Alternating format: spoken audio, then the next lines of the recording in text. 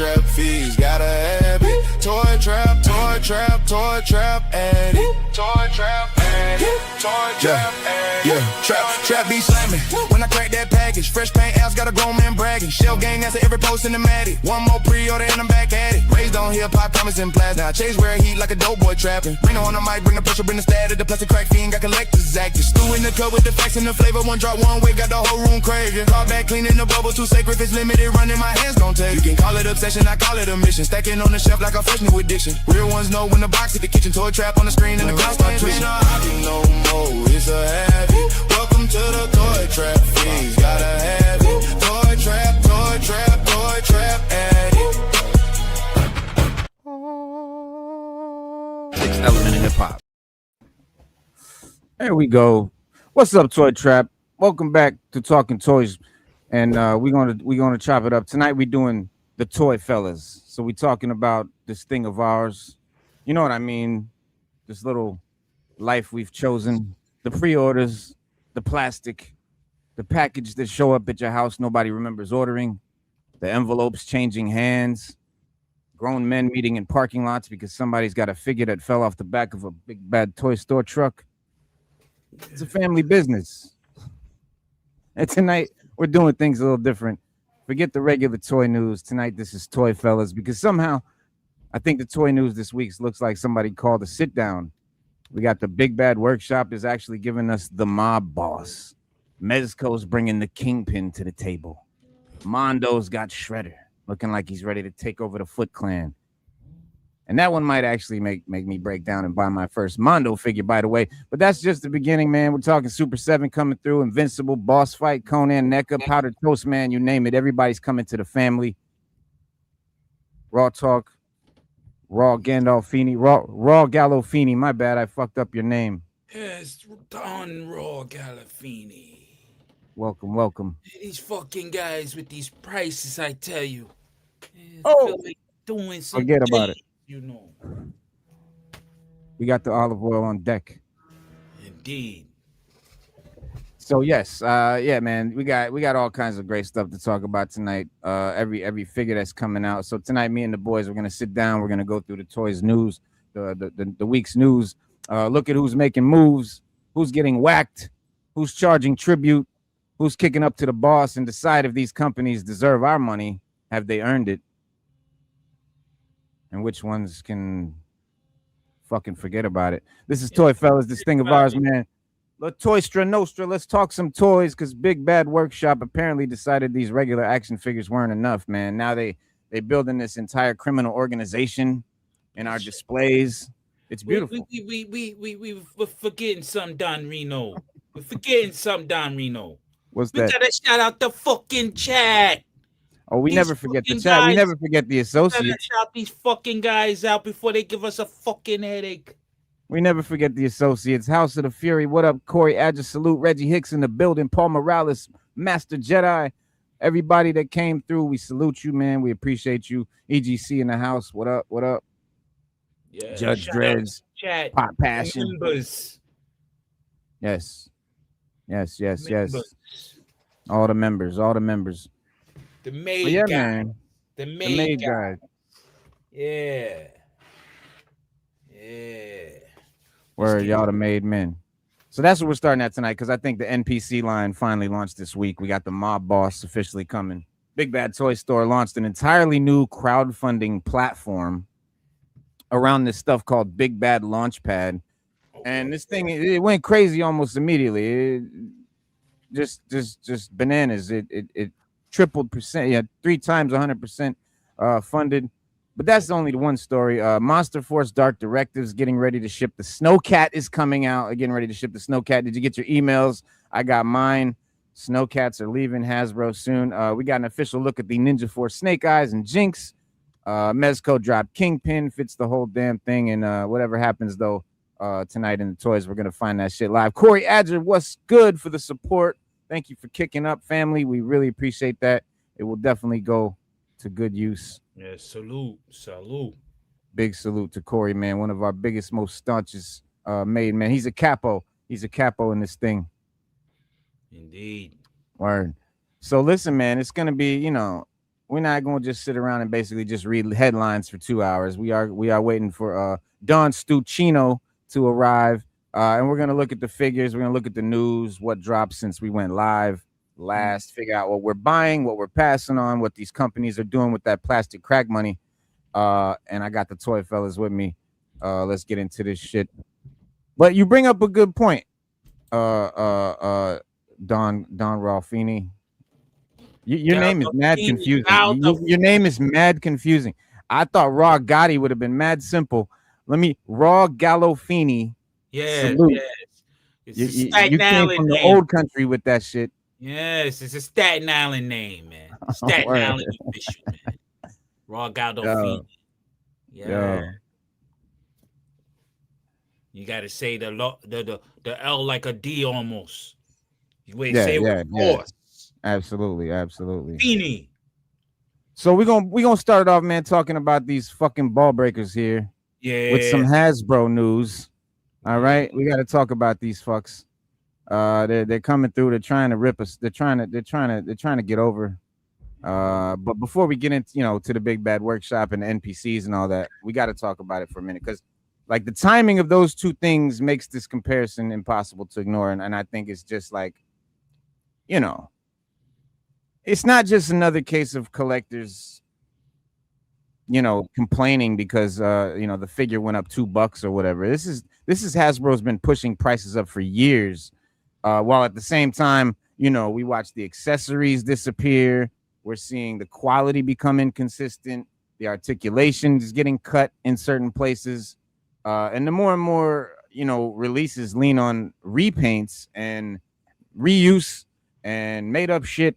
We're paying more while increasingly being asked to accept less. Yeah. And it's fucked up. And I understand like that everything costs money, right? Tooling and all that shit, right? But plastic costs money, whatever the fuck, paint, all that, assembly, licensing. Nobody is expecting Hasbro to give us the shit for free or whatever, or take a loss, right? But there comes a point where profit margins, your expectations are not answering the question that we're asking, which is like, where the fuck is the value? What are we getting for this? Because other companies that we deal with, other bosses in you got Bobby V. Shout out to the Paisano. Got Bobby V. He's a boss of his own shit. He got and he's killing it, bro. He's got the low prices. He's coming with the pure dope. Other company, he's got tooling costs, right? He's got paint costs, he's got packaging costs, he's got labor costs, he's got all that same shit too. Dramatically smaller quantities than Hasbro, and obviously not the same licensing, but somehow I think the biggest toy company right now on the planet is independent. But it seems to be the big company having a hard time putting something in front of us where the price makes sense. I'm not finding it. Let me see what the family feels. Well, Corey said I'm an underground capo silent partner. Word is bond. Always that. BBS showed they want your money and loyalty. And you gotta earn loyalty and respect. Corey Azar dropping jewels. 10 jewels and a fucking coin. Pop passion. Is it me or Super 7? Invincible figures looking good. They are looking sick. We're gonna check those out tonight. Stay tuned. Value versus what you get. Talk about value versus. Let me see here. Yeah, he's in there. I believe Don Stuccino fucked his name up. Hold on, let me help him out. Hang on, I got it. Hang on, I got it. Yeah. And Stu in the building. Yeah, man. Yeah, Jada Valestorm, all prove Hasbro tripping. Absolutely. There's no excuse. I mean, the latest examples is what really pushed this over the edge, right? Hasbro had the product information circulation on the one price, and then the pre-order time came and the price was dramatically higher. One release was posted at $59.99 or $51.99, and then was $79.99 when it came time to pay for it. Black Series was fucking Mandalorian Walker was advertised at $67.99, was also $80 when it came out. And we've already seen similar situation with Cobra Commander and the Throne, right? Where the early listings had him around $55. Remember that shit? Now he's $70. Come on, bro. Like whether somebody fucked up the press release, somebody listen, you fucked up. You're supposed to say that was our bad. We're gonna honor the original price. Not that was our bad. Sorry, you still gotta pay more. That's what they fucking did. They're like, yeah, we fucked up. We put the lower price. We're sorry about that. We really apologize. We apologize. Yo, you know what it is? They do a lot of trend forecasting. A lot of companies do. And the forecast for them is very bleak because one, a lot of stuff came out, a lot of guys are dropping out because of the prices.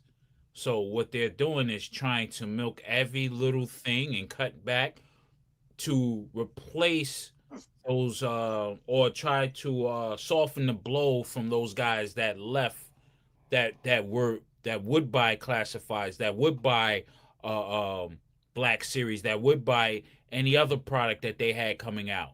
You understand? These guys are holding their money back, and plus the economy is the way it is. These guys are saying, "Hey, we're losing money. We're bleeding fast. How can we remedy this? Oh, let's cut back, more than we have been, and raise prices at the same time.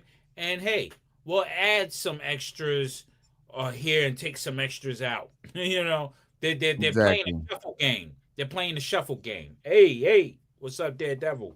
Don Stucciano, what up? What up? This is Don here. What up? The Philadelphia connection, the Pennsylvania guy. Yeah, the PA side. We're down here. We're at the docks. We take care of everything on the dock side. Virginia, New York, Jersey. Here, you're up north on the docks. I'm down south on the docks. Man, then we make it all happen and put it all together. Hasbro and the docks in Boston put their bastards in the ground. But anyway, back to the. We need to sit down with Hasbro. Hasbro needs to come sit down and chop it up. I think what it is. Put things in perspective. Yeah. Right, but things, you know what I'm saying? Because that's what they're losing me, right? Because like there's a price where I see something and I immediately say, boom, I need that. And then there's a price where I have to stop and be like, fuck, I really like that thing, but not for that price. And I'm gonna tell you like some specifics, but like, yeah, I mean, there's when the absolute last thing a toy company should want is a bunch of plastic crack fiends suddenly becoming financially responsible, right? They want us to be throw care to the wind and just order every big name GI Joe that they put up. You could get us to do that at $27.99, $23.99, or whatever it started at, right? 27 guys were grumbling, but they still ordered every single fucking thing that came out. Now you're talking about going to 30. We got Dusty coming out at $50 with an ugly ass dog nobody wants. And this is Dusty from 1990. What the fuck ever? No one cares about. Exactly. And then the Triple T. You want to charge me the same for the Triple T that you charged me for the fucking Destro's Despoiler, bitch? And that was already overpriced. That Thunder Machine better be like $60, bro. It's the only way they're gonna come. But it ain't gonna happen, man. Speak with your dollars, otherwise it won't stop. Hasbro. Yeah, man. I predicted this 4 years ago, bro. I predicted this. I did it on Kaz's channel, and I always stated that they were always raising prices. After the first raise, and people bought, they said, "Oh, let's inch it up more. Let's inch it up more." And knowing these billion-dollar companies, you got to understand, they have relationships with the factories where they can get things super cheap regardless because they're a billion-dollar company. So they're really just really dry humping the public. They're dry. You know what I'm saying? Bleeding us dry. They're trying to suck me dry with a spike back. That's what they're doing. Because they can make it cheaper. They can do what Bobby Valor doing. They can even do better than Bobby Valor. They can keep the prices at $19.99 and what they started with. They can do that because they're getting the product super cheap in China. Just because they have history with the factories they deal with. Right. and they buy in super large quantity. Bro, They're Bobby Valley, he's coming. He's telling fucking Hasbro to go get your fucking shine box. There it is. And I'm with him on that. Get your fucking shine box. Where does Bond?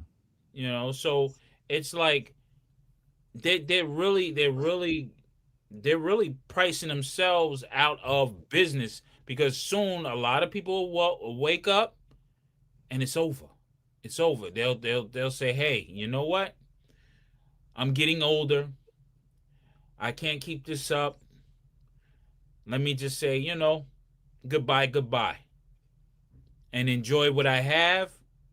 And some people are offloading their collections. Because they're tired of it. Sometimes life, Good evening, Slade. sometimes life takes a turn. Excuse me for a minute. I got some guys over there I got to talk to. I'll be right All right, back. all right, all right. They still thinking COVID money, but that's dried up. You can't. Right. It was lovely. It was lovely out here during COVID. Everybody was eating. Everybody was sharing. Everybody had money. It was flowing. That shit is over, bro, and it's over worse than it was before it started. Because now we got. I ain't gonna go there, but it is fucked up. The economy's fucked up, and you know what I'm saying, Stu, we can't hear you. We can't hear you, Stucciano. Yeah, we're in that economy, so you're right. You 100% right. Listen, whether people are afraid to say it or not, you hit the nail on the head. Like, keep it a buck, man. Like let's just call a spade a spade. It is the economy's one thing, tariffs or another that drove the price up. Don't forget, the simple fact that, like you said, they're using different plastics now, they're using different this. But at the end of the day, they can go to a company and say, look, instead of, I don't see, me personally, I think they're trying to keep a certain amount because they know they can make enough money off a certain amount. Instead of saying, well, look, what if I bought 500,000 more? Or what if I bought 100,000 more? So now these figures don't sell out, but you got enough to supply everybody. Plus you got some spares left over. You can put them in a vault like McFarlane and then bring them out later on and say, hey, I got some guys that were in the vault. What's up? What y'all guys want? Troop building. And there's certain ones you can do that with, like Right. the Cobra Troopers, the Crimson Guard, Right. the Vipers, and all of them. The people troop build. You only come out with a certain amount and then you sell out. You should never sell out of those guys. You should always have them in stock. And they shouldn't be $30, man. $30 is a lot. Once you get $30, and I've said it on here before, and I was ordering McFarlane's. Look, once they got to a certain look, I go to GameStop now, bro. That's it. I just found Batman the other day at GameStop, and I got him for $30. Yeah, you can't order McFarlane's. You're gonna spend $50. $50. So and Slade said, yeah, Hasbro's doing too much. I have cash to spend, but they're making it hard to enjoy their product when it's not getting better. Listen, I'm complaining about Hasbro's prices, just like everybody else. Yep. But I'm spending $80 on a figure. I'm spending $80 on a figure. Yeah. You know what I'm saying? Or I'm spending, you know what I'm saying? And getting more for my money, bro. But either way, bro, the money is not the issue, bro. No one's saying we can't afford it. We're saying give me something for my money. Like I'll buy, I'll sooner go out and buy a Monster Force, a Savage Cruiser, all of that now, because now I realize you're beating me, bro. Like, of course I would rather buy characters I know. Of course, all of us would. We would rather all fucking just buy G.I. Joe. If Bobby Valor made G.I. Joe in Action Force, we just buy his G.I. Joe shit. Like, like that it's what we would rather do. But at the same time, if I get a G.I. Joe figure or a Marvel figure or whatever, and that shit makes me feel like I wasted my money, it's no longer enjoyable and I'm not enjoying that character anymore. So what's the fucking point? I might as well get a figure that when I get it in my hand, I'm like, damn, bro, I see where my money went. No, that's true. That's regardless of it's like they're getting more for your money. They're getting way more for our money. Yeah, it's like they're getting more. When it comes down to mass retail, figures are always the limit. Always a limit on cost to collectors. Yes, at least with Monster Force and Action Force, they have so much to offer in the box. Right? They strive to make a better product as ways go on. I mean, listen, they're giving you so much for your money. You feel good when you buy it. literally the only thing Hasbro still has, and they know it, are the IPs. Yes, that's true. And I think that's why they made the decision to go digital, because they feel like they can nickel and dime you more on the digital market than they can on the toy market. Focus Because you on don't, recruits. we don't have any expectations that, as far as quality, as long as it Right. works, it's collectible, and we can use it, that's cheaper for them. But to make something physical, we're asking for a lot, but we're paying a lot. Like, at least give me my money's worth. That's all I ask. And I don't think that's a lot to ask when we're spending money on your products and we're supporting you financially. I don't think that's a lot to ask. I really don't. Hell no. They get more for our money, bro. And yes, and Judge Dre's right. Like a lot of us already have a decent collection. Like, I know when I started out, like, it was like, oh, I want to build a shelf. I want to get more. Like, but at this point, bro, now that I'm literally stacking shit up without a place to shelve it right now, I got so much shit I can't even put up, bro. Yeah, So much new shit that I cannot put up. So I gotta build out shelving now. I mean, I got more space. I got more stuff. I just gotta move some shit. It's just gonna take like a whole fucking weekend. No, you're right. Like doing it. But I'm the same way. Point is, bro, at this point, bro, it's like I don't need to buy every fucking thing anymore. Right. So now I can be choosy. And a lot of us are deep into the hobby now. And I don't care if you started at COVID. Even for those of you guys who just started at COVID or since COVID, you guys still already have enough shit right now to be able to start being more discerning in what you buy. And Hasbro has to catch up to that fact, because they like homie said it earlier, they still thinking it's COVID era, Judge Dredd's, and it's not. It's a new era, and motherfuckers know what time it is now, and there's more variety. There's more selection. There is. You're right. And I think that the Valorverse figures have moved along with the times, with the tariffs, with the economy, with the prices rising. They've given you more for your buck. So they're saying, listen, this is what it's going to cost me to make you a quality figure in 2026 with everything we got going on. But what I'm going to give you is going to be well worth your money. You're going to be happy with what I give you. So I'm going to give you an $80 figure. I'm going to give you a figure that even you can say, and we're all picky. Everybody in the chat, we're all picky. I can't say because I am, and Reno is. Raw Talk, we know he definitely is picky. He's very outspoken. He sold all this shit. Said, "Fuck it, I'm buying O-rings." Yeah, but you can't. I'm just buying O-rings. Right. And here's the thing: you can't. If you want to go nostalgia, you can't fault him for it. He wants. Listen, when we spend money, I'm spending money on what I like. I go to work. And it's an investment. Vintage toys are an investment, bro. You know how much you get for a fucking vintage toy right now, bro? You know what? I would have still been in classified, but in the beginnings, I didn't like. I'm a person who don't like to be disrespected. You know what I mean? At any level, intellectual or anything otherwise. Right. And I felt they were playing games with us as if we were children. Mm-hmm. You know what I'm saying? And I don't like those type of games. I'm like, okay, I don't like the things where they have these code names. You got to try to figure out who the fuck is coming out. We already know the characters. Everybody got the books.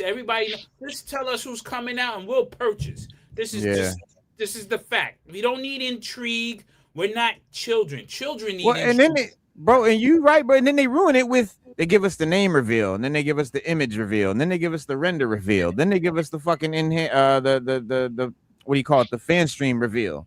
They're trying to build a hype. We've seen the fucking thing 4 times now. You've built hype and then you've ruined the hype. Now I don't care anymore. At this point, I'm like, okay, when it comes, like I've seen it now. It's not even cool when it arrives anymore because I'm so saturated with it.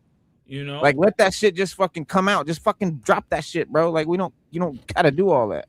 And look at what Bobby does. He does it once and that's it. You don't see no other shit. He tells you this was coming out, bang, bang, bang, and he'll drop it at certain cons and stuff, and he said, "Yo, this is my exclusive figure that's gonna be at the cons," and it's there. Boom. Then he got other shit. So he's not playing games. He's showing. He said, and he's dropping it. He's showing, proving, bro. Like, Yeah. look at all the No, shit you're getting, bro. Look at all the shit you're getting. that's worth $80 to me. I'm gonna keep listen. That's Look worth at 80 80. bucks, That's bro. worth Wow. 80 bucks. That's worth $60, $80, I don't 50. even think. That's Yeah, worth. I don't, that was like $40 or something, bro. It was That's worth crazy cheap, $40, bro. bro. That's I don't worth know what I 40 bucks. forgot to look, but Matter of fact, it's crazy low to compared to me, anything you would get. that's worth more than $40. Look at all the blast effects you get. Look at all the different Yeah. things you can get. And then 60, you got whatever it is, 70, yeah, whatever it is. I don't and care. you, You get a weapons crate. you get a You weapons get all crate. kind Yeah, of world building and shit. You get 4 Desert Eagles. Some of them with slides back, so you can do all kinds of effects and cool poses. Yeah. yeah. And you Mad and texture. here's the thing: when you got guys that do photography, like Sir Dork. Sir Dork does a lot of photography with his collectibles, with his toys. He'll take pictures and he'll pose them. He takes these really nice shots with them. I mean, all of those blast effects and all that. Come on, that comes in handy. That comes in handy for what he's doing. Like I'm And getting Reggie more. said, "I'd rather buy great figures than pay and pay more." I would too. I would too. I don't agree. I don't disagree. I don't disagree with him on that. He's right. He's 100% right. You And know. We would rather don't pay need more. Hasbro because Bobby is a king in the toy game. Bobby is dope, bro. I got a lot of respect for Bobby. I can't wait for him to come on here and have this conversation with Bobby, man. Yeah, because I mean, and he's doing modern takes on because Action Force, if y'all don't know, is also the European version of GI Joe. Right. Yes, yes, yeah. That's So what it was. but he's taking it to a level where he's making modern warfare figures. You know what I'm saying? And it's working. It's realistic. The weapons, the loadouts are realistic. There's no BS with it. You know what I mean? Even though we all love GI Joe, no problem. He loves GI Joe as well. He collects classified as well. Oh yeah, bro. He's So G.I. Joe head. That's why he does what he does. yeah. Love G.I. Joe. So if you think about it, it's like when Hasbro dropped the ball for me is playing games. Stop playing silly games with adults. You Yeah. don't need that. Just say, yo, this is the wave that's coming out. We're gonna be dropping it on these dates. Be ready. Right. But I guess they wanted to join the community of the YouTubers and people who watch YouTube and stuff like that. So they figured, to infiltrate in that manner, get us comfortable and shit, and then they can tinker and do things, get everybody hype, have like few figures that are drop a certain time and you got to get it at this time. If you don't get it, you fucked. Or you know what I'm saying? It's crazy. So I said, you know what? I'm done. I'm out. And I didn't like the HasLab thing. I didn't like that because I know how manufacturing works, and it doesn't take a whole freaking year for you to get that. HasLab. Yeah, no, you never did. You was like, "Fuck, I'm not waiting a year for my shit." Nah. And like, listen, like, a lot of companies, especially independent companies, I can understand somewhat of a longer, wait. 3 months tops. But Mythic Legions, waiting years, like a year, like, come on, bro, like, but they, but when you get the shit, it's like, goddamn, motherfuckers put actual metal earrings on the goddamn figure. Like, come on, bro, like they go bananas. So you can just understand a little bit. I understand. But you're giving me something that you squirted fucking plastic in a mold and spit it out. But it's not that. It's the independent companies. I can understand that because they don't have a lot of collateral or cash on hand or what have you to do those things. Hasbro don't need that. They got billions of dollars. $1 billion They company. can get shit made in 3 months, no problem. I don't care if they say, "Oh yeah, it takes time for us to go back and forth and stuff." That can be done in 3 months' time. Nah, these I give them 4. I give them 4 months. You can have your shit on the water. Now you get it in 5 months if you want. I'll be generous.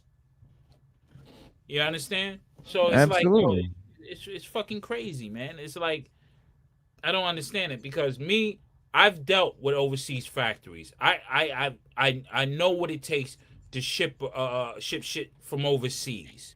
I know how long it takes. You got the money, you in line, you get it done faster.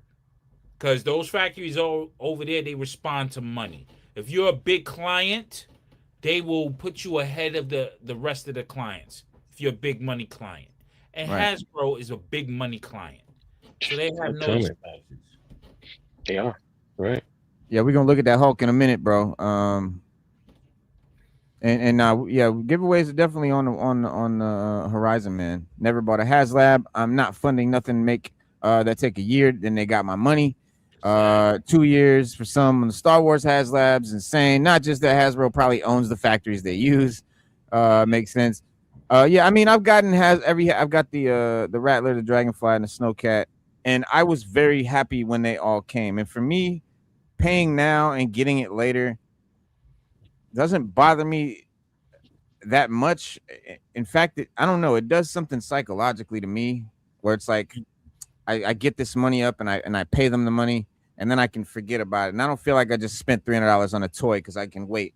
And then a year later, I get a toy that I feel like I didn't just pay for. It just feels better. Like that for me kind of works. So yeah, I guess it depends on what type of sickness you got. But I'm impatient. I got an impatient sickness. Yeah, right, Like, right. I have a sickness to where I feel if I pay my money, my hard-earned money, I should get everything that I asked for in the quality. I shouldn't get bullshit at all. I mean, look at Black Series. We're sitting around $27.99, which is basically a classified for standard bullshit. And depending on the release, you might get a couple hands. You might get a weapon.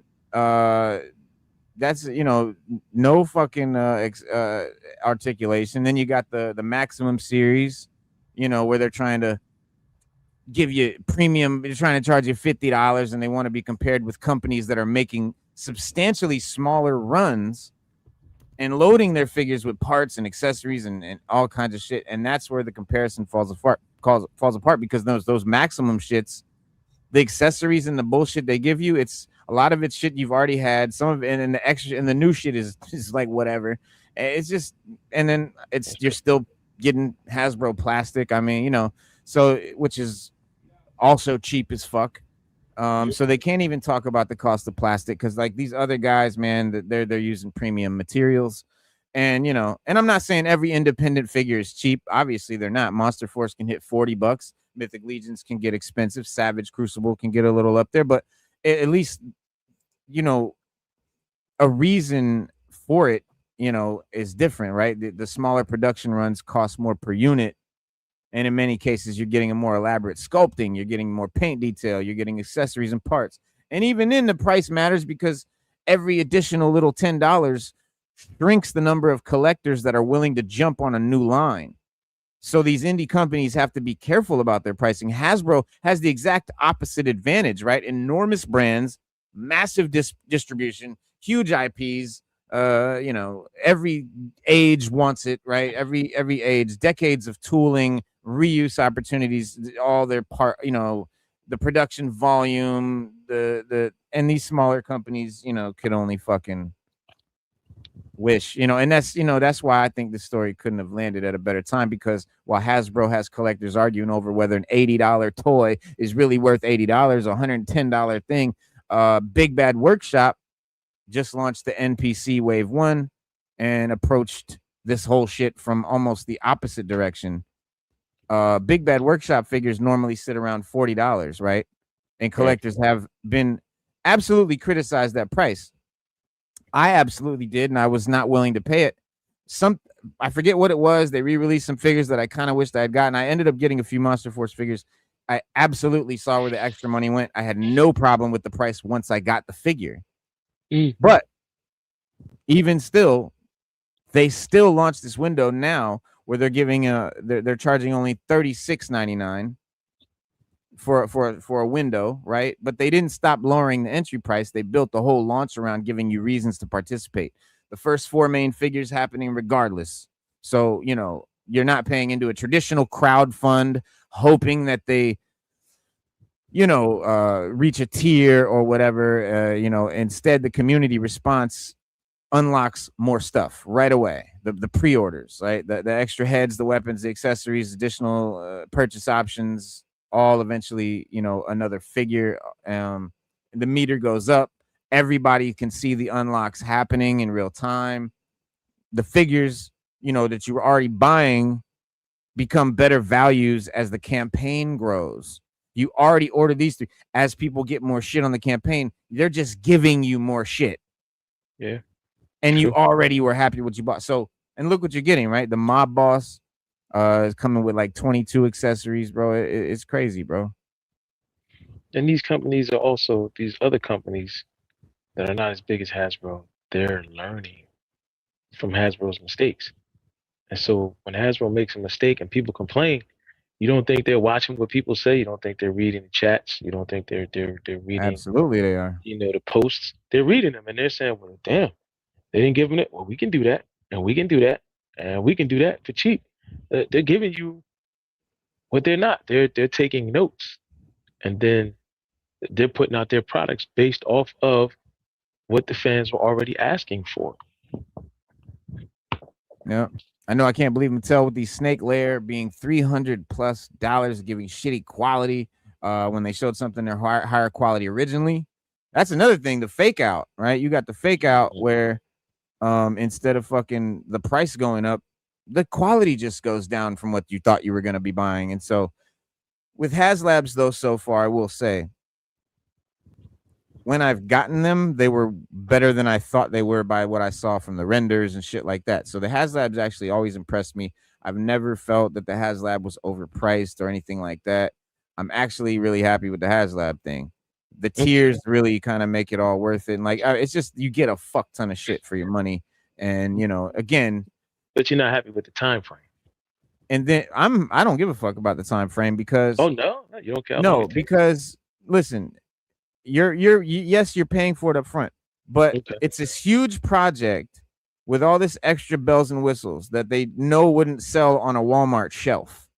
So they're compromised with us who are saying, we want this shit. We're collectors. We'll pay money. We'll buy it. Give us the shit. And Hasbro's like, we're this toy company. We sell to retailers. We don't sell that kind of shit.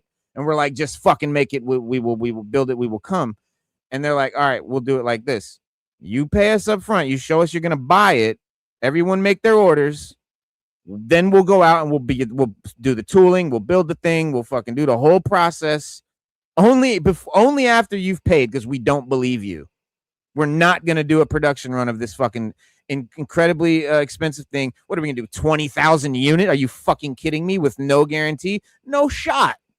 So the HasLab thing made sense in that regard because these are huge. The first HasLab was like 4 feet long. It was the sail barge for Star Wars. I mean, they don't fuck around. They're not giving you bullshit with the HasLab. So, like, out of all the shit Hasbro does, I actually kind of think the HasLab shit is cool. With that said, yes, I mean, of course, I totally understand those who have an opinion like Raw Talk's opinion. I get it, bro. And it's not for everybody to pay and then wait a year. When I first had the note, I don't have a Hiss tank. I don't have a Galactus. I don't have a Sentinel.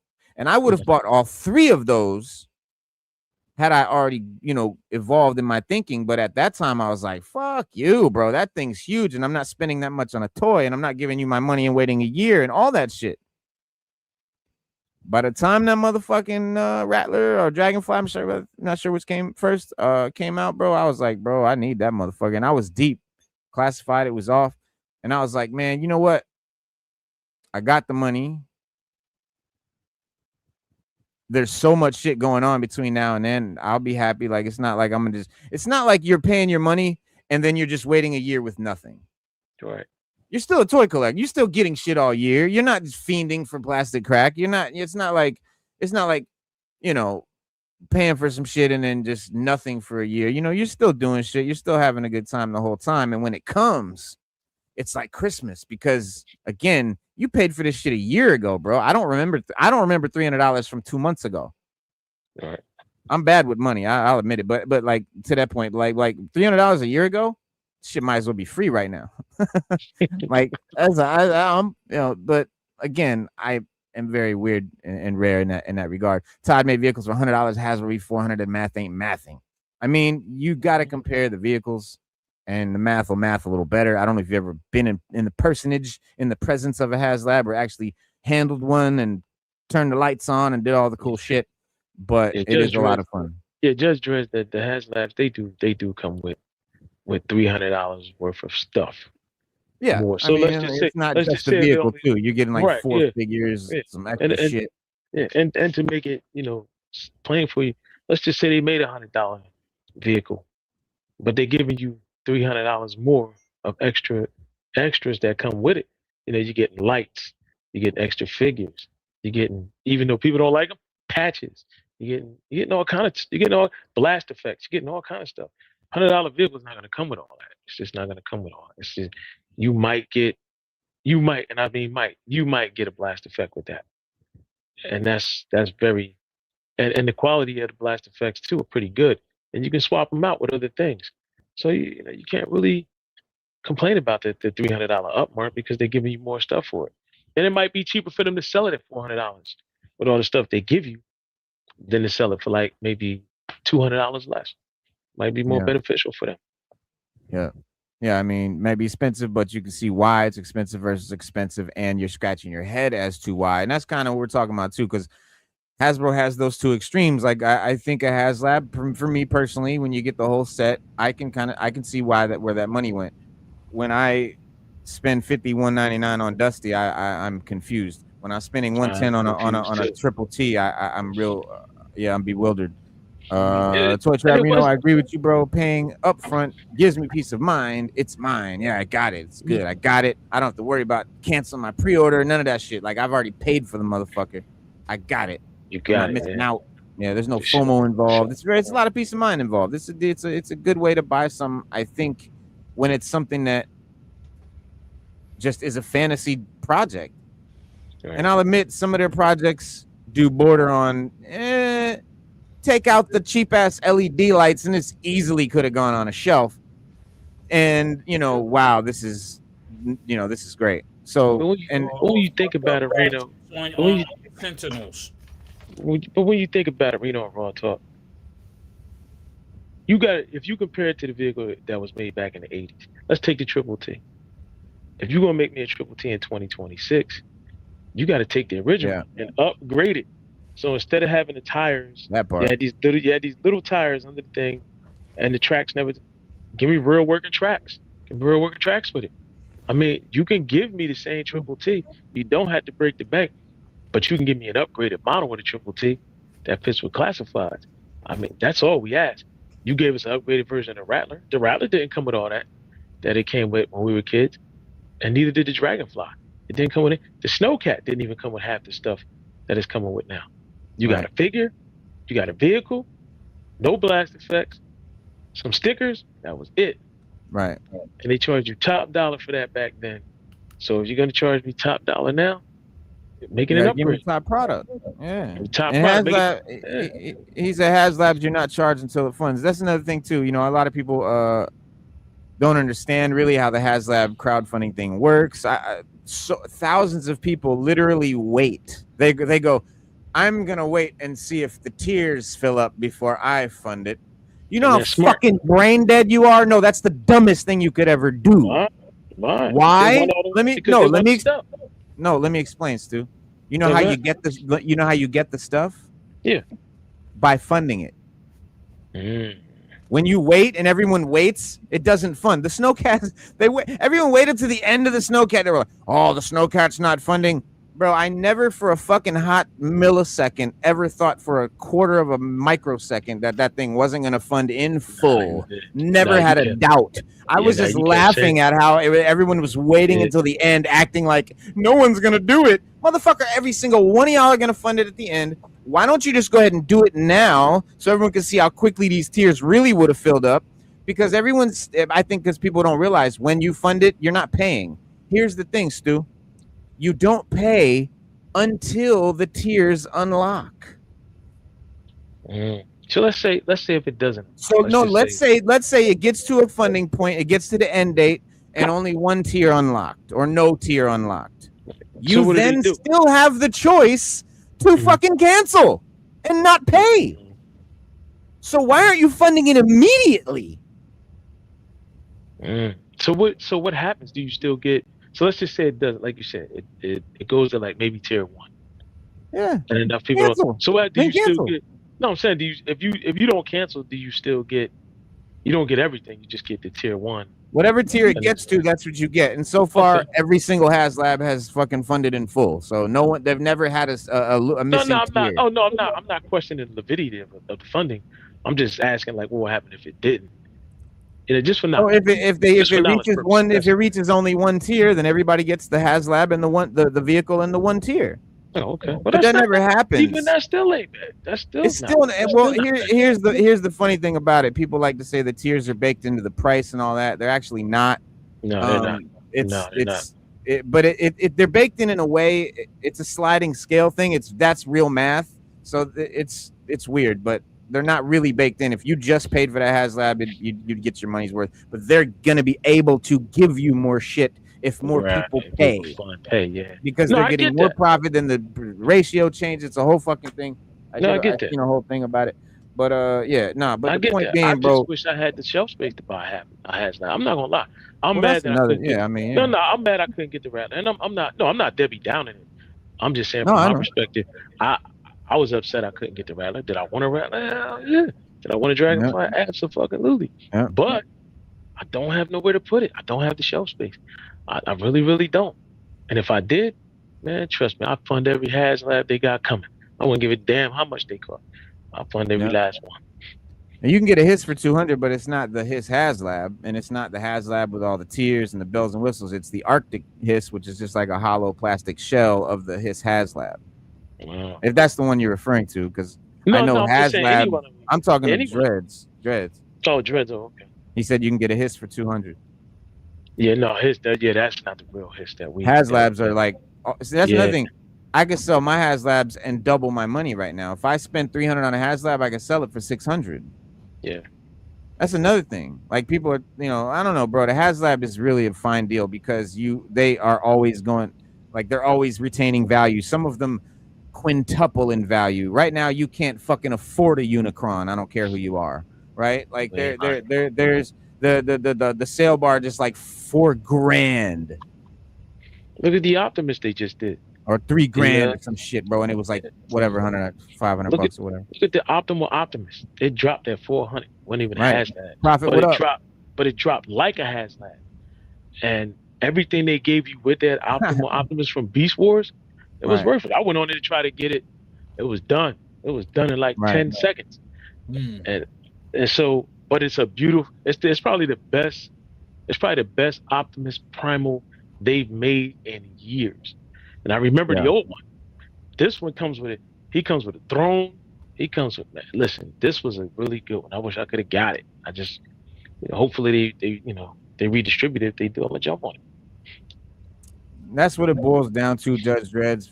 At the end of the day, like for all the complaints, I think at the end of the day, people that don't HasLab, it's just a money thing. People just aren't there. I understand this better than anything because, like I said, I right now my Grail fucking toy I want is the Galactus Marvel Legends HasLab setup, but I was there. I watched it go by. Like I didn't get it. I was like, I'm not. I don't do that. I don't spend that much on a fucking toy. I didn't understand that.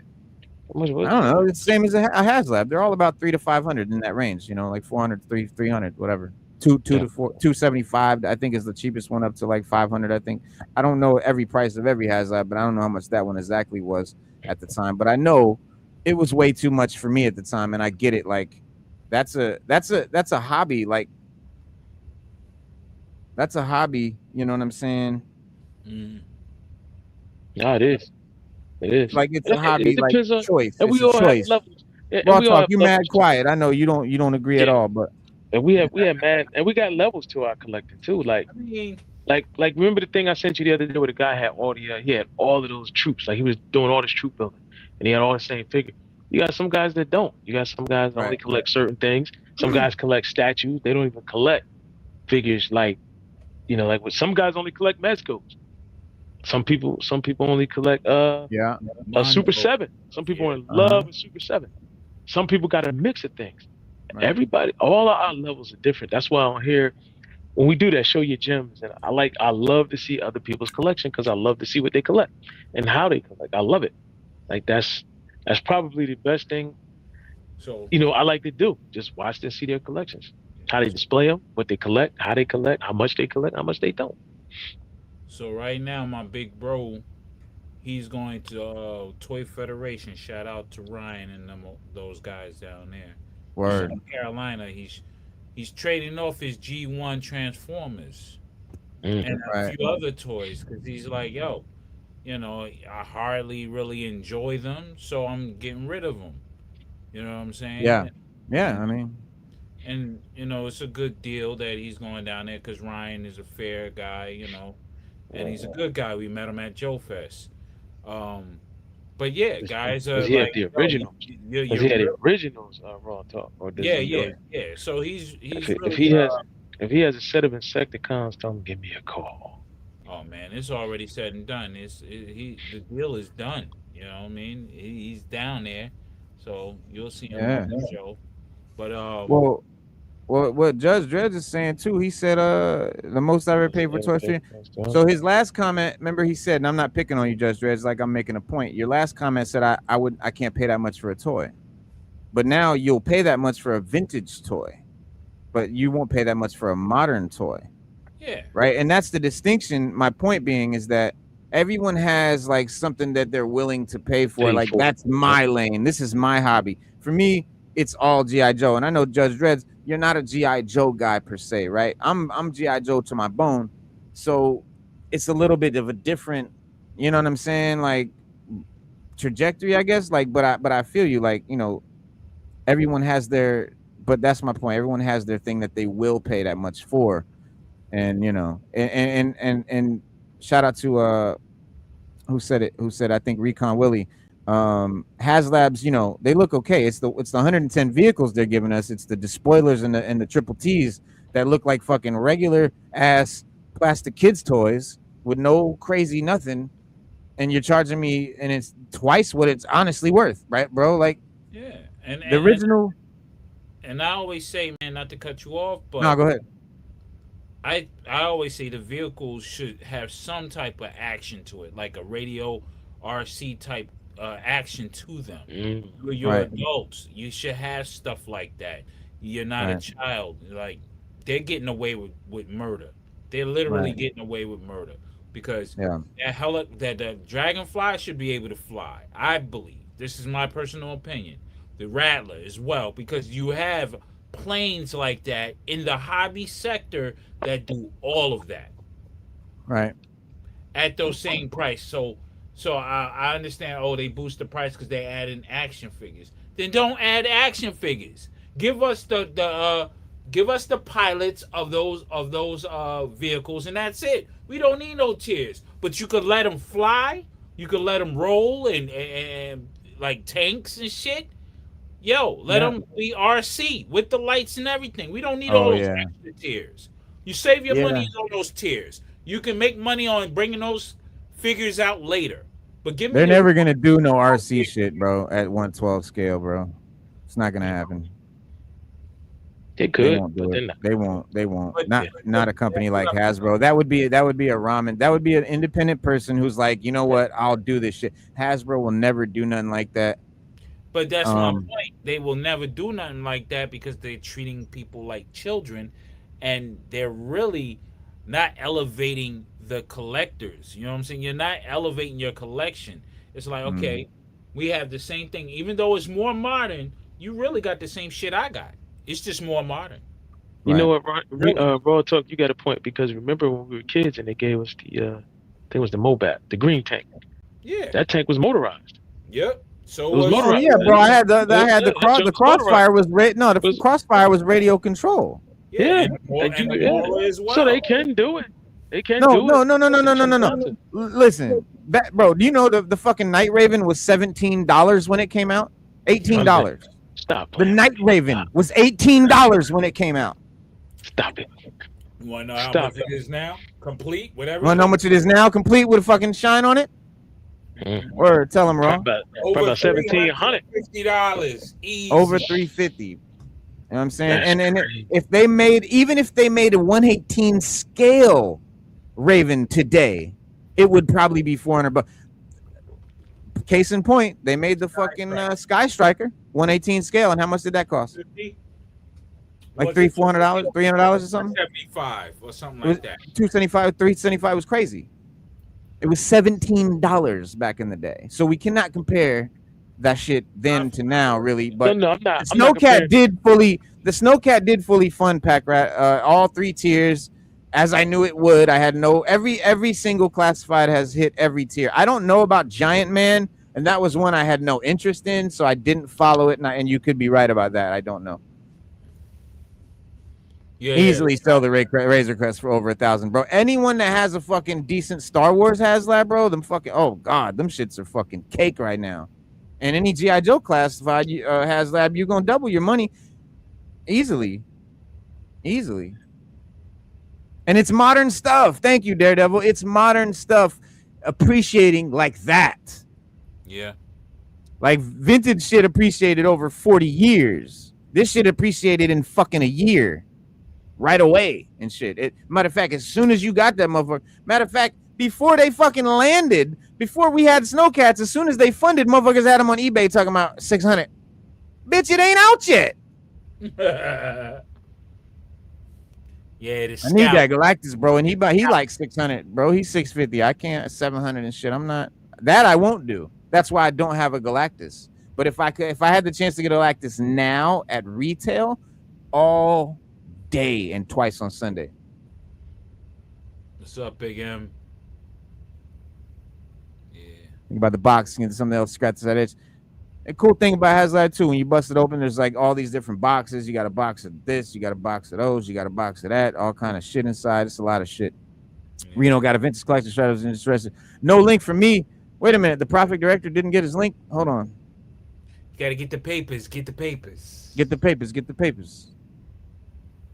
Profit too. And some of us don't have successes in this game, so they're losing customers fast because our kids and then if you got older kids, their kids, they're not checking for no action figures, man. They'll probably play with it one time, and that motherfucker's in the bottom of some type of somewhere in the corner under a computer box or whatever. Right. So I recently, even with the remote control cars for kids, my sons, I bought them brand new remote control cars. They ain't played with them joints in 5 years. Got dust on them and everything. I said, yo, y'all, what are y'all doing with this? Nothing. All right, so I gotta take them and resell them at the market. You know what I'm saying? I gotta get some of my money back at least.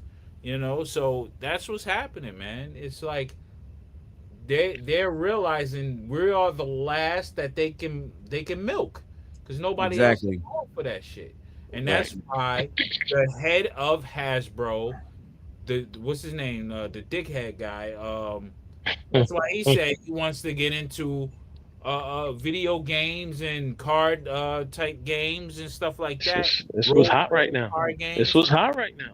Yeah, that's what's hot. So popping right now. Yo, we gotta pivot. Yeah, those microtransactions, that's where it's at. They'll hold on to us as long as we're purchasing, but once we start falling off fast, that's when you'll see shit stop.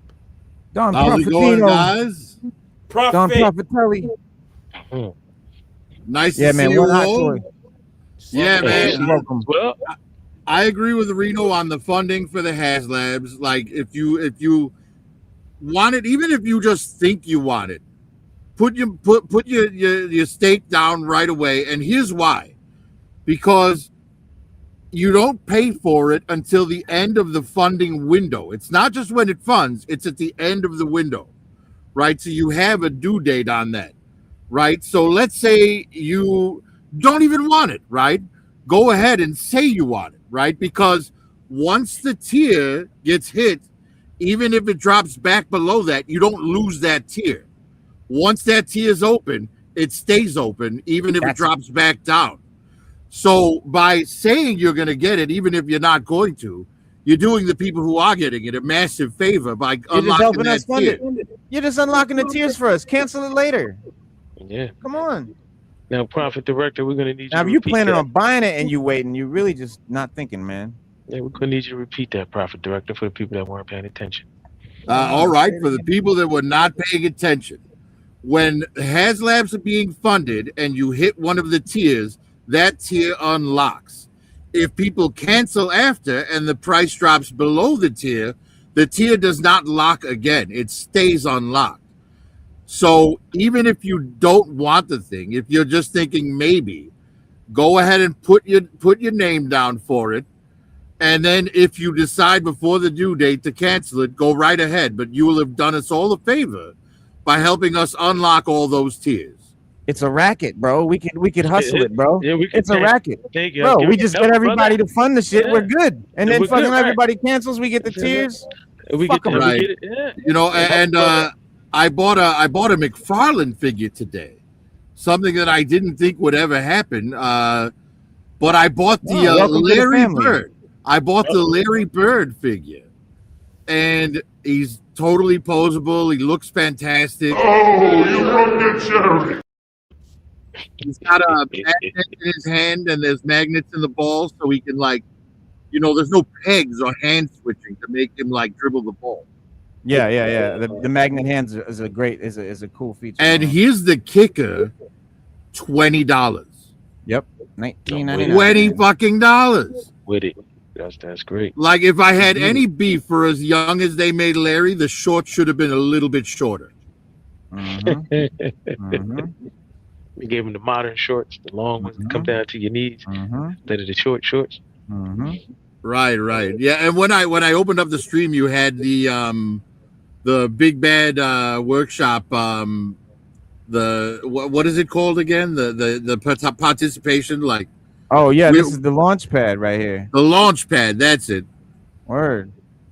Yeah, I Let's pre-ordered get into this. Let's get a into bunch this. of Let's talk stuff about on it. this. Word. This is the let's talk about the NPC Big Bad Workshop news. Oh, look at that! Olives and garlic with a razor. That's some prison pasta. Somebody's making prison pasta. That's right. That's good fellas right there. Yeah. So yeah, they got the launch pad. Here it is, the Big Bad launch pad. There you go. And I mean, different Yeah, the projects. So here you NPCs can is the one that's going right now. It's fully funded already, so all the extras are in there. So I bought the mob boss, the news anchor, the main cheerleader. I bought 2 of her because she comes with 2 alternate heads and 2 alternate hairs or whatever. I got the brunette one. Well, I got both of the other ones. I got both of the one. The Latino I got one. I got both of those, and I got 2 of the blonde one because it's a blonde and a redhead. Right. So I'll have a whole cheer squad, and because I'm ordering during this, only if you order during the founding price or the founder thing, you get the extra stuff. You get the extra stuff. You get this whole kit of shit right here. No, not that. Hold on. Right. You get okay. the unlock, right. The shotgun, the 2 face plates. You get the wigs right here, the gym bag, the extra head. Anything that says unlocked, you get the swords, the baseball bat, the dynamite, the grenade. You get the shotgun, the wine glass, the wine bottle, the extra portrait. And we unlock the late night news anchor. This fucker. Look at this evil bastard. Right. I mean, that right there, you put the other anchor's head on that, and you've got a pretty decent Ron Burgundy. Exact. Thank you. Ron fucking Burgundy. He even comes with a trident to have the alley fight with. I'm about to have sex with a black woman. An African American woman. Right, and he comes with the samurai sword, the bat, and the dynamite and the grenade. Those are all great extras. Oh, and the brass knuckled fists. Yeah, the you gotta love this, flask. man. Oh, I love it a lot. Yeah, I pre-ordered this. I pre-ordered, like I said, the cheerleaders, and I pre-ordered the mob boss. Definitely. So this mob boss, this is it right here, bro. Okay, and one thing that I want you to take a look at this mob boss, and you see the way the suit rests on his body there. This is the exact same buck they're going to use for that Alfred Hitchcock figure for their Raven Society line. Yep. And this is probably the perfect figure to launch tonight, for the show. And I think the mob boss, you look at this motherfucker. He's not even an NPC anymore, bro. This dude looks like he owns the NPCs. He's got a full personality. You put this dude behind a desk with a cat, some goons set up around him, a couple SWAT guys kicking in the door. You know what I'm saying? You're building a scene, bro. It's right out of the Godfather or something like that. And that Right. is the part of this line that I think is interesting, because collectors have spent years buying, you know, Spider-Man and Batman and G.I. Joe and Snake Eyes and Cobra Commander. Well, who the hell are they fighting? Right? Who's walking around the city? Who are they saving? Who's running the news station? Who's sitting at the restaurant? Who are the cops? Who's the crime boss? Who are the thugs? NPCs is basically selling you the supporting cast for your shelf. Right. And Valaverse is doing the similar thing with the extras line, but their extras is like very limited compared to the NPCs. Oh my God, look at this. But see, that's the Like thing. the NPCs are a million times better than the extras from Valaverse. Comes with the mob, comes with the cat, bro. But that's the thing now. If you really think about it, that's the thing now. People troop build and they world build now. Like, guys are taking it to another level. They got basements, they got space for that, and they're doing it. And right. And if you jump on this now during the Founders, you'll get the unscarred face for this too. Which I think is going to go in a plastic bag and never be used. I mean, look at his face. Who's going to ever put this on, trade this? But I guess, if you're if you want to do a stop motion where you explain how he got the scars, you might want to start with the unscarred face. Ah, there you go. See? You're thinking. And look at the money bags. Like, look at these money bags. So the tops are detachable, so you can have it where you can hold them or where they're sitting in the background. Lovely. Like, look at that. This is beautiful, guys. This is it's well thought out. This is what we've needed for a long time, I think. Yeah, and it's very well thought out. I mean, brass knuckles, cigar hand, pointing finger, gun hands. Cigar. Look at his cigar, and I like the way he's holding it between the index finger and the middle finger. He's holding it correctly. Yeah, he's holding it correctly. Yeah, I like that. And he got motherfucking cats. He got the cats, bro. The cats are crazy. Well, you know, what's a mob boss sitting in the chair if he's not petting a cat? Exactly. Right? Even Dr. Evil had Mr. Bigglesworth. Yeah. Exactly. And not only Dr. Evil, the man himself. Y'all forget? Yeah. That's who he got. That's who got the cat. That's who he's based on. That's why he has a cat, because of this guy right here. Don Corleone. Absolutely. Don Corleone, the Godfather, the guy who started it all. Remember Inspector Gadget? The guy, what was his name? Evil? He had a cat. Oh, yeah, Dr. Claw had a cat. Dr. You're Claw, right. You're 100% right. Yeah, never saw his face. We heard his voice. We saw, most of his body, but he always had the cat with him. He was always stroking it. Yo, and real quick, Green Frog, I do want to tell everybody, like, because I know I get passionate. I get, my whatever. I'm not upset. Like, I might start cussing and yelling and shit, bro. It's just I'm excited. Like, that's how I have. There's no anger. There's no frustration. In fact, it's fun. Like, so if you see me, you feel like I'm getting them into my feelings, I promise you, I'm having a blast. But yeah. Yeah, but the price. Big M, what up? The price is all fucked up. You gotta acknowledge that, man. Like, for what you're getting from Hasbro, they're fucking people over. But everybody else that's supplying everything that you want with the character, you're getting a fair price for what you're getting. Oh, yeah, that's true. Yeah, I agree with that. Yeah, and we can't argue anything like that. The only thing we say is, and we're not even complaining. We're asking, we're asking for quality. We're asking for quantity, and we're asking for something that will make us feel good when we hit that buy button. That's all we're asking. We're not really even girling or complaining about anything. We're asking for things that we're not getting, and we feel like we're not getting them because you're looking at the quality of things that we're paying for. We're like, well, damn, Mezco they sell theirs for $100 a figure, but when you look at them, you like, that is worth $100 a figure.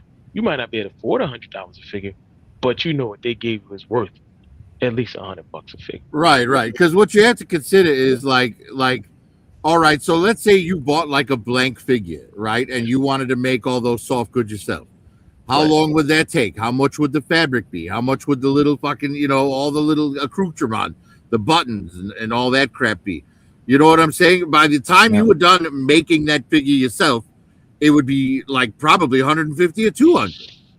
Exactly. So Mezco's saving you the work, you know, Yep. and giving you that same figure for like half the price you'd have to pay if you built it yourself. So This is true. and that's where we're headed, because 3D printing over the next 10 to 20 years Getting is ready going to say get that. to the point where we don't need to depend on the toy companies, I was getting ready to say Oh that. right? yeah. We'll be able to That just profit, make you hit anything the we want nail. ourselves at home. You know, Yeah, it'll print in full color just like a Marvel Legends. No, Prophet, you hit the nail on the head. You hit the nail on the head, Prophet. Hey, Look, Right. Daredevil, check I was just your email, bro. I don't know if I sent it to the right one. My bad, about to say Steve. that, Prophet. I was just about to say, with 3D printing becoming more and more affordable, you're gonna have guys like, well, I don't really need the blast effects. I can make them myself. You got whole print communities out there right now Right. that give you templates on what to make, and all you gotta do is download it, load it into your printer, and get the certain. You just need certain plastics, and it'll make it. You can do different colors. You can paint them. You got guys that paint that do all of this stuff, man. Like you even got the metal ones where people make stuff out of metal that they need. They make Yeah, dude, I'll parts for tell their you, car, if whatever. once 3D printing gets where it's going, M3's garage is going to be full of 1-to-1 scale anime girls. Yeah. Hmm. Oh But yeah. you know, on the NPCs, like I've been saying for a couple of years now, that Fisher Price could make a killing if they just made their adventure people in 1/12 scale, in like Marvel Legends or Classified style. You know what I mean? Like just Mm. getting like the dirt biker, the camper, the safari family, the animals from that line alone would sell Yeah. it. That you get lions, giraffes, elephants. Like I would kill for a 1/12 scale articulated elephant. Hmm. Mm. Hmm. Yeah, Hell because yeah, people. bro. Yeah, because you're somebody that would world build. You got people that world build, troop build. Hell yeah, That's dude! a If you big gave me thing. that elephant, it would be on my shelf with Indian short round riding it. Yeah. Facts. No, that's fact. Because I remember Reno showed me a guy one day that Fly, I you mean his fool. whole basement was just the way he troop build. He built a whole base for Cobra. It was on the side of a mountain. He had the Joes on one side, the Cobra. I was like, that was amazing. Like you got people that do that. Mm-hmm. A wizard is never late, Mr. Baggins.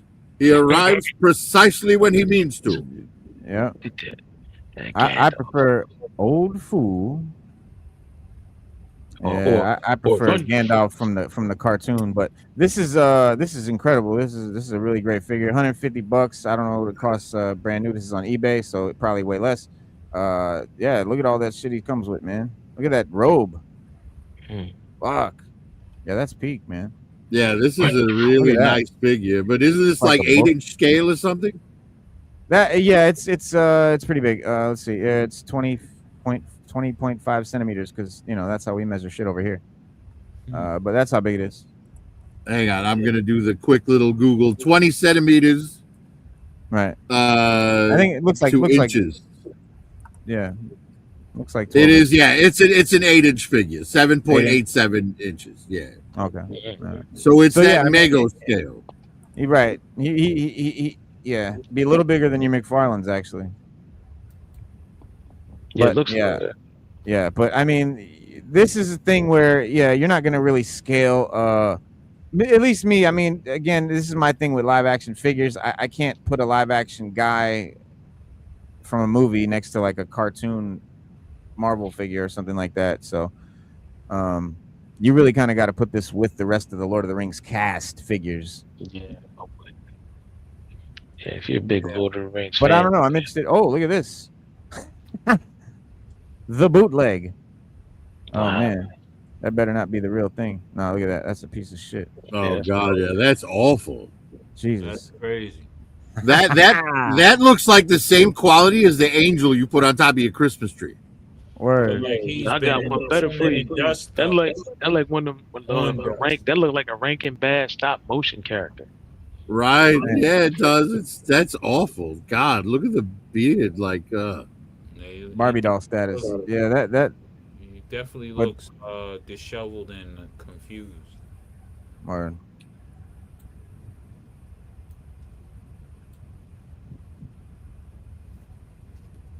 Yeah. Old Dolphini. Where we at? Where are we at? It's like, do you want Gandalf the Gray or Gandalf the No Way? And Bruce Lee Oh figure. shit! Let me go to Bruce Lee in a minute.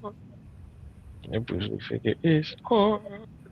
But yeah, these are great. You order the product, so it funded here 100%, and then it hit all these fucking 238% funded. So that means they more than doubled what they expected or needed to make to give us all this shit. Right. See, but that's the thing, guys. Look at that countdown right there.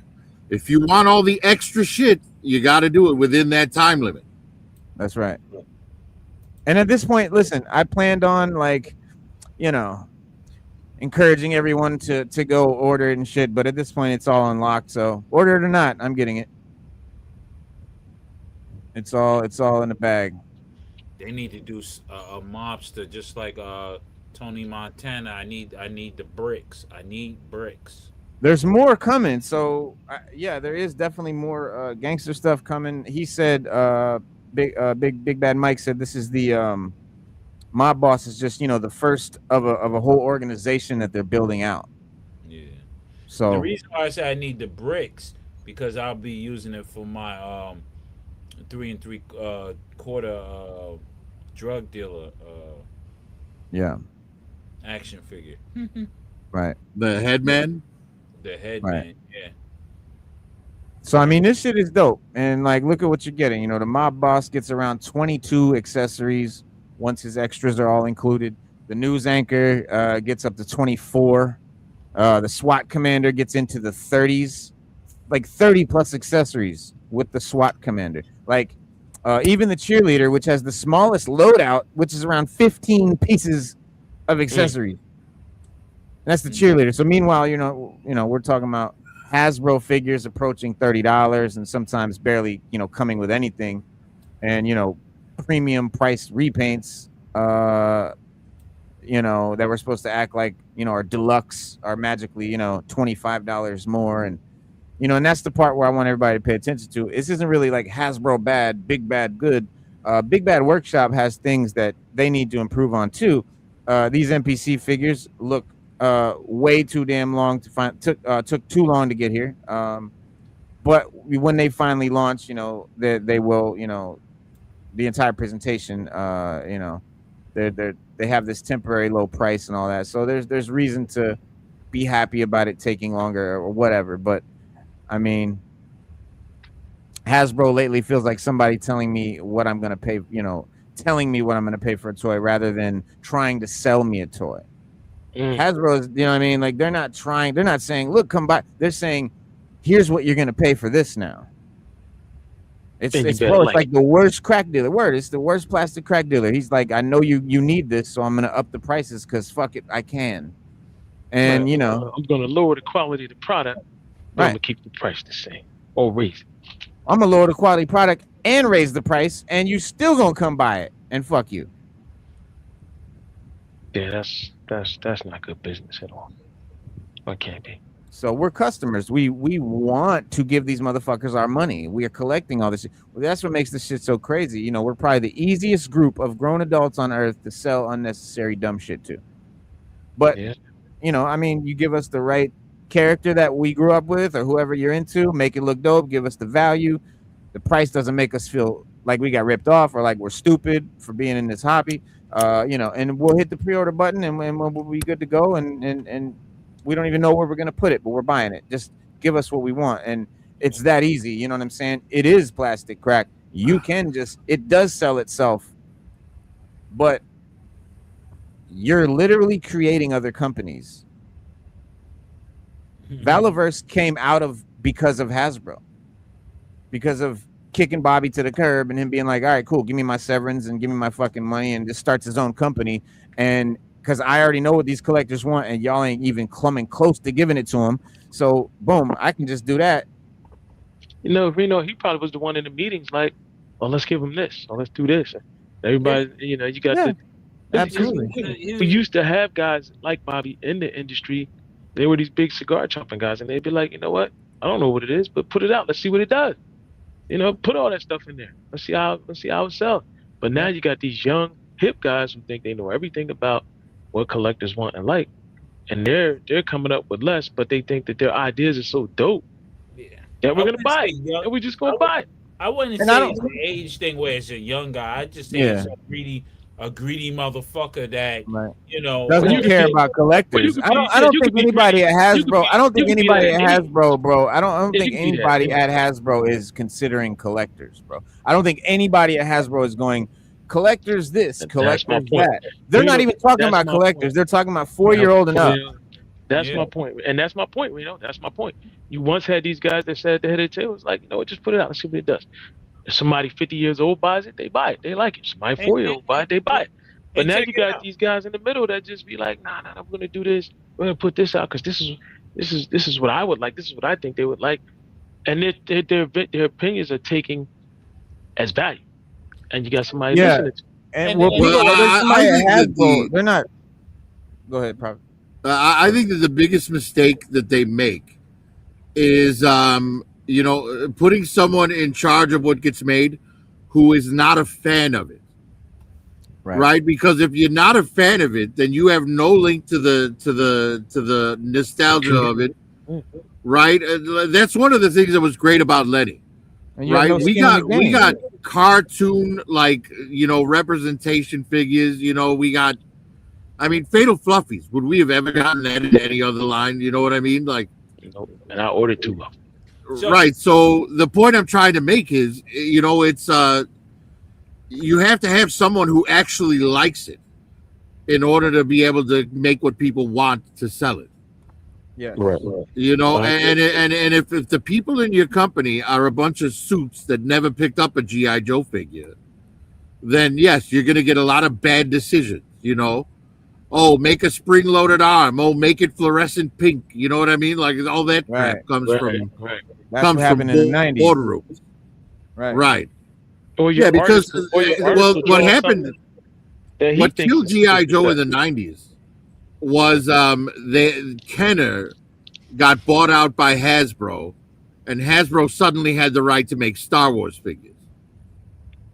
And GI Joe that got kicked to the curb. The whole staff got fired, and that was when they were just like, oh, just throw out any garbage. Yeah. Oh wow. You know what I mean? Because if you think about it, when did GI Joe died? All Out died, a real American hero in '94, and the Power of the Force line from Hasbro / Kenner It blew up. started in what, '92 or '93, Yeah. Yeah. 93. right? So they only overlapped by like 1 year, Yeah. and then they were like, "Well, we have Star Wars, so fuck GI Joe, put it on the back burner." We'll Right. make these shitty 5-point articulated extreme figures and see what they do. But those are like dollar store toys. You know what I mean? They were like the worst Joes ever made. Yep. Like those ones you used to see in the multi packs at the cheap store and shit.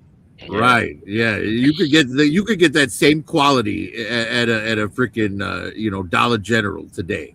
Yeah. And when we looked at him, what did we say when we saw him on the shelves? Man, I ain't buying this. This look cheap. Yeah, fake GI Joe. The fake GI Joe, like whatever you had to say, we just didn't Right. buy him. We just didn't I buy mean, him. not like those Power of the Force figures were good either. I mean, you remember how buff Luke and Han were? Yeah. They looked like wrestlers. They were like massive. Just Power of the Force had some great vehicles though. It was great that they did Yeah. like the Millennium Falcon and shit like that again. That was awesome. The AT-AT Absolutely. Walker. Yeah. Getting That's another awesome. crack at the vehicles was the best thing about the Power of the Force, but they didn't Right. they didn't start making good figures in that 3 3/4 line until episode 1 started. Then they started making decent figures. Yeah, he did. Yeah, because my son still has those figures in the package and everything. He got and those are ones he liked. He liked them so much, and he was a kid then, like a small. He was like, "Dad, I don't want to take him out the package."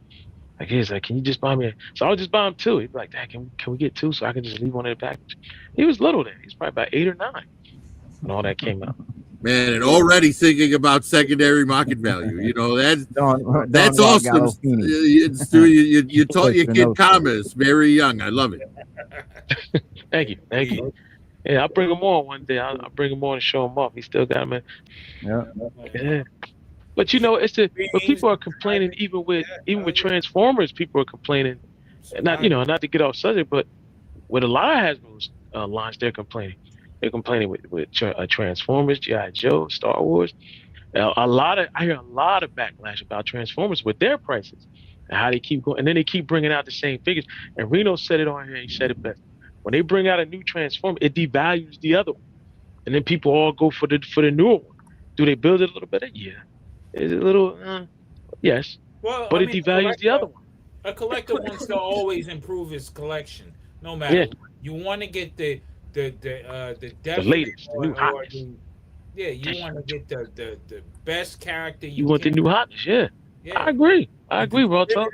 Spider-Man, the definitive Hulk, the definitive Iron Man. You want those characters so you don't have to collect them no more. But the trick bag is they're gonna keep giving you the same shit. I'm gonna have to order that. Let me see.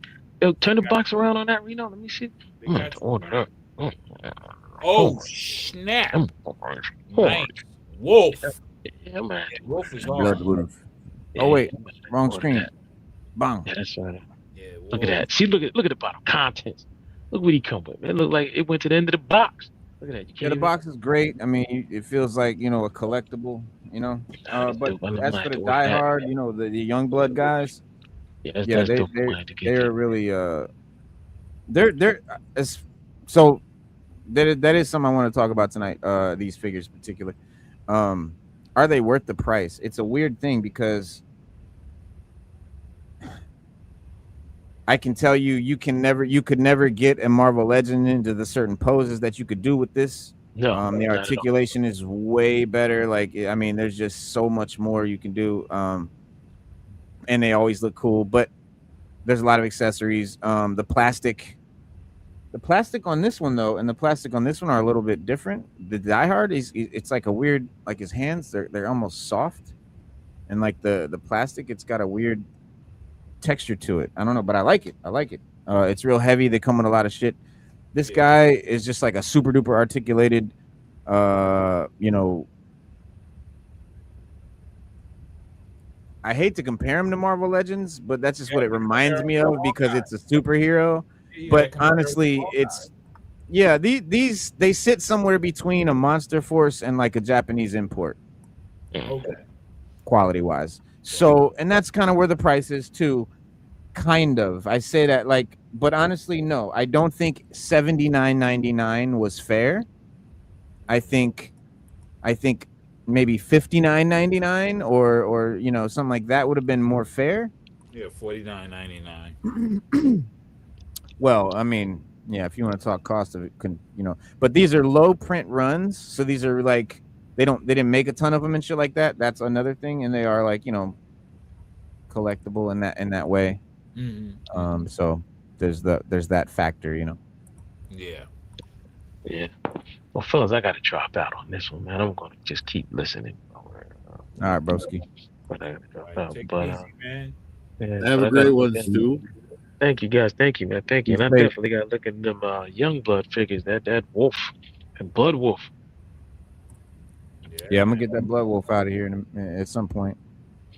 Yeah, man. But the cost is rising.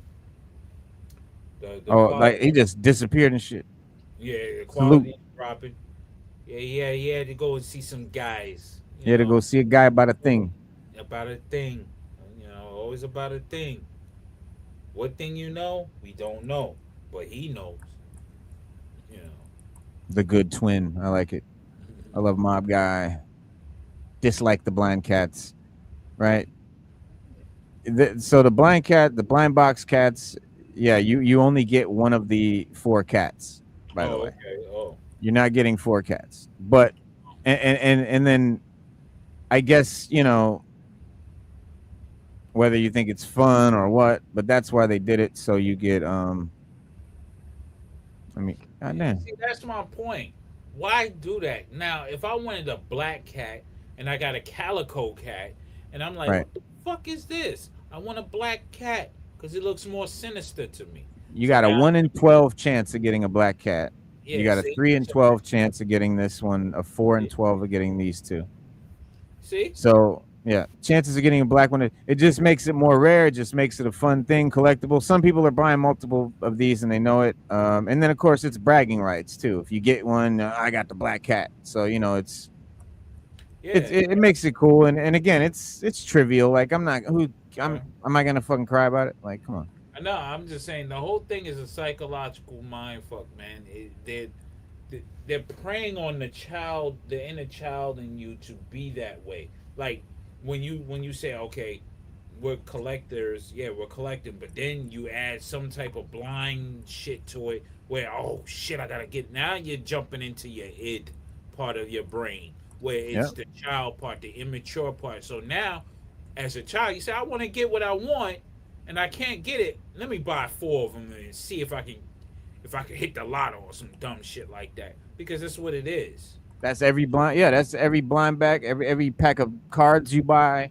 Like, there's so many things now that have blind bags and blind boxes and blind this and blind that. Even Savage Crucible jumped into the blind with the blind Komodos, which are dope, by the way. Shout out to the Komodo dragons from Savage Crucible. I'm just Super thinking, dope. We got some Savage Crucible news to talk about tonight too. and I'm But thinking it's a fun thing. I mean, it's fun. It's Yeah, fun. I think it's fun.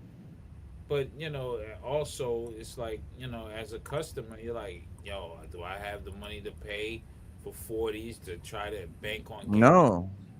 No, you're not supposed to buy them all. You're not. I think it's not fun. Listen, honestly, if you're trying to buy like 5 of these to get all the cats, I don't think that's fun. Because Well, like you're I just think cheating.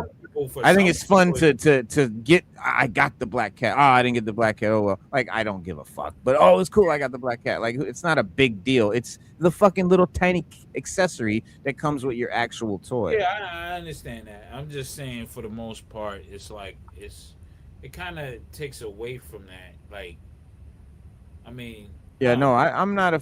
I'm not saying that I'm like a fan of blind shit. Like I don't buy into it. That's to me, that's why this one doesn't bother me, because it's an accessory that comes with something I'm already buying and they want to give me a little blind fun part to add to it. That's cool. But if But you if told me like I gotta just buy this and maybe I'll get the mobster with the scarred face or maybe I'll get the mobster with the no, I'm not playing that shit. That pisses me off.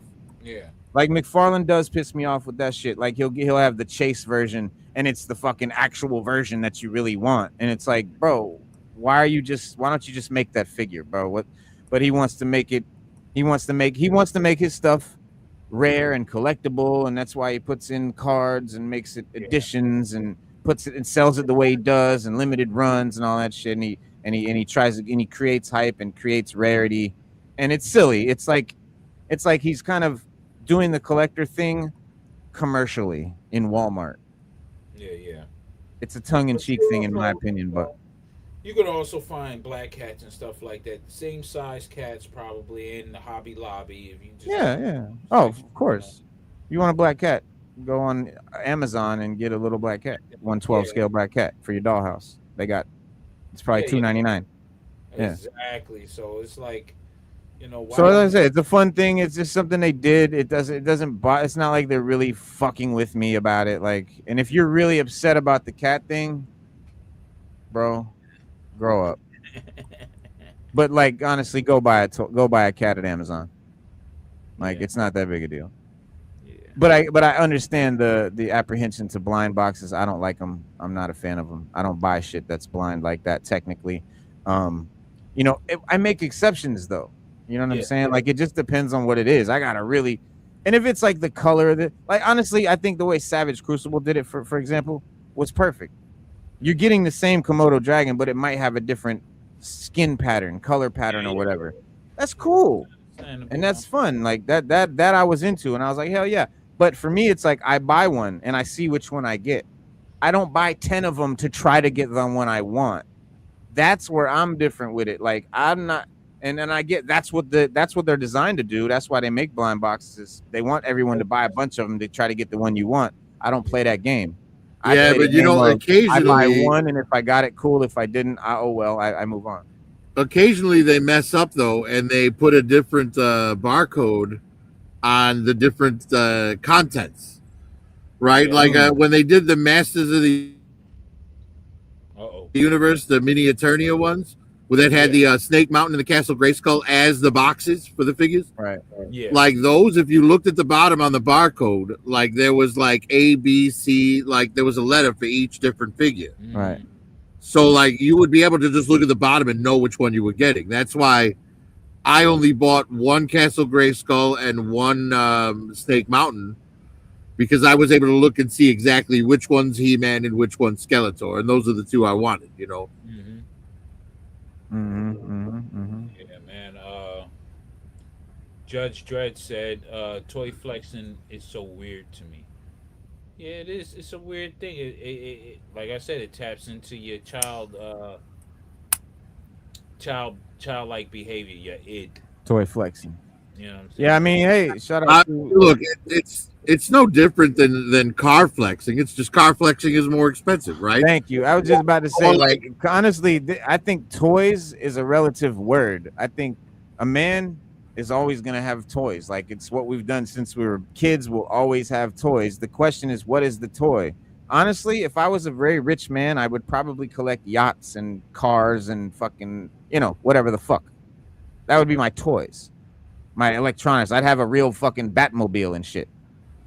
That it's a different level. But since I'm a working class blue collar guy, I collect fucking you know, action figures. That's what I do. That's my toy. So it doesn't. You could pick a toy. I mean, whatever your toy is.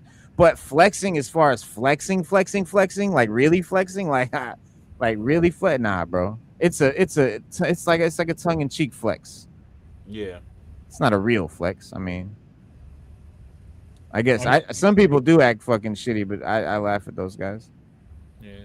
I mean, even though the figures and stuff like that are expensive, I'm not gonna lie. Collection, I can buy a Porsche with my collection. But you know, Buy a Porsche, yeah, with the collection. Yeah, but if I choose, that's if I want to buy a Porsche. But if when that day comes, then I'll give up the collection and get the Porsche or Chevy Nova or something, you know, or a muscle car or some shit like that. But you know, to each his own. It's just there's so many things going on in this toy community that it baffles the mind that we all can't get on one accord to really force these companies to do what we want them to do, period, or else. Right. That's my thing. Right. Yeah. Oh,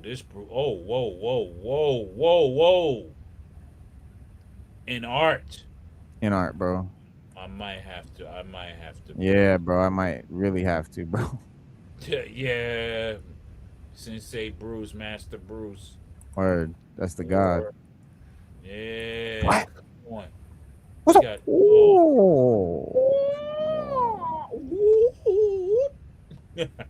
Yo, I'm gonna watch that tonight. After. Be water, my friend. Word up. But he's definitely look at the pose. They got him in the pose where he kicked Kareem Abdul-Jabbar. Look. Wow. And then Look at his shoes. Look at his shoes. Yeah. They got stitches and treads on the bottom, son. Yo. You got the actual bracelet. Look at the articulation. Sneakers. What's up? Yeah, man. And the face looks right. But honestly, bro, where the face is all fucked up. Instead of Bruce Lee, it's like Bruce Lie. He's a little Bruce Lie in that figure. And for me, bro, I'm an old school Bruce Lee from a little kid. Yeah. Like my mom put me in martial arts when I was 5. Had my first little black belt when I was 9. Like I've been in martial arts my whole life. Bruce Lee has been my idol. And I started back with the Chinese Connection and Fatal Fury and that classic Bruce and that outfit right there, bro. Oh, the Return of the Dragon, the Little Dragon movie. Huh. I see. You know, this I is would Chinese Connection, Fatal Fury. No, that's the Return of the Dragon. That's what I mean. What they're calling it is not what it actually is, because I mean he wears tank tops in most of his movies. But if you look at Return of the Dragon, where he's fighting in Italy, he's in Italy. You talking about Return of the Dragon, right? Yep. Yeah. But Fish the Fury is when he's in Hong Kong and he fights the Russians and stuff like that.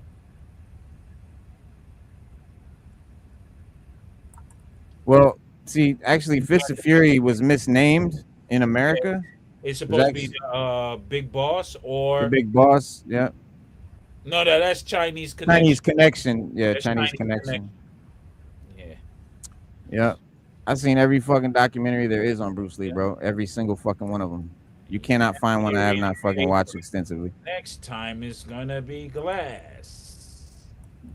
Yeah, but this one, I wish they did the. So, but the faces on this one, yeah, I like the faces on this one a little better. Is your name Tong Long? Ah, that that movie was wild. I want them to do Chuck Norris, cause Chuck was a bad motherfucker in this movie. This is the one where he fights Chuck. Yes. In Return of the Coliseum. Yes. Yeah, Return of the Dragon. Yeah. Yeah, but these are sick, bro. $150 though, bro. I mean, I think it's worth it, man. He got soft goods. It's on par with Mezco. You know, Mezco plus a good $60 more. It's like a Mayfex. It's like a Yamaguchi, a Mezco. Yeah, any of the import figures. And the imports are crazy, and the articulations are always crazy. But look at the articulation you speaking. Look at this. Look how many points in that shoulder alone. Just for him to do that pose, and then the hands, they got the Bruce's hands on down pat. Oh my God! Look at each finger. Look, you can see the goddamn lines on his knuckles, y'all.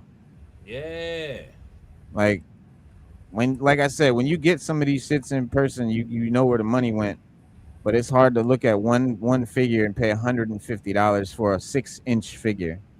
Yeah, it's not easy. It's not easy. You got to be on another level, bro. I'm not on that level yet. This is the level you got to be on, the Bruce Lee level, for real. Bruce Lee level. Look at his face. Look. Right. It looks like him. Very close. Very close. In the movie, the way he's wilding out. The body. The way he's cut up.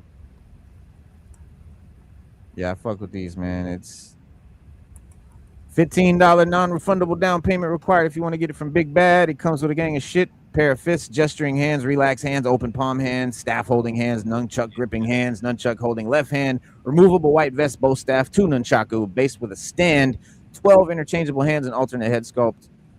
Highly detailed, made of PVC, ABS, POK, die cast, and fabric. Yep. Multimedia right there, baby. Yeah. In art is the shit, I will tell you. Yes, this is him and one of my favorite fucking companies out there. Into the Dragon one and that. Come on, bro. Y'all don't even this type of shit I'm on.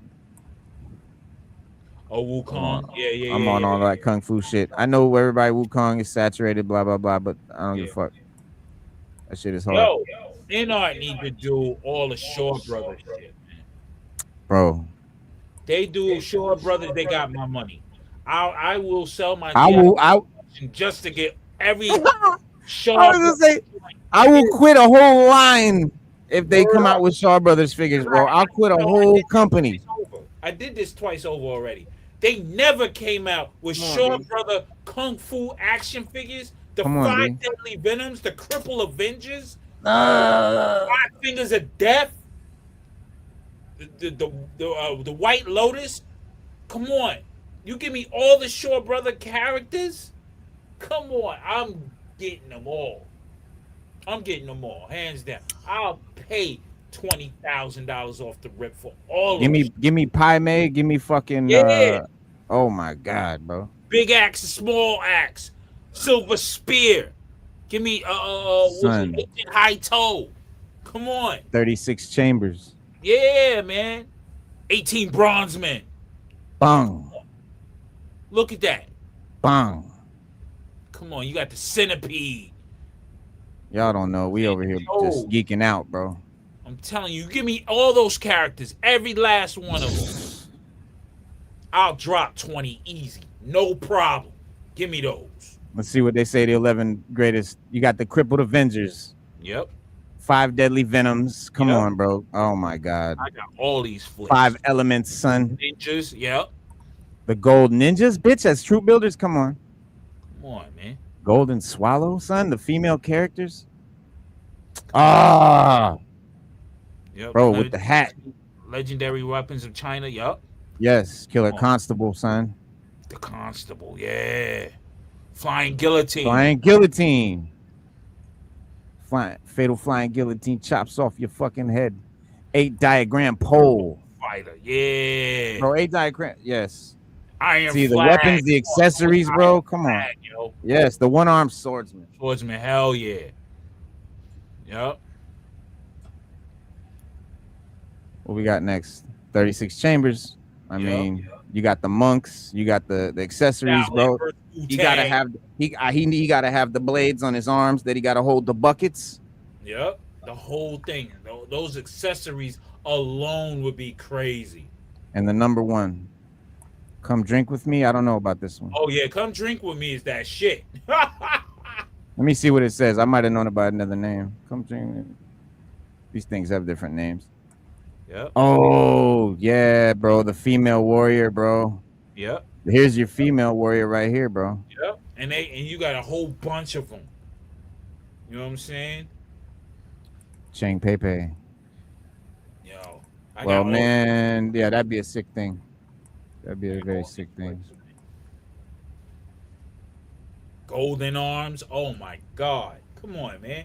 Bro, it's endless, bro. It really is endless. I would go crazy. I mean, like, at one point, I remember back in, I think it was 2003 or 2002, something like that. They were planning to make those Shaw Brother figures. There was a company that was supposed to do it, but it never came to. They had all of them. They had, there's pictures online about them, Shaw Brothers action figures, but it's very minimal. They would, it would be dope, man. My guy, Hugo Weaving, son. Man. For real. You see that? Yeah, I see him. He's crazy. Yeah. Hell yeah. Damn, that was on point too. Yep. Then they got the Kamen Rider figures. They do that. And they do all that shit, man. Crazy. What? It's kind of wild when you think about how many movies Hugo Weaving's been in for such a short career. Oh yeah, that's the GOAT. The Invincible figures, yeah, they looking real tough right now. They're looking. What's going on in the chat, Raw? What's going on in the chat? Let's see. Yeah, Recon Willie, he's like, Raiden hats are awesome. I picked all the NECA Kill Bill figs after getting Pie made. The swords and sheaths are the best I've seen. Judge Dredd says Kung Fu came on after cartoons on Saturday. Watch all them joints. Yeah, Channel 5, yep. Definitely on the East Coast. They were selling the 5 deadly venoms in China. God damn, I need to fly to China. Damn. Judge Dredd said too expensive for me. But yo, those things. Oh, I'm getting my 5 deadly venom masks soon. Word. But yeah, man. There's a lot of cult characters that they can do, man. I mean, it's ridiculous, man. They can do a lot, man.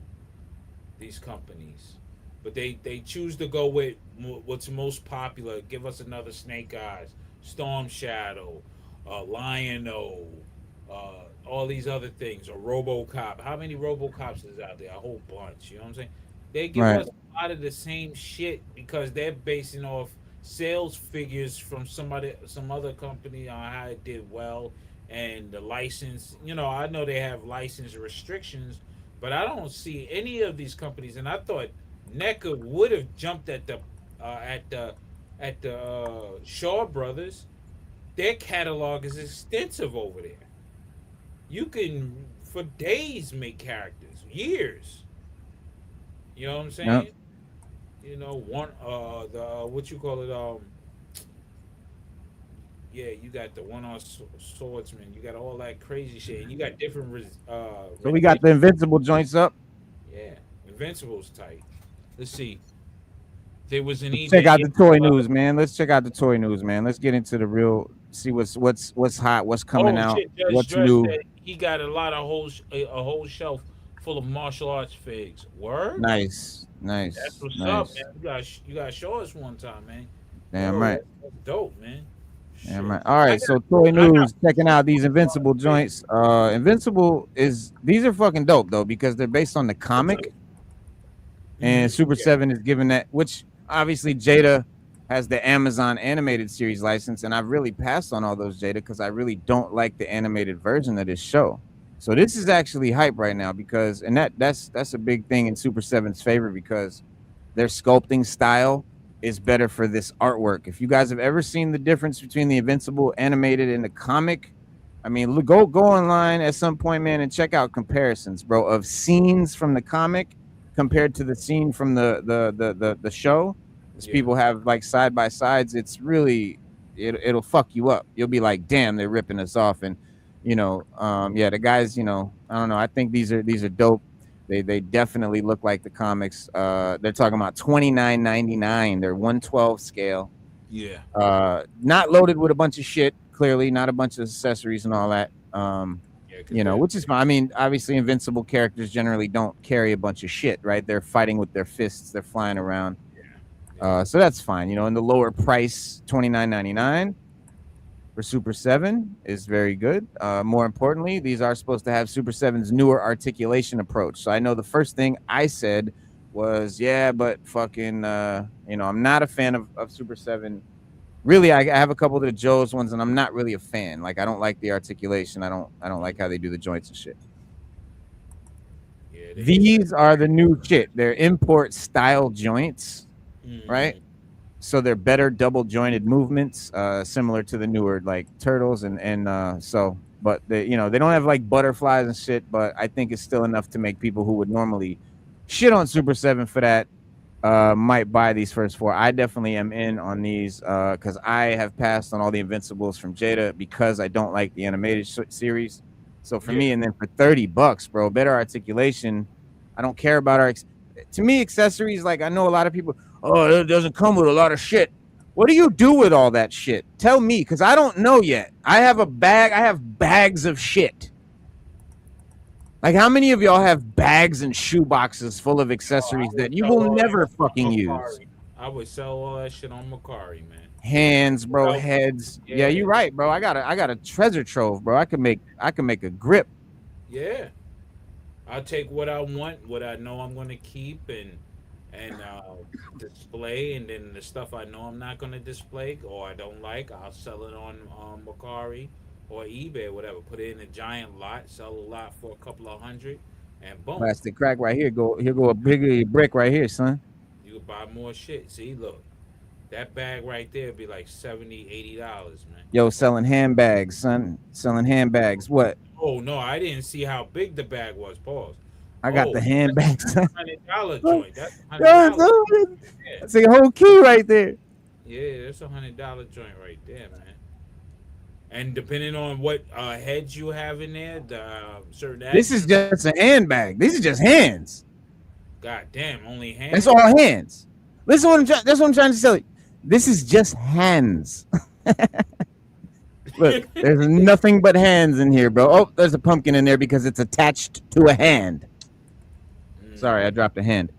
It's nothing but hands, bro. Big hands, little hands, fucking hands with claws, hands with no claws, hands with shit attached to them, but it's all hands. That's just a handbag. I got a head bag. I got a fucking effects bag. I got a fucking weapons box. It's all, my point being, honestly, bro, I don't miss the shit. You want to make it cheaper and give me less shit that I'm going to throw in a box. D-Town Joy, what up? In the evening. That's just me. Yeah, accessories stay in the box or get displayed. I mean, you pick. I pick the ones I'm gonna do on the pose, the hands I want, the head I want, the weapons I want. I pose it. I put the rest of the shit in the box. I move on with life. So, you know, I like that. I guess there's a selection that I can choose how I want to set it up. But at the end of the day, do I want invincible guys holding fucking swords and shields and bullshit that they never would hold in the comics? No. So what do I need 50 hands for? They're fighting. I need fists. Yeah. Happy Saturday, D-Town. What up? I'm gonna sell all this shit, bro. Yeah, man. Hasbro Vuitton. Have some money for some newer shit, or you know. Yeah, a bunch of stuff I don't need. I mean, yeah, I guess it's, you know, it's what You you. can't try, you know. After a while, you feel like a hoarder and shit. You know what I'm saying? And I Right. like that feeling. It's like when I get cluttered, I gotta declutter, and what has Right. to go has to go. No, you know, no hesitation. It's out. Well, take a look at these joints. So you've collected a lot of Super 7 G.I. Joe stuff, right? Yeah. I had most of them. Yep. And the joints are single joints. Yeah. Now look at what they're doing now. It's not only double joint, but it's like the imports with like the inlay thing and the whole thing. And Yeah, the cover, like I would say, the sleeve type style. yeah, and it's got like the double joint inside, double. Yeah. Joint within the joint. Yeah. Right. It's dope, man. I mean, It says with accessory. So we don't see the accessory right now in this image. It's gonna come with something. I don't know what, God damn. but I know I need Angstrom Levy. My man look crazy. I know I need Angstrom fucking Levy, son. Look at the stress level is up like a look like he thinking too hard. Pause though. Turn them Word. upside down, y'all. You look crazy, yo. Pause. Oh shit, pause. Yeah. Zach man. Call him Lord Nutsack. Word. Dr. Bag. Oh yeah. Yo, he's crazy. Yeah, but these are cool. What's Dr. What? Huh? What did you say, Dr. Bag? Yeah. They don't have Invincible up here though. What the fuck?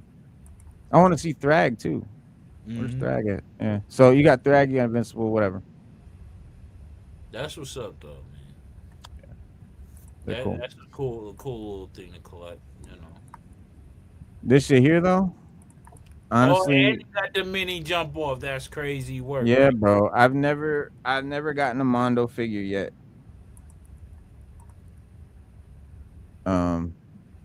But yeah, I think like at this point, this might be the one that, you know, this is probably the first one I'm gonna get. Yeah, he looks super tough. Yeah, no, it's crazy. It is a beautiful thing. Like it is crafted, you know, to the T. It's comes with, you know, an incredible little setup. I mean, did they do the turtles yet with this Mondo? I think they did, right? They did Mikey. They did a Mikey. They did there's turtles. Look at the little robots, the Krang robots and shit. Yeah. He's 12 inches. 12-inch. Okay. And you can do the class. This is what sold me. So this is what sold me. It wasn't this one. So like I'm all for the crazy. Like this is beautiful. The whole samurai thing. Like I love this fucking thing. Look at that. That just blows my mind. I love it. But I wouldn't pull the trigger on something that just is really cool and it kind of looks like Shredder, right? Yeah. But this comes with the accessories that you can build the Shredder you grew up with. That's the Shredder from the cartoons, bro. And then they got the option where you can do the Shredder without the helmet on. Mm-hmm. Then you got the Shredder with the black eyes, the black face with just the eyes showing. Two different helmet sculpts there, and there's your turtles. That's pretty dope Shredder. It's a dope Shredder. There he is with the classic look with the regular head. There's your little goblin Shredder. I don't know what this is from personally. If anybody knows what this is from, let me know why they're throwing this in or what it has to do with anything. I know it's from something. Couple options. Yeah, there's a lot of different heads. There's Krang on the little communicator. popping up. Yeah, man. Yeah. Damn, he looked crazy right there. Bro. Yeah, see. Now this is what sold me, bro. Honestly, like it just, bro, that shit kills me, bro. That shit is like the real figure from back in the day. Y'all remember the figure from back in the day? He was like a hunched over weird dude and shit. Yeah, yeah. It's pretty dope, man. Yeah, I fuck with this a lot. So you know, it's and there's the black face with the eyes showing. So he's like just like a shadow. Oh, snap. Okay, Orusaki is the character. Okay. What, the little guy? Oroku Saki? Oh, that's the name of the Shredder. Yeah. You mean? Yeah. When Shredder was There you born, the Foot Clan used worms and to reconstitute them, and the mini Shredder was a deformed failed attempt. Wow. Nice. That's crazy work. Tristan, what up? he's like Batmite or something like that. Like you you know what I mean? Something like Yeah, the movie Shredder NECA made is cool and shit. Like, and like, NECA's cool. You know, this is something that would be for me, like, because it's personal, like, because I really have always been a fan of Shredder. I mean, there's Shredder right there, Shredder Cobra Commander right there. And when I saw this too, this is the only one of these G.I. Joe crossover shits I bought because it's Shredder and it's Cobra Commander, and I think that's perfect. I feel like this figure was probably the idea that gave them the idea to do the whole crossover thing because it's so perfect. But yeah, this shit right here, bro, and that's full accoutrements, fucking. The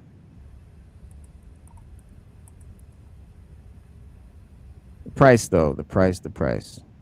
Price got to be 250, 300. It's up there, you know. That's. But it is a master. I think it's one of the most beautiful Shredders ever that I've ever seen, hands down. It's got to be the best Shredder that's ever been made. Because I want to see a Mondo. I think they did a Mondo Lion. There, I don't know. Let me check. I'm gonna check.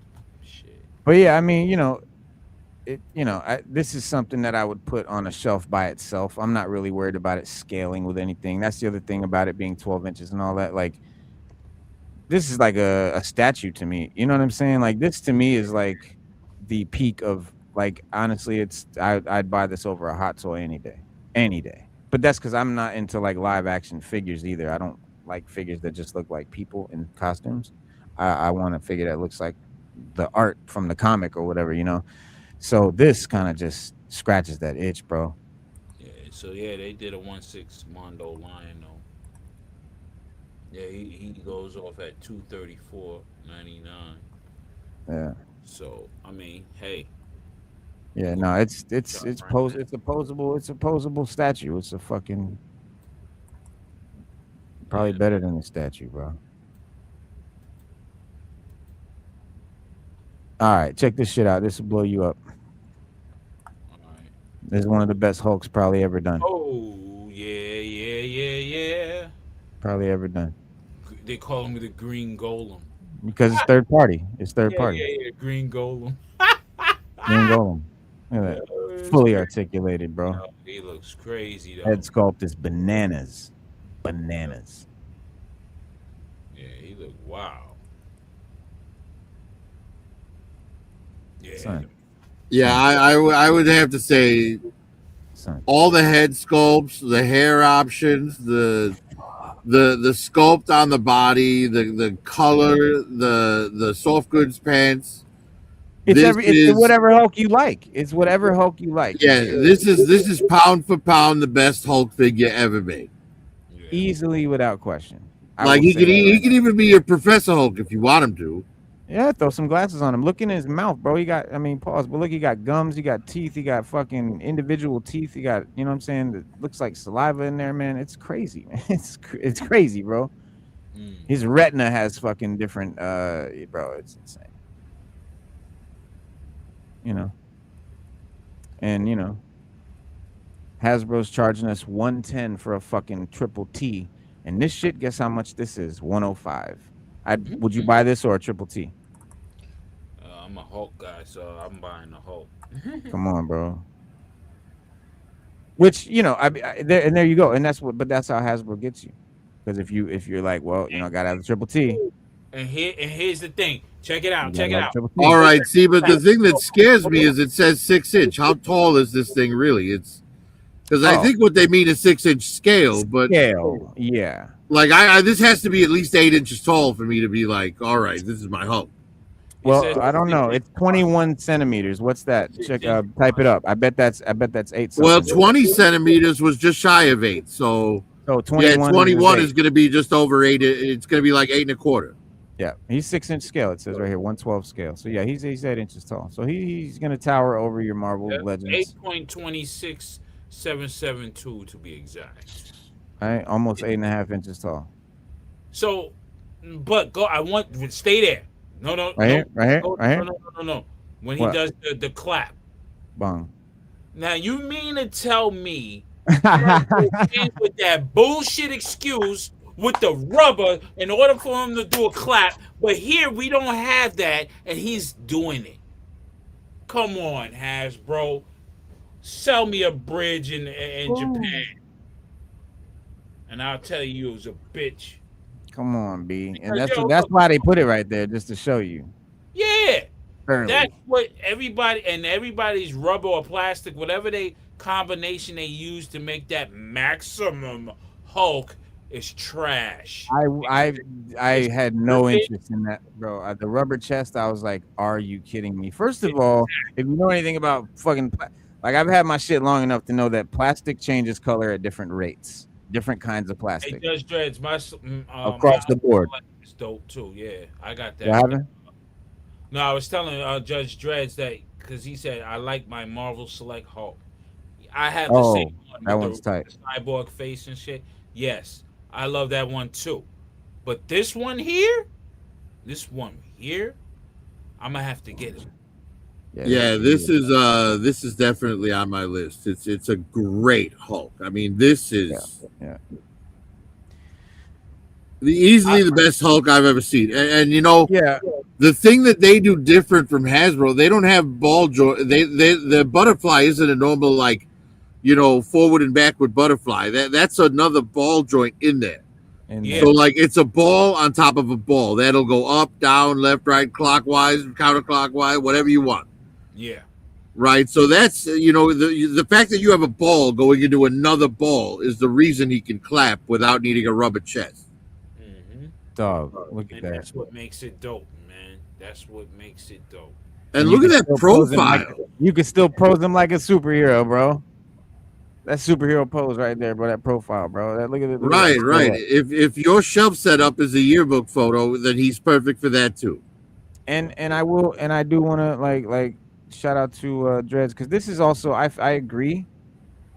I want to see him as 10 inches, bro, because a real comic Hulk is a fucking massive monster. But if you're talking like MCU scale and shit like that, 8 inches is fine. But 8 inches. I mean, look, at 8 inches, Captain America's gonna come up to his nipples. Scale. Yeah. No, I agree. That's fine for me. That's kind of exactly where I want it. Yeah, I mean, picture your exactly. Your cap's coming up to about nipple high, the top of his head. So right, just standing face to face, looking up at him while the Hulk's looking down, like I'm gonna crush you, bug. Yeah, that'll work. Cutie Avenger. What is because I really want and do not have that the Diamond Select. How tall is that? It's 10 inches, right? Diamond Select is. I know it's huge. Yeah, it's huge. I think it's 9 and something. Yeah, that Diamond's that Ultimate Hulk, that really awesome Diamond Select Hulk is 9.5. Yeah. I think that was the previous placeholder of best Hulk figure. This is come on. Yeah, it's far surpassing it. But I mean, no shade to the Diamond one. That's still the easily. And honestly, I guess it's more of like what you want, because they are two very different Hulks. Yeah. The Diamond Select is almost more comic book than this. This is a little bit more like realistic. Right. Yeah. It's This like it is. rides the border though. This is a border, but it's definitely. I mean, leaning well, more real. that's the beauty of this Hulk. Because if you want Yeah. it to look real world, there's Yep. head sculpts for that. If you want it to look more comic book, there's head sculpts for that. Look right there. Yep. That's what I'm saying. Like, this is why this is why, and where Hasbro fails. And look what he You comes have with.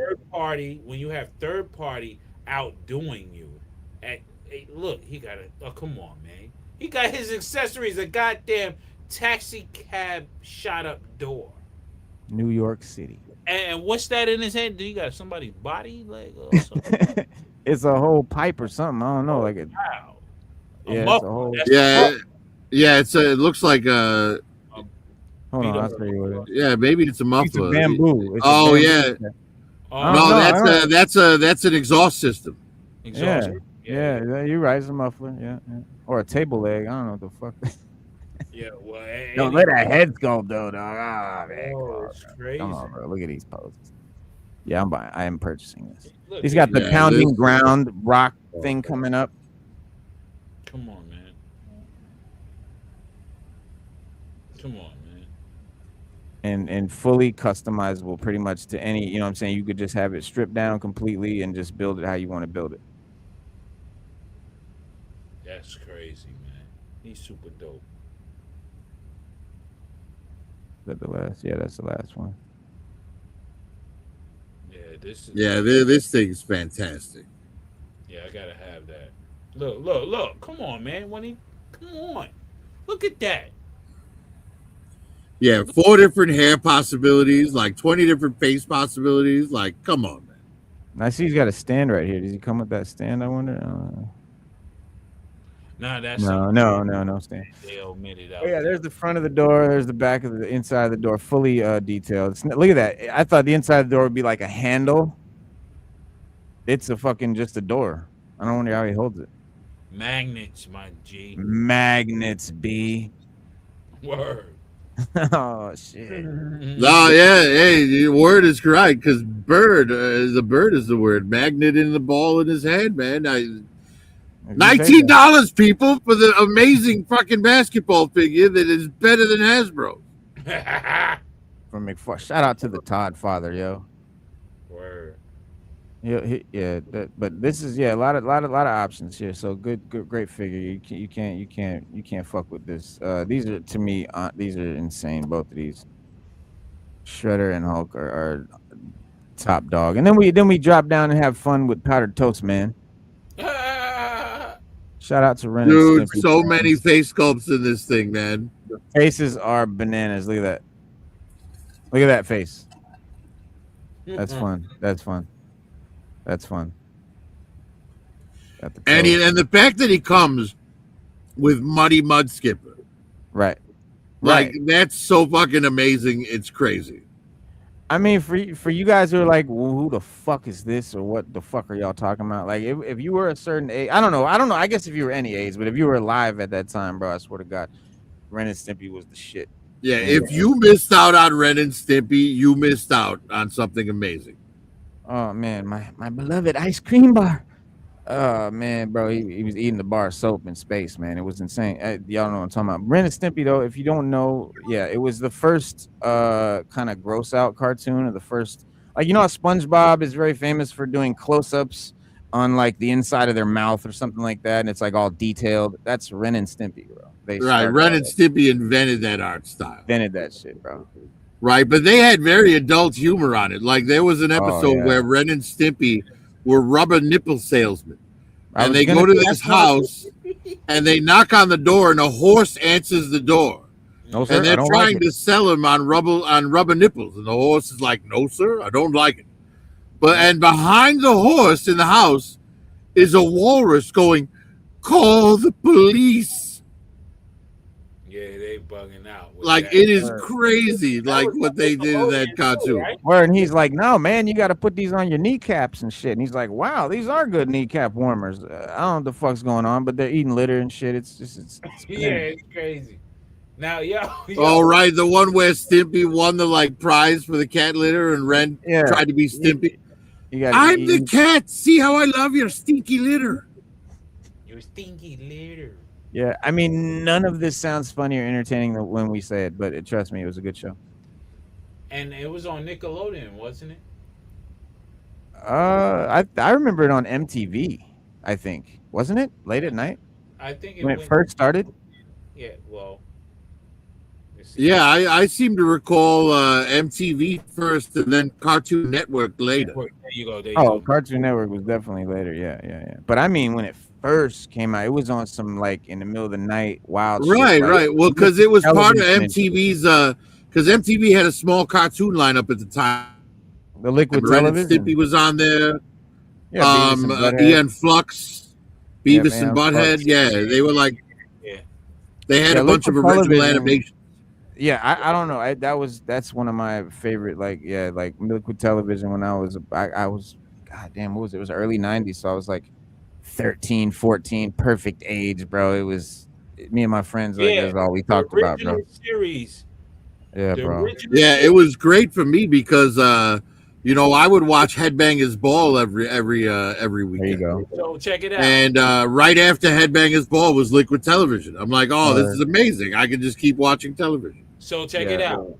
The Gaines said original Hulk is a must own for me. Yeah. I agree, bro. It's a must own, bro. Hulk smash good. The original. Yeah, and this Kingpin might be the Dope, best man. Kingpin ever made too. Kingpin is bananas. Hey yo, the original series was in Word. 1991 to 96, Yep. and it aired on Nickelodeon Oh, there you go. and was targeted at children. Though it famously pushed the boundaries with grossed out humor, dark themes, and surreal jokes. The revival was in 2003 on Spike TV, and the spinoff was designed for mature audiences. So Ren and Stimpy was on I remember watching it on Nickelodeon for some reason.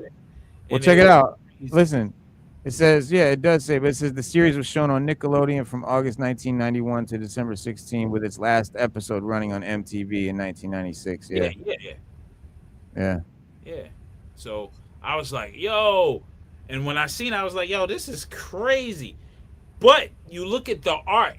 You look at the art of Ren and Stimpy, it also looks like SpongeBob SquarePants. The art. The artist credited Bob Clampett, animators like Chuck Jones, Jay Ward, Max Fleischer, and Frank Frazetta. That's dope. Johnny Hart, Jack Yeah, Kirby. Tex Avery. Yo, Tex Hanna-Barbera. Avery was the one that did that style of artwork back for like the Looney Tunes and stuff. Tex Avery's Yeah, like right. old school. Yes, he Porky did. Pig, Daffy Duck, all that shit.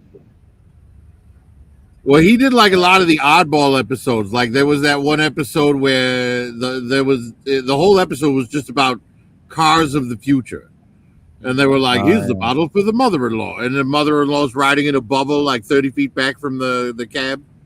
Right. Yeah, no, those were great.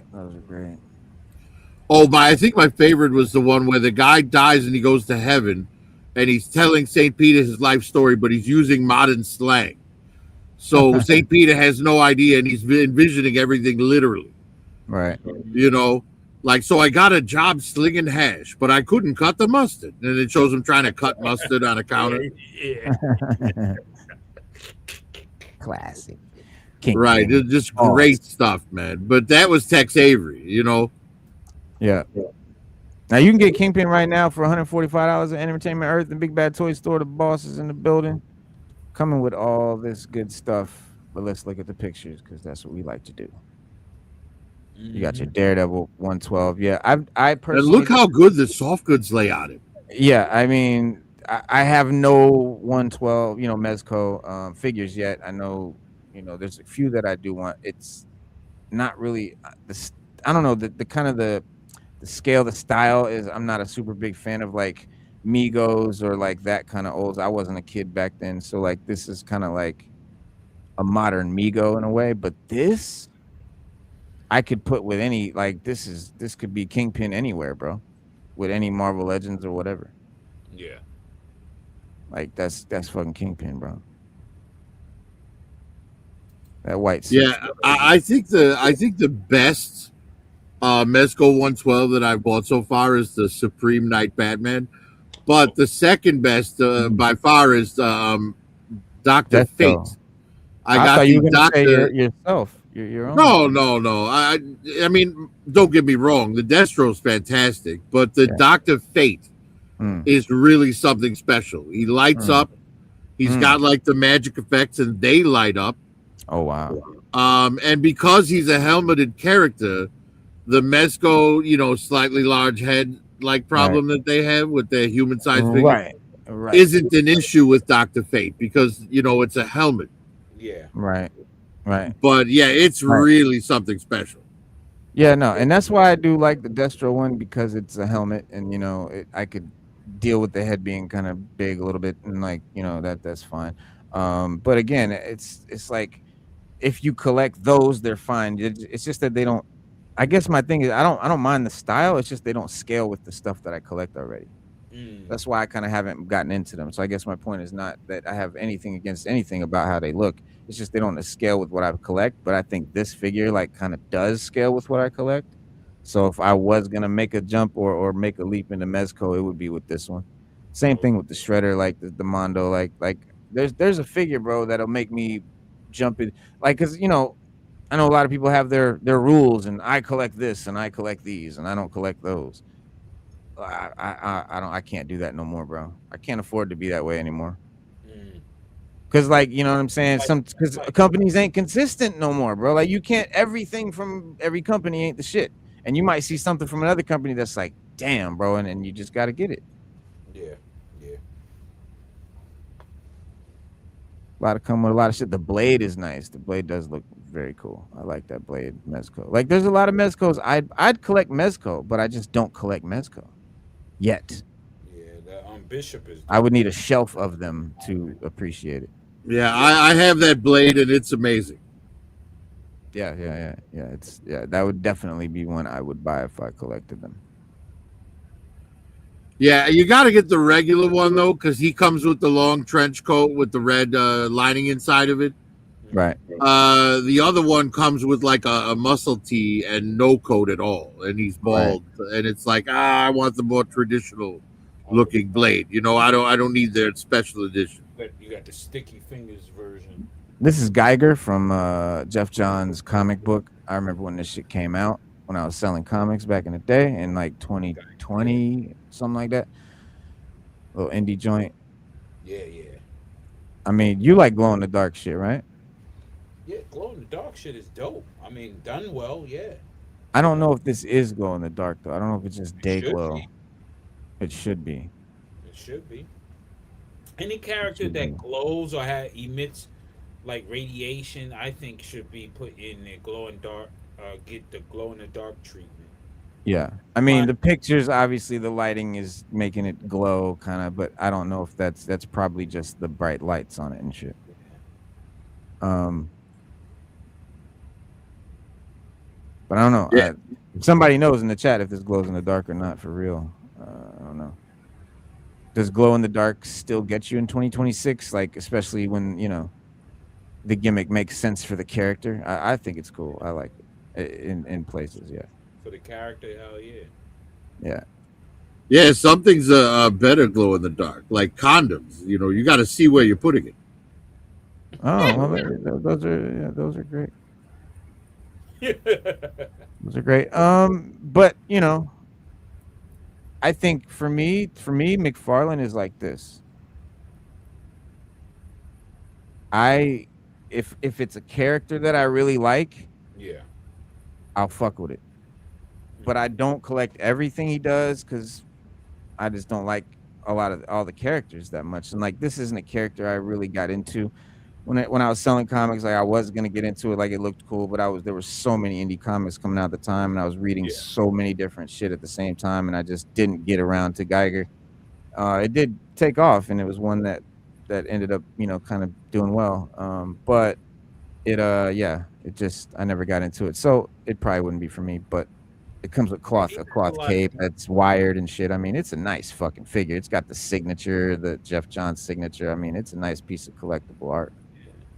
And I think with McFarlane right now, as we speak, he's trying to pump out all the deep cuts as much as he can, dump out. you know, before he's truly. I think by New Year's he's done, right?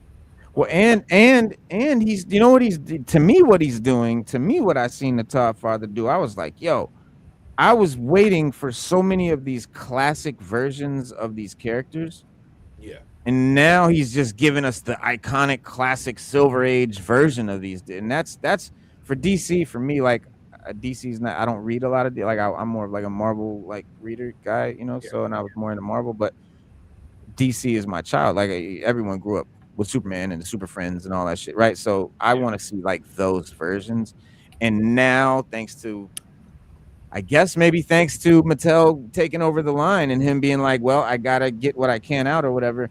He just started dropping, bro. I have the whole Justice League fucking looking in their classic Silver Age. It's like, Did you get the Wonder Twins though?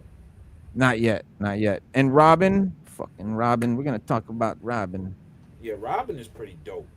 I like how they did. Phenomenal. I love it. I need it. Super But they friend fucking, Robin. it Definitely. sold out in a second, bro. You could not get this fucking thing. And look how he's running, just like the Super Friends. Hold on, let me go back to Bane. Let me just talk to Robin for a second. Hey, these are all dope though. I didn't see, I didn't get that 2-pack with Bane, and I'm gonna grab that Bane because I need the fucking Bane. The Rogues, that's another thing. That's the second thing I was gonna say. Not only the Justice League, but the Batman Rogues. My Rogue shelf has been then just the Batman Rogues, dog. Batman Rogues has the, I mean, yes, and the Legion, I mean, like with Brainiac and all that now, I mean, there's so many great figures coming out, but the Rogue shelf is just insane right now, dog. When that Scarecrow came out, dog, oh, y'all see that? Y'all get this? Oh my god. I've seen it, yeah. It's beautiful. Yeah. It's beautiful. So, but yes, that lineup, that Justice League lineup, I need Robin for that. Yeah. That's we need Robin for that. Immediately he went on eBay for whatever, $60 or $80. It's absurd, bro. It hurts. Yeah, I can imagine. I'm not with it. With, And the cape, what is that fucking cape? What is that cape? Yeah, that's a little One slab of fucking fabric, no that's a stitching at all. square of yellow fabric, no that's stitching like whatsoever. the old school superpowers. That's the superpower style.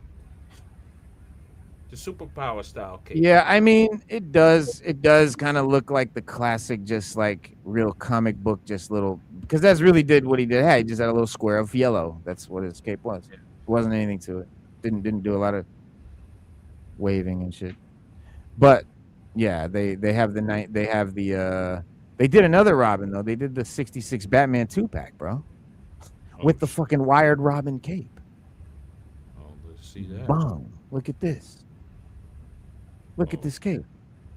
Oh, see, that's dope as hell. Look at this cape. I already have this Batman, and I don't need this Robin. I need that comic Robin, so I'm not getting this. But Yeah, this 2-pack I is like right up my alley. Let me see how mine looks. I think it's the same one.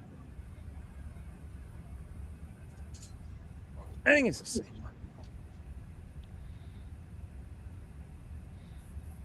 Now, are these at the height where they can sit right in the Batmobile properly, or no?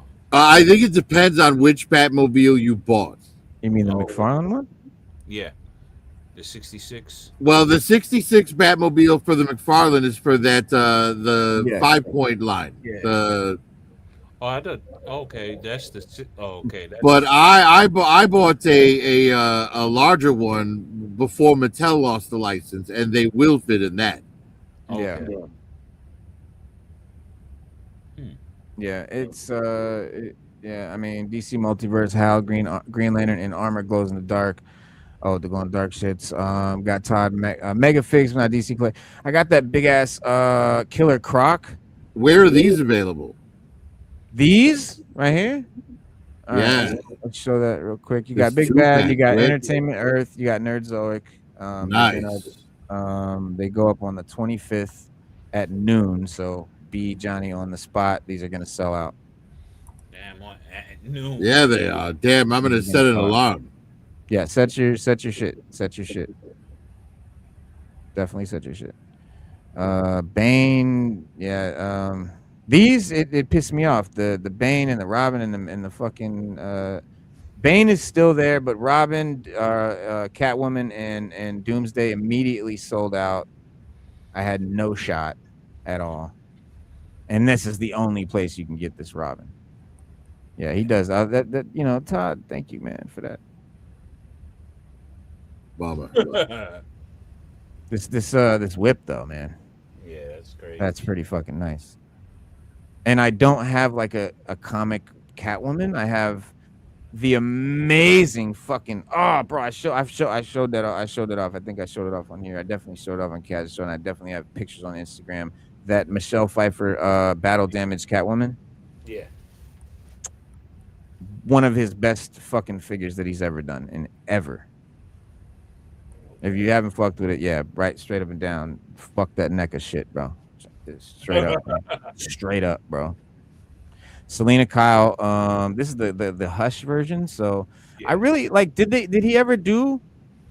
I know Gaines would know. Did he ever do a comic book joint? Make sure you sign. Yeah. Oh no. Yeah. You mean a comic book Catwoman? He's done a comic couple. book Catwoman. Did he do like the one that like he from, like, even did Silver Age? the well, I don't know if he did a Silver Age, but he did one. You remember when she had the long black hair and the purple? Yeah, he did that one. That's the closest. Yeah, that I think that's the best. Yeah. I believe he Like did Demi one Moore. for the animated series style. Mm-hmm. And I think he did another one too. I can't remember like which one, but yeah, I do think the Michelle Pfeiffer's is best. Oh yeah, it's brilliant. It's gorgeous. It really is dope.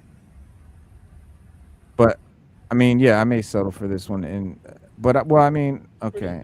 Oh wait, he did an Anne Hathaway too, I think. Anne Hathaway one. He did a Zoe Kravitz one. I have the Zoe Kravitz one, which I hate, bro. I hate. Yeah, he that. did like two of the Zoe Kravitz ones, and they're both garbage. Yeah. Here's, you know what? Like, I don't do I don't do movie figures at all. But you remember when the Batman came out, bro? Oh yeah. We were all over the moon. We all loved the fuck out of that movie. I know it's very divisive and some people hate it. We love that shit, bro. Oh yeah. It's the first time we get to see Batman do detective work. Yeah. That's it. That was it. Like, just to see Batman as a detective and on some Seven style shit, bro. Bro, I was just like, yes, thank you. Yeah, I still Lord. Dude, and I love it when Penguin gets to call him and Gordon out, and he's like, "World's greatest detectives, huh?" Right. Yeah, like right? that's fucking awesome. Yeah. I mean, and it has those great merits. It also has a lot of fuck shit, and there's a lot wrong with it. Like, but overall, so I ended up buying these figures. Now I have them, and why did I buy? I bought them like out of pure hype, and this was early in my career, right? So I didn't. I don't want them. I have the motorcycle and everything. Like, Oh, you don't want the motorcycle? I don't even want it. I don't. I got the Battinson, I got the Zoe, and I got the motorcycle, and it's just taking up a lot of space. All right, I'll trade 'Cause you.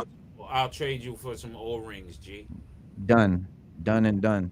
And I got all the boxes for all of it. But yeah, I don't really do the movie stuff. I like the comic stuff, and I like the more artistic looking Batman, the weird Batmans and shit. Like, I have like a whole Batman shelf, but it's all like black suits and then gray and blue suits. Yeah, I sold my motorcycle to the Batman, and I regret that because I still have the Batman figure, and I was like, damn, I never sold that fucking motorcycle. So yeah, if you got it, I gotta get it, and we can right. Yeah. Arkham one as well. Arkham. I love the Arkham style and shit like that. Got the Arkham Batman. Got the Arkham Joker. I have a whole Joker shelf. Like, I have like almost every Joker that he did. You know what? I don't though, because he did a lot of Jokers I think are ugly as fuck. I'm not a fan of that fucking Frank Miller Joker at all. Like, I'm a Joker. Right, the one with the white suit. Yeah, bro, this is my Joker. You see that Joker on my wall? That's my Joker. You know what I'm saying? The skinny face with the long jaw, the long chin, the big fucking smile, the big teeth. You know what I mean? Yeah. That is my Joker, bro. Yeah. And Joker's one of my favorite characters of all time. Definitely, like, probably my favorite villain. Batman's probably my favorite He's character. the top-notch villain of villains. Yeah. Like I said, And you know what's funny? Like, people they say that, and then it's like, what does he do? Like, he's a crazy guy. he does Like, he everything. doesn't like but like Dark Side, you know what I mean, or Doctor Doom, right? Like, he's just a guy that's fucking crazy, and he loves chaos, and he kills people, and he's a serial killer, and he has like dynamite and flowers that squirt acid, and I And he fucking does it love him. with a smile. He does it with such style.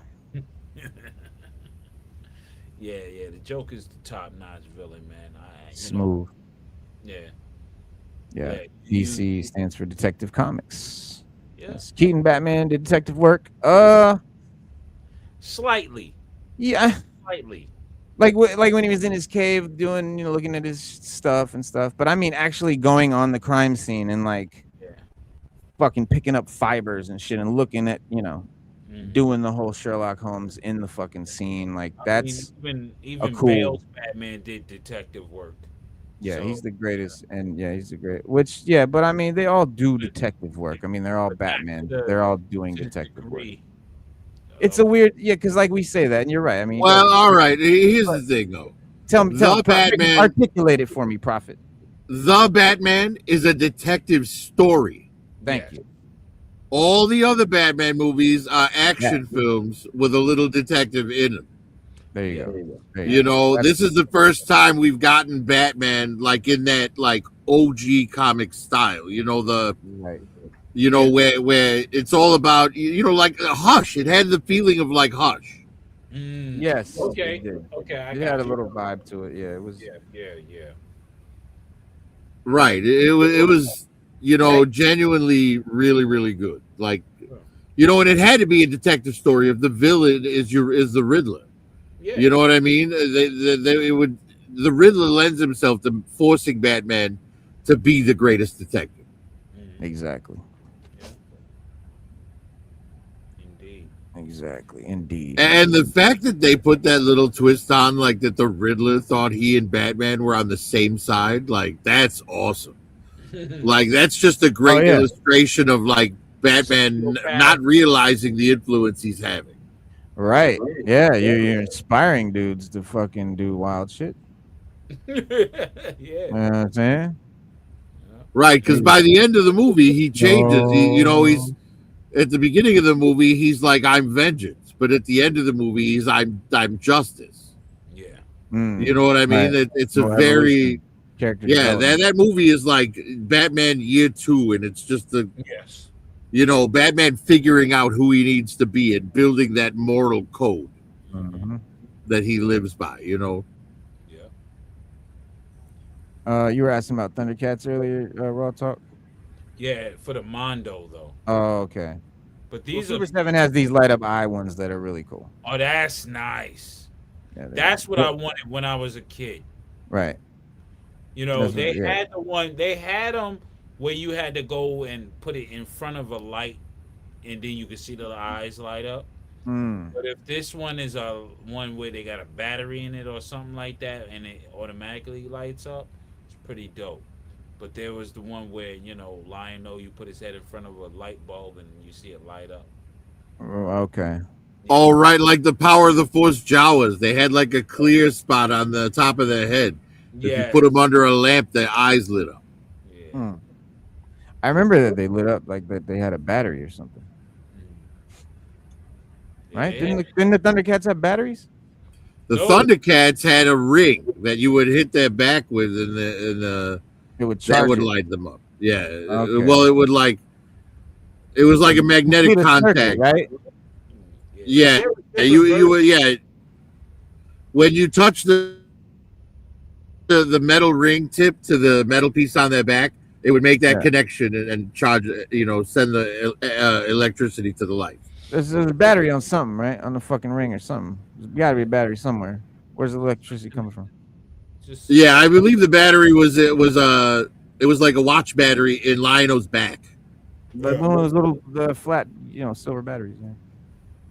Right. That may be Right. they had Well, different- speaking of Batman, oh my bad, I'll talk. Go ahead. No, I'm saying they had different size one and different You know, you got the Mm-hmm. knockoff ones that look pretty good, and then you had the regular ones you get in Toys R Us, stuff like that. So you had different Lion-Os everywhere. It was crazy. Mm-hmm. Mm-hmm. Mm-hmm. Yep.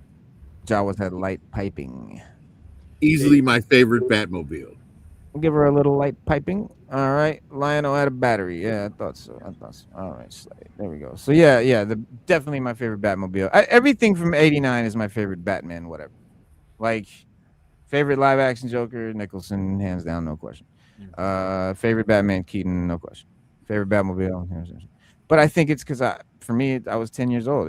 It introduced, like, bro, that movie, bro. If you were fucking a 10-year-old kid when that movie came out, that shit was so big. Batman Mania was like Beatlemania, bro. There was fucking Batman symbols on everything, bro. Everywhere you looked. If you were around during that time, bro, hats, shirts, fuck all that, it was on everything, bro. yeah, I It had was for I had sure. 10 And figures. I do agree that the Tim Burton Batman movies are the best, and Michael Keaton is the best Batman. But I gotta give best Joker to Heath Ledger. Well, see, and I know people will say that, and like, I think Heath Ledger definitely left the more on the fucking stage. Yeah, he brought more. He definitely did a better performance. Like his shit Because was insane, and Nicholson his basically did version a was. Caesar Romero impression. Yeah, he kind of Yeah. phoned it in a little bit. He was doing, but Yeah, fuck that. No, Romero, Nicholson, fuck that. Nicholson fucking went out on a limb on a few scenes, bro. He Caesar went out on a Romero has limb. the best Joker laugh, period. Caesar Romero has the best Joker laugh. I I don't don't see him care. doing. Yeah, I don't see him as Come a on. Caesar Romero. I see him. Jake Nicholson did his own thing because they turned it into a mafia thing. Everybody else did Joker. Yeah, well, Burton like adultified the Batman story because up to that point, what we had for Batman was like Super Friends, See, this is the thing. A lot you of people know, like. and Batman Right. '66. I'm partial to Nicholson's Joker because of the mafia style of it. Like Yeah, yeah. that's like it was the whole mafia, the whole like that was how they positioned it. And Joker's not always. That seeing that as a little kid, I thought Joker was a mob boss. I Mm-hmm. didn't know Joker when I found out he's like a crazy guy with dynamite and does whatever, and I was like, what? That's what? I thought he was a mafia boss. Like literally, that's what that movie did to me. But you know, that's Burton for you. He I mean, he fucks and killed the makes. mafia boss, of course, to take over his Yeah, and then he took over the little mob and had the whole Right, mob thing. because But you're right, Ledger was a mob boss too, and so was Leto. But Leto's Joker, mob, not mafia. Like they had their mobs, their gangs. They robbed banks, but a mafia, Omerta, La Cosa Nostra, that family art hierarchy, the five families that got bosses at the table, they were all Italian looking dudes. Like when he that's shook what out I. the boy's hand at the table, that was crazy. Yeah. Yeah, that whole scene right there. Right. That was It just framed it in my mind that way, but I could look at it differently. But yeah, he was a young gangster, Jack Napier, which is a whole new thing that had nothing to do with how the comics went. yeah. Joker didn't kill Batman's parents, all that. I right? Because learned later. in the comics, Jackanape was Joker's pet monkey. Mm-hmm.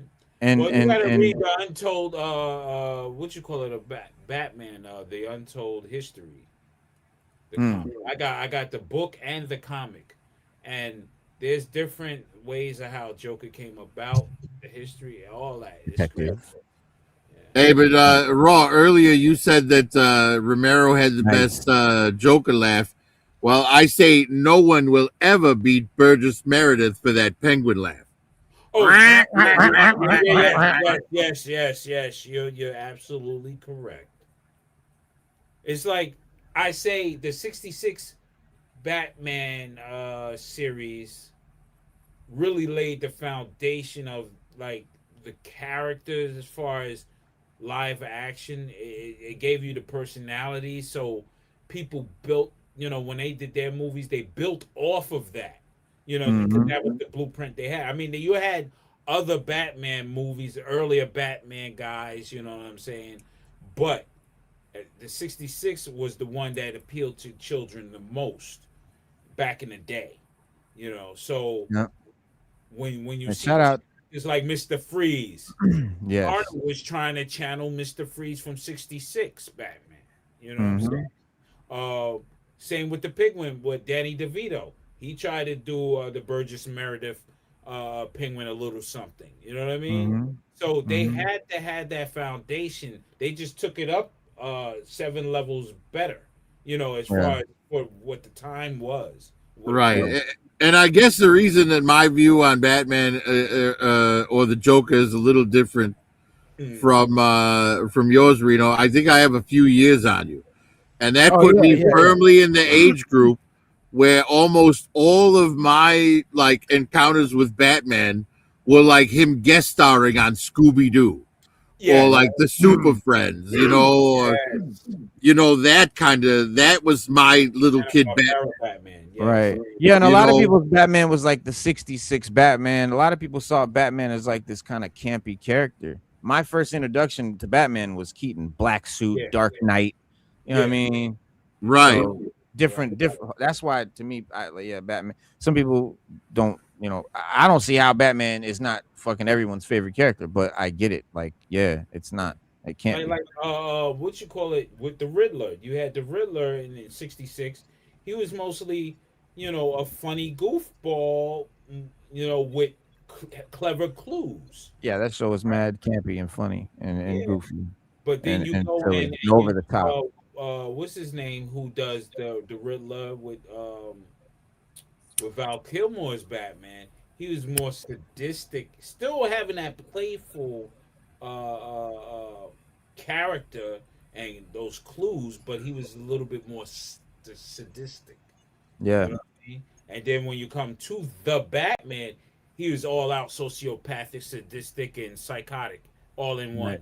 So they progressed it a lot. They progressed. And yeah, there's a lot of progressions and evolutions and iterations. And Mark Hamill, or Heath Ledger's Joker, like I said, that was an incredible performance. But like I said, I have my like idyllic Joker wears a dapper suit, and it's fucking purple and it's wild looking, but that shit is clean, bro. You know what I'm saying? Like, and whereas Heath was more of like, I'm just a punk rocker, which was cool too. And like he took it to another and made a whole.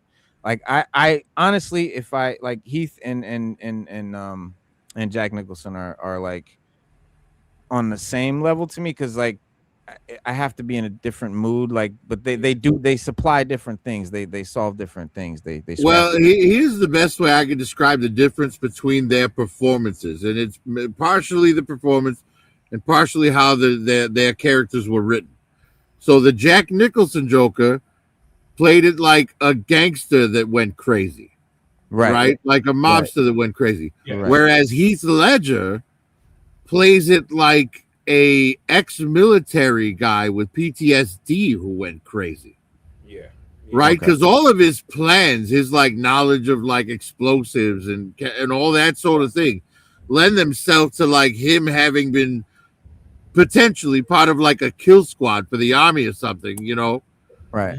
and just losing his shit after a mission or whatever, and going AWOL and erasing his identity. Yeah. Yeah. So I mean, it's $230. Wow, for the Lego Batman mobile, Yeah, $89. it's 200. Yeah, it's 230. But look what it does. Oh, it turns. It splits and turns into the bullet. Right, you got to buy 2 separate vehicles for McFarlane for that. Yes, you do. Yes, you do. I actually have this the Tumbler and the '66 Batmobile Lego. Yeah, and Legos are expensive, guys. Like Legos yeah, cost hell money. yeah, hell yeah. Legos are fucking expensive. They just are. I might have to break this down and I'm gonna see because I like it. I love it. Man. I don't do a lot of Lego. I really don't do any Lego shit. Last Lego thing I did was that big pirate ship they did. It was this huge pirate ship, bro. It was massive. What was it from? Yeah, Legos were very different for me as a kid. It was a cartoon, a cartoon, and it had this one pirate on it, and he was like all clunky. He was like, it was huge, dude. It had cabins and shit, like it stacked up, like it was like 2 stories, like, and it was massive. And I just got it with my son, and we built it and shit together. That was the only like last really Lego thing I ever got, and that shit was Yeah, that shit was expensive as fuck. When I was a kid, the only things that Lego made were like, the regular like Lego towns, and then the space stuff had just started. The NASA like guys. The night, the castles and shit, right? Well, no, that they hadn't even dipped into fantasy yet when I was a kid. That didn't start till I was like a teenager. Yeah, that's what I knew. The castles came out and shit. Yeah. Yeah, all I had were like little police cars, fire trucks, airplanes, and then the space ones. Crazy. And then, like, when I got out of Legos, I'm like, oh, why is there a dragon now? There was no dragon before. Yeah. Yeah, that's always the case, man. It's always, as soon as you get out and you look back, you're like, what the? Right now, there's dragons and skeletons and castles. Castles make sense for Legos. They're bricks. You know? It's like, yeah, I got none of that as a kid. It came out too late for me. Yeah. But that's a nice set right there. Yeah. So Deep Six. Woo! Yeah, he's a must-have for me, man. A must-have. Yeah. Well, Target's got him hostage. Oh, they're not releasing. It's no. Oh. But yeah, it's a crisis. He's super dope, man. He's super dope. Yeah. They did right by him in this. I think that's the figure of the year, in my opinion. Really? That's the figure of the year, yes. For me, Wow. the figure of the year for Classified is Deep Six. Well, far, and I admittedly it's because I don't have Deep Six yet, but so far for me, the classified figure of the year is Iron Grenadier Destro. Right. Okay, of course. I mean, he came definitely with a lot of shit. He's dope. He well made. Came with the cloth cape or side cape. Dope. Yeah. That Deep Six right there. But I mean, he's sitting at Target. Target's sitting there like we're like people that already got him on Hasbro Pulse, like and like all that shit. Like we're gonna have him, and Target's still waiting to put him out on their release date. Bitch, you got them shits. You better put them out. Motherfuckers will rush and buy them all right now and cancel their pre-orders from Pulse or whatever. But they don't. They don't think about. Are you going with the dome helmet or the yellow helmet when you get him? Are you going to put the dome helmet on him or the yellow one? Oh, classic. Everything for me is classic. Everything I want it to look as close to the 80s version as possible. Yeah. So that's your look right there, the dome look. Yeah. The dome look dope. If I were, and people talk about his proportions too, but if you look, those hands are robotic. Yeah. Right. So his actual hands stop like short of the wrists. He's controlling them. You know what I mean? So it's not like, it's a mech suit. Right. Yeah. And his feet are like at the top of like a 6-inch boot there. You know what I mean? I saw that image too, but when I see B's Battleground had them side by side, he's really same height as the other classifieds. Can you believe that shit? Yeah. It blew me the fuck away, bro. I couldn't believe it. He's not that much taller. I thought he was gonna be like an inch or two taller. He's not. Wow, that's let me show you because that you have to see it to believe it. But yeah, talk amongst yourselves. I'll pull it up. That's wrong the way they did that. He's supposed to look like a classified figure inside the mech suit, kind of like a little. Well, it's not a mech suit; it's a diving suit. The mech suit is the snake armor. That's a mech suit, but it's still, you're supposed to have some type of beefiness to him. Well, this is basically the armor on the suit isn't really for armor; it's for weight. It's because the suit is meant for deep diving. You're meant to be walking on the bottom of the ocean in this thing. Yes, right, exactly. Right. Yeah, so what up, bro? It's high pressure. It holds more oxygen. You know what I mean? So, but in terms of height, his feet are only because there's weights on the bottom of the shoes. Mm-hmm. Yeah. So his feet are only like 4 or 5 inches off the ground. So he's 4 or 5 inches taller than he would be barefoot. Right? That's how tall he should be. So he should be around the same height as a regular Joe. Yeah. But the arms being long, that's the extension of mechanical help, because those hands are not his hands. Because that's what I was seeing. People are like, he looks like a gorilla. It's like, dude, those are robot hands, man. His hands are inside the forearm of that thing. Yeah. How about that shit, huh? Yeah, that looks great. That looks exactly as it should in classified Now scale. that I see it, yeah, it looks. It works when you see it, but in my head I imagine him being way taller. Because remember that someone did that like AI thing where they showed the body inside the suit and it was like way smaller. Mm-hmm. Yeah, I don't think that was accurate at all. That was Yeah, not like, a real thing. a manipulation. Yeah. Yeah. Shout out to B's Battlegrounds. Go check him out. Like and subscribe to B's Battlegrounds. He always has the figures super early. Him and Sharky. Shout out to my man Sharky at Shark Eyed Toy Review, and they always get the figures like a month early, 2 months early. So go check them out.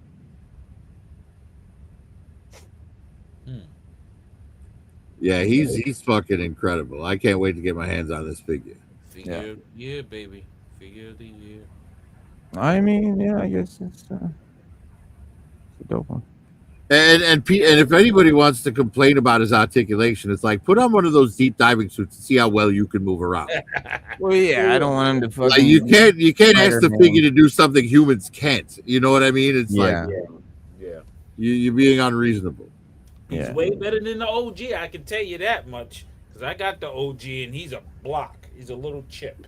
Right? He's like does that like his arms went up and down. That was it. Yeah, that was Right, it. right.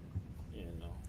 So Deep Six, yeah, there he is. We've seen him, ad nauseum. I think we know pretty much all about him, but yeah, he's got he's should be in your hands real soon. Mayfex has the battle damage Superman, and but I mean, who collects? Anybody collect Mayfex here? Nope. Nah, they're too pricey for me. They don't scale with any of my shit. I got the Cyborg Superman, and right, it doesn't scale with anything. It's too small for Marvel Legends. It's obviously way too small for any of the DC stuff. And for the price, yeah, the detail isn't quite there, but I do love how they look. Like, I mean, but again, I'm coming from a very like personal like comic fan place, because like as a comic fan, like I really started collecting figures literally to pose them in front of my comics, and I didn't even know about Mayfex yet. I just saw Marvel Legends in the store one day. I was like, oh shit, that's gonna look cool in front of my display, my comic display.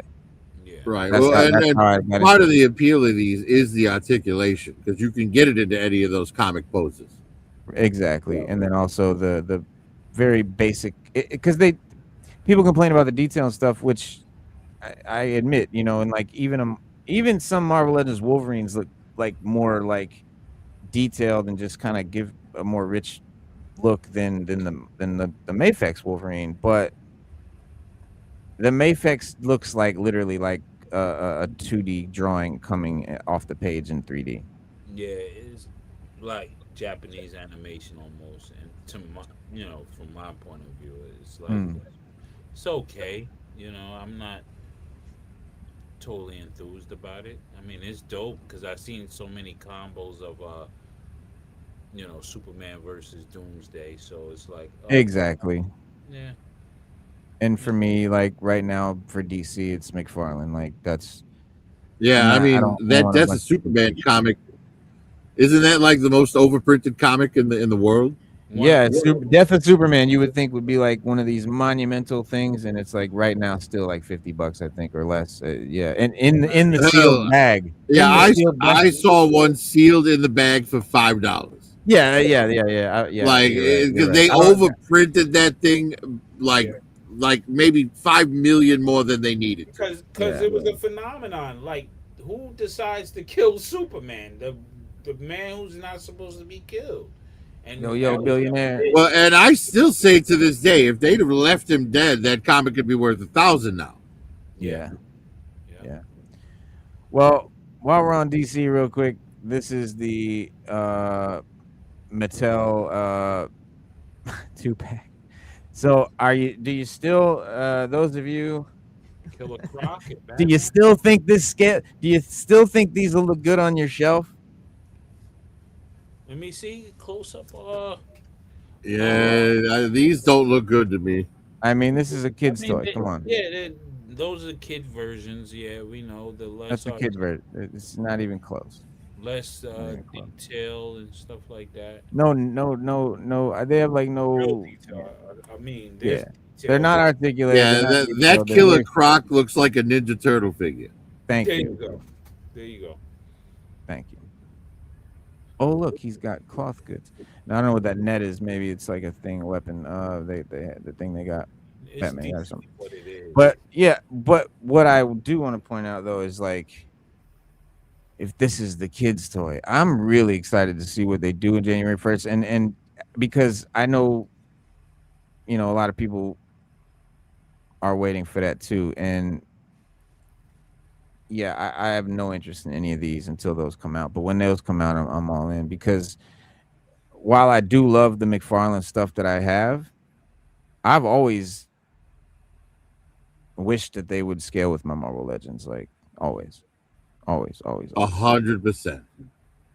Like that's one thing. That's the one thing. And then the other thing is, he won't get away from pin joints, and I have a pet peeve about pin joints. Like I don't like them. I don't want to see them. Once that they stop doing them, I never want to see them again. If I have a pin joint character and they do a new version without pins, I immediately buy it and get rid of the one with pins. Like I don't want to see pins. It's like outdated technology. It's like, why are we still doing that? Yeah, the pins are my only real complaint about the Larry Bird figure. Well, that's the thing. Those the sports figure. I would have definitely copped some of those, like the Bird and the Jordan and the Magic and like some of those iconic dudes, from the '80s when I was a kid. Like those are pretty cool. I would have been interested. But those joints, man, on just it's hard. Like the only reason I do the DC stuff is because I love the characters so much, and everything else about the figures are great. Fucking joints are a problem for me. So anyway, I digress. I want to see what Mattel does. Yeah, I'm excited, Mattel, and I'm hoping Go ahead. Mattel takes a Marvel Legends mentality towards it too, and not in terms of price, but in terms of like, give us, let us complete some teams. Right. You know what I mean? Like if you're gonna give us, a '90s Justice League, give us all the '90s Justice League. Yeah. If you're gonna give us a Green Lantern Corps, then make a whole wave of Green Lanterns. Yeah. You know what I mean? And give us Kilowog as the Build-A-Figure or whatever. You know what I mean? Like there's so many things that they can do. Yeah, that will make the line great. And the formula's out there. Yeah, if they do that, they will kill it. If they do that, they will kill it. Like I'm itching to get a Margot Robbie Harley Quinn that scales with my fucking Marvel Legends. You know what I mean? Because the McFarlane one is like, dude, she's like 8 feet tall compared to the Marvel Legends. It's like, no, you can't put them together, and which some people don't have any interest in putting DC characters with Marvel characters, and that's cool. And it's not like I really want them together. Here's the thing. I don't plan on doing scenes of Spider-Man fighting Batman or something like that. But I have like the way my shelves just look. I just like it where everything's 112. I just like that. I like my Marvel shit to be 112, my G.I. Joe shit to be 112, everything 112. Like, yeah, well, and for a lot of photographers, McFarlane has basically just been denying us any crossover work.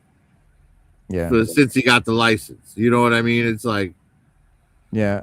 And it's upsetting because DC, right before Mattel lost the license, that last wave of DC Universe, they were great. I have the Alfred from it. And the Alfred, you could make him the comic book Alfred, the evil Alfred from the Crisis on Two Earths thing. You could make him the 1966 Alfred or Michael Keaton's Alfred. Right. You know, and naturally I have him as Michael Keaton's Alfred because that's my favorite Alfred.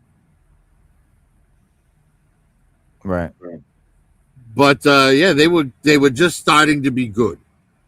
And then McFarlane snatched them away and said, no, that's all garbage now. Here's your new scale. Right. Well, these look pretty cool. These are pretty like if you're doing the Muppets and Sesame Street stuff, these are like super detailed, bro. Look at that shit. little articulations and shit. But yeah, not for me.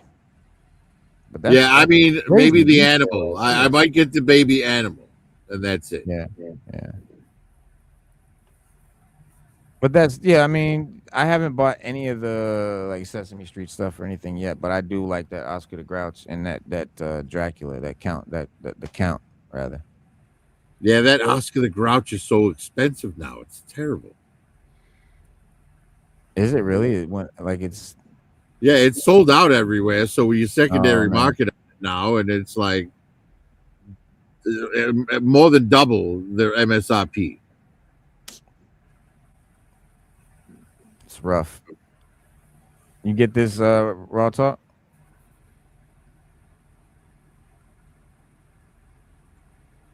Yo, raw. Oh shit, he probably stepped away. Mayfax, Black Panther, Hush, Batman, Superman, Ivy, Harley Quinn, Catwoman, and a few X-Men for me. This Death of Superman figs are bad in my opinion. Yeah, some of the X-Men I do want to get. I want to get that Wolverine for sure. But I collect. Yeah, and I have to say the Hush Poison Ivy is the best Poison Ivy figure on the market right now. But Yeah. she's a woman, so she could be a little smaller and still mix in. You know what I mean? Right. As far as getting the new line and already having the McFarlane stuff, it's like it depends on the characters too. Because like Mattel might just hit us with Superman, a couple Batman, like a bunch of whack like normal shit like Batman with this suit and Batman with the diving suit and blah blah blah. It's like I'm not interested in any of that. I want characters, so I can do a nice lineup of characters. I don't want to have just a bunch of Batman characters. So it depends on how they do it, what they come out with, and I will definitely get them if they do. I'm really itching to get a Green Lantern core. Yeah. So after McFarlane's done, after he's done and not producing anything else, McFarlane figures will probably go up in value. People will they'll be sought after because you can't get them anymore. They're not made anymore. Right. But who knows? Who knows how it goes? Who knows? Could go anyway. You know what's funny? My most wanted Green Lantern like figure, I want Badge. I want that alien squirrel. Give me an articulated Green Lantern squirrel. I'm on it, man. I'll give you the money right now. Yeah. Definitely. All right, let's see. So these are let's see. Yeah, that's pretty much the toys. Oh, we do have some more news. We have some Savage news. Savage Crucible confirmed that Death Dealer has shipped. Oh, I'm so excited. Officially on the water, but there's been another delay. The typhoons hit the area around the ports where the container was located. They showed us the little message pushing the expected U.S. arrival back by a couple of weeks. Now estimating early fall for Death Dealer, after which the shipment, still has to clear customs and reach their warehouse and blah, blah, blah, blah, blah. So, but Death Dealer is basically sold out through retail, but they said limited remaining stock will be offered directly on their, on their site and stuff like that. And do you have a picture of Death Dealer? Yeah, I was trying to pull it up, but I just wanted to move that real quick. But yeah, the Death Dealer and their whole little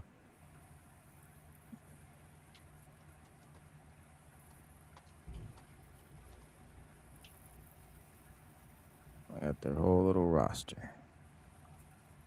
There he is. It's a beautiful thing. Oh, nice. Yeah, that's that Frazetta stuff. Nice. Yeah, I think this is definitely like figure of the year for sure. If Elric was figure of the year, which it was to me, this could definitely like surpass it. God, look at that chainmail. That real chainmail. Real chainmail, like actual rings of metal. And this is just one version. Like that head sculpt, those horns, that's just one look you can do. There's several. That's one with the chain like kind of mouthpiece and the ornate top and stuff. And this one has more like a. There you go. There's one more like a basic one. There's one with more details and shit. but then you can do different horn combinations and whatever, different armor. There's 2 different chest plates. That's everything that he comes with. And Savage Crucible articulation, quality, all those weapons, man. I cannot wait for this. It is That's dope as hell. Yeah.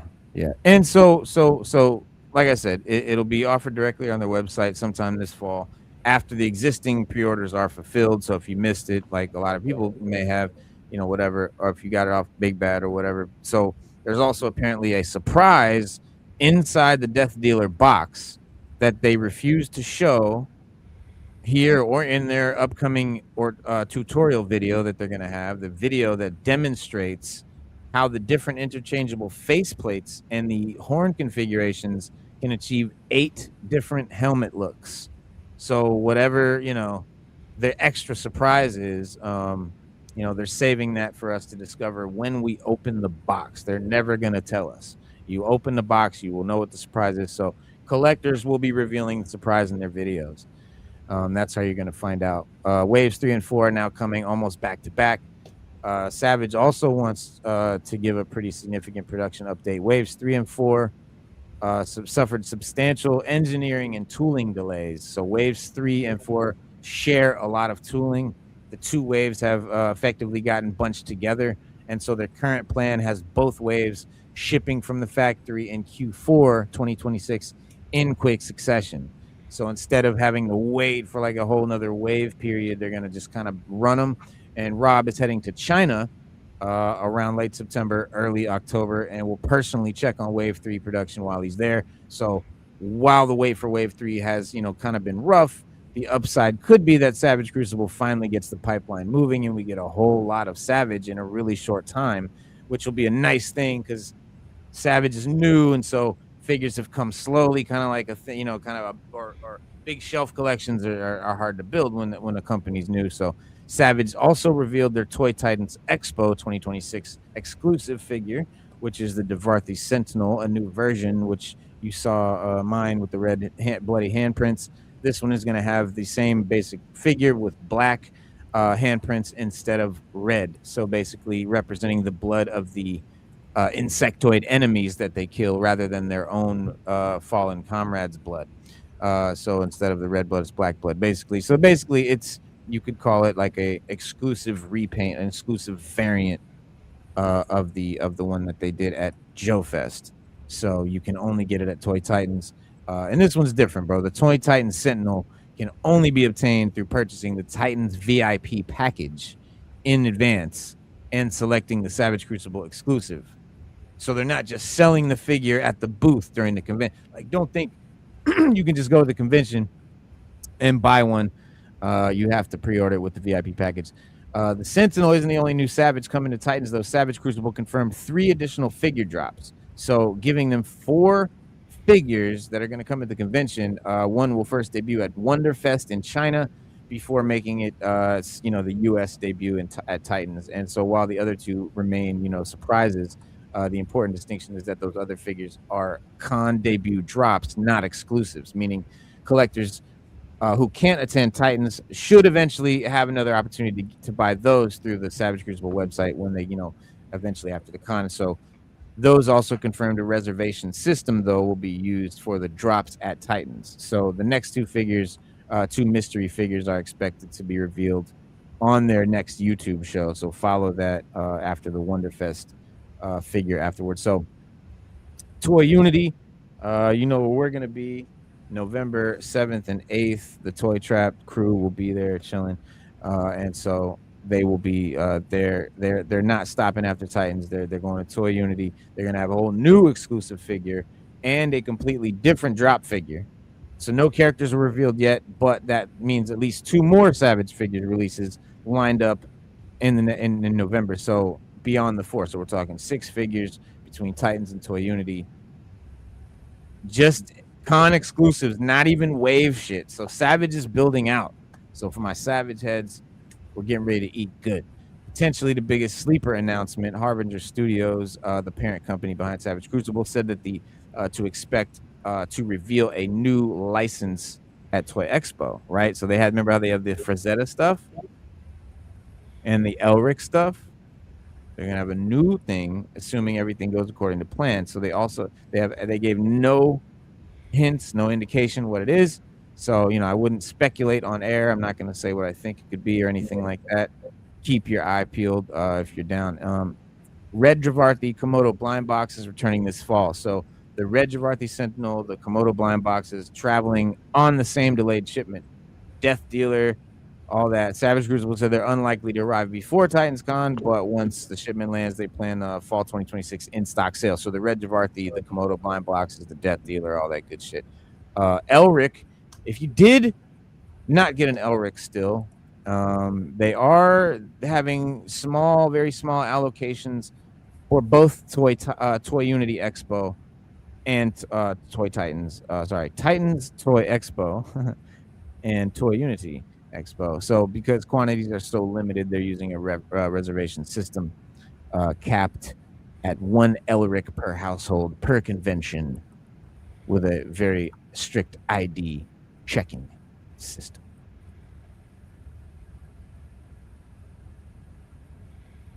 Very exciting.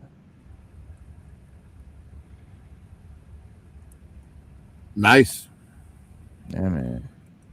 Let's see what. Yeah, it's a great looking figure, man. Savage Crucible, man. It's seems to be one of those brands that's there's no depreciation in their figures. No, not at all, not at all. The 112, the Mezco Death Dealer is cool. They're all there. There's a few Death Dealers out there, and there's one other one that's really crazy. And but even the craziest one I've seen, still, this is definitely going to be the best one. Like, accessories wise, articulation wise, customability, all that stuff. The other one does have metal ringlets as well, but this one the other one has like the horse and everything. It's insane. But this one, if you missed the opportunity, yeah, it's gonna come back. It's gonna be back, so you'll have another chance.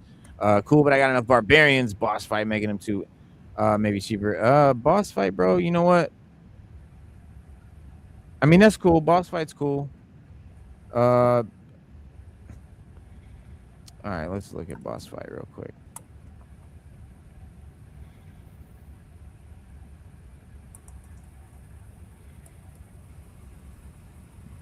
Where you at, boss? Okay, fuck it.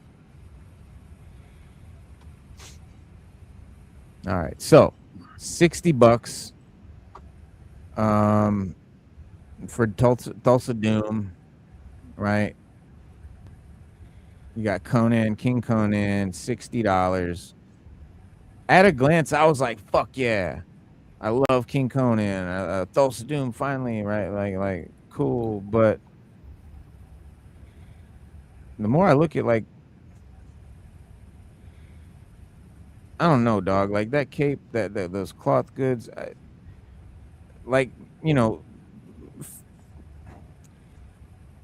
40 maybe, 39, yeah, all day long. Yeah, there's like no seam work. It's just like one piece of fabric. I mean, $60. I don't know. And this is a digital render, so who knows? But I don't know. Boss fight. Never had a boss fight. Never held one. But I know that 60 is high even for boss fight. Like I don't think they know. Yeah, 60. Most boss fight figures are $30 to $40. Yeah, I get. I mean, well, here's like if you go to Boss Fight's own website, that's a better place to look because you don't have to pay the extra big bad fee. Right. Yeah, true.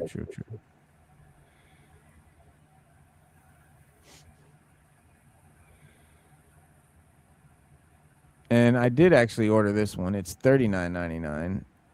So, and I think it looks pretty good. Like it has a lot of stuff. It's got but I'm gonna wait when I get this if it's cool. And I like the green is like molded plastic, like the green cloth part. It seems like, yeah, the green part is like molded plastic.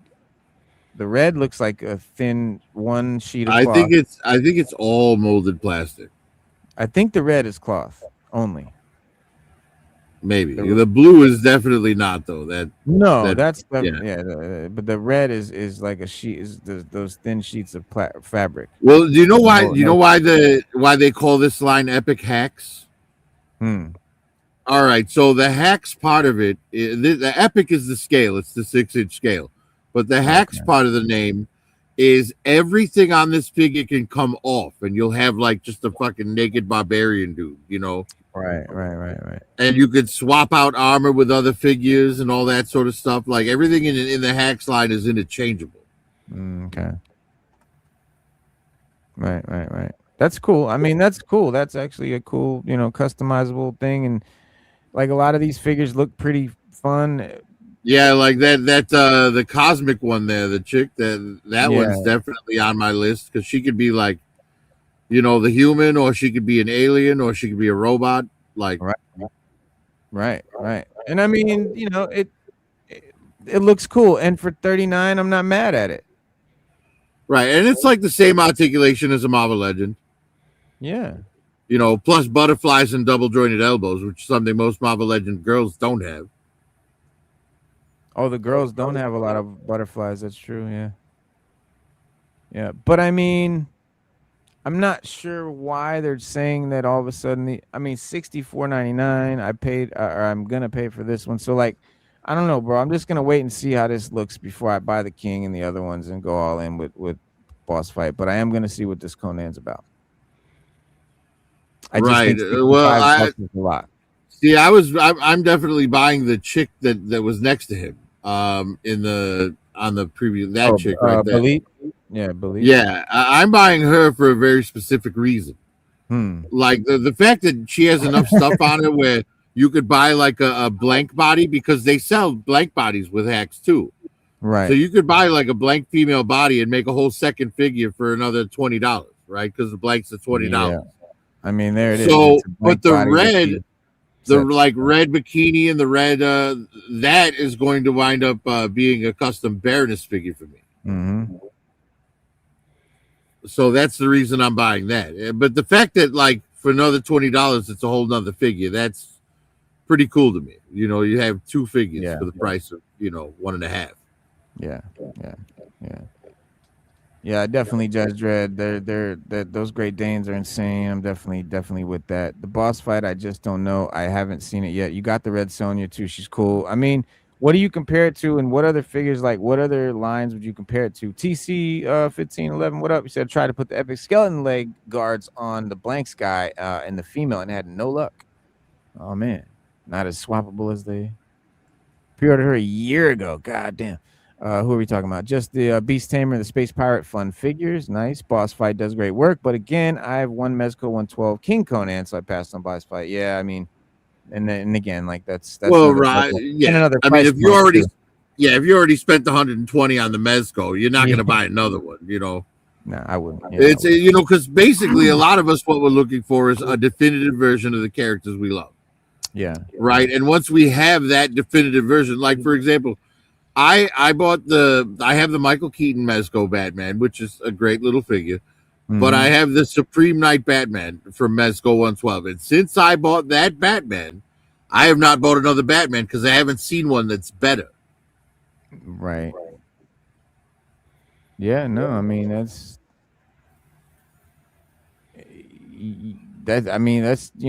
whatever is the best one out there is what you got to get. Like it doesn't matter how good it is if it's the only one out there. But when there's other options like Conan, there's so many options. Then I can be picky. Right, but see that the female there, the reason that I want her, because if you look at her, take off the white sleeves. And throw some glasses on her, and that could be the Baroness like lounging around Castle Destro. You know what I mean? Oh, yeah, and that's something that I'm building right now. In fact, one of the things that I was doing today, actually, I was creating like the artwork that I'm going to hang on the walls in the place, like because if you're talking like an old Scottish castle, you need all kinds of artwork on the walls and shit. Yeah. So I got like the gold picture frame PNGs, and I put my a bunch of different stuff in there. And yeah, they look really, really good. I'm just gonna print them out and slap them on, you know, the walls of the inner castle. Sounds dope. Yeah, if you want to see them, I can show them, but I'm not gonna press that. Yeah, no, we could look at it. But Popeye, they got Loose Collector. Red Sonja was 70. Yeah, I haven't seen that one. Loose Collector. Only thing I have from them so far is this Liefeld stuff, which it's impressive. I just don't know yet if I agree with the price. I gotta handle it more. Legends of Lucha Libre. So this is pretty cool. They have luchadors, man. That's actually a cool concept. There's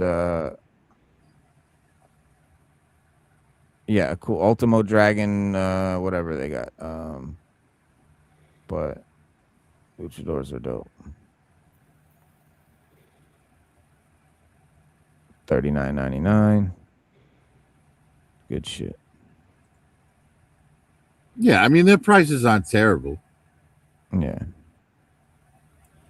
The cat, we got the Grand Slam in hand. Look at that. Yeah, somebody earlier said that the HAL looked like a dollar store toy, and I'm like, What? I think it looks great. I think it looks like exactly as it should. That seam is kind of unsightly going down the front of that leg there, but I don't know. I guess I'll have to see it in hand. I like the seat. Looks like leather, kind of like. It's got a nice texture to it. I'm not mad at it.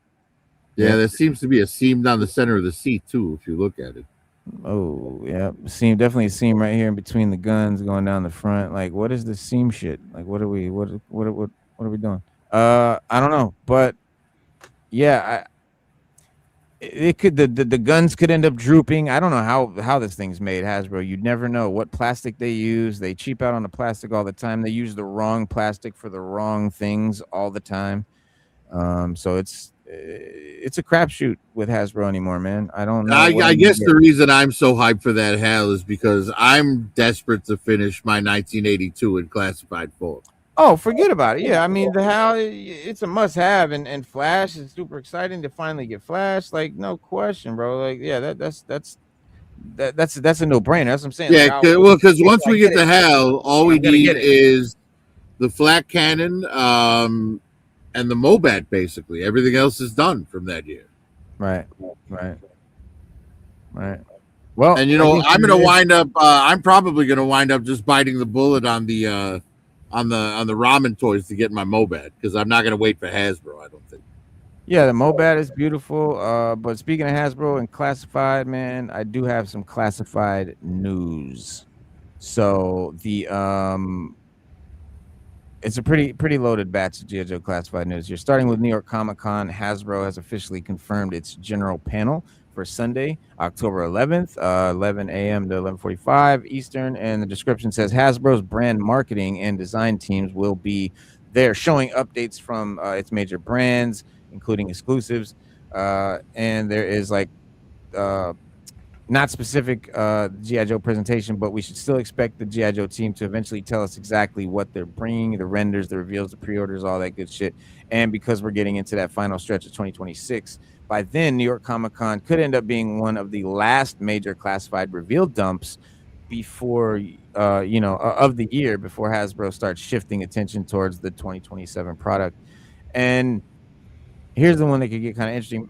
Major Medusa is a newer Cobra character out of the current G.I. Joe comic universe.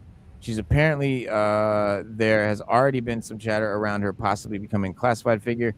Nothing officially confirmed by Hasbro, but Major Medusa, and this is still speculation, but visually, she feels exactly like the kind of character that I think classified could potentially jump on.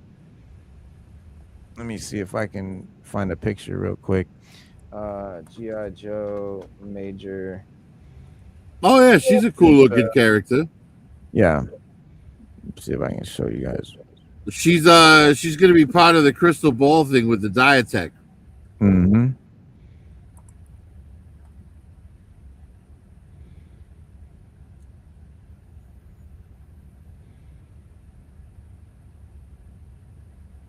Oh, damn, what happened to the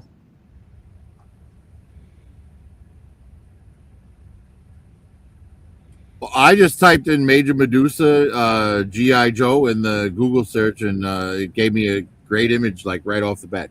Yeah, that's exactly what the fuck I typed. That's what I expected to see. Look at what it gave me. A fucking description and no pictures. And when I click the images, it gives me fucking nothing about Major Blood. Thanks. Let me see if I take off G.I. Joe. Maybe that's what it is. Nope, that's just fucking Medusa. So you just type Major Medusa in Google. Major Medusa GI Joe. Okay, so I put G.I. Joe Major Medusa, and that distinction is very critical, apparently. No, nothing here. Hold on, wait a minute. Still not giving it to you. That's Are we crazy. on the same Google? I'm on Chrome. What are you on? I'm on Firefox because I don't fuck with. Oh, all right. Hang on. I'll go ahead and just get the image and show it.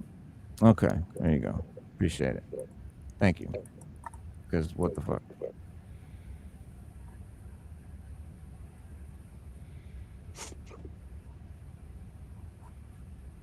Yeah, just let me know when you share it. But yeah, she does have like a sci-fi kind of look. The snakes worked into the design, the blonde hair, the green makeup, the dire tech elements, general, you know, kind of like a Pythona kind of vibe, I guess. The obvious speculation is that if Hasbro does make her, they could potentially reuse or modify some of that Pythona tooling.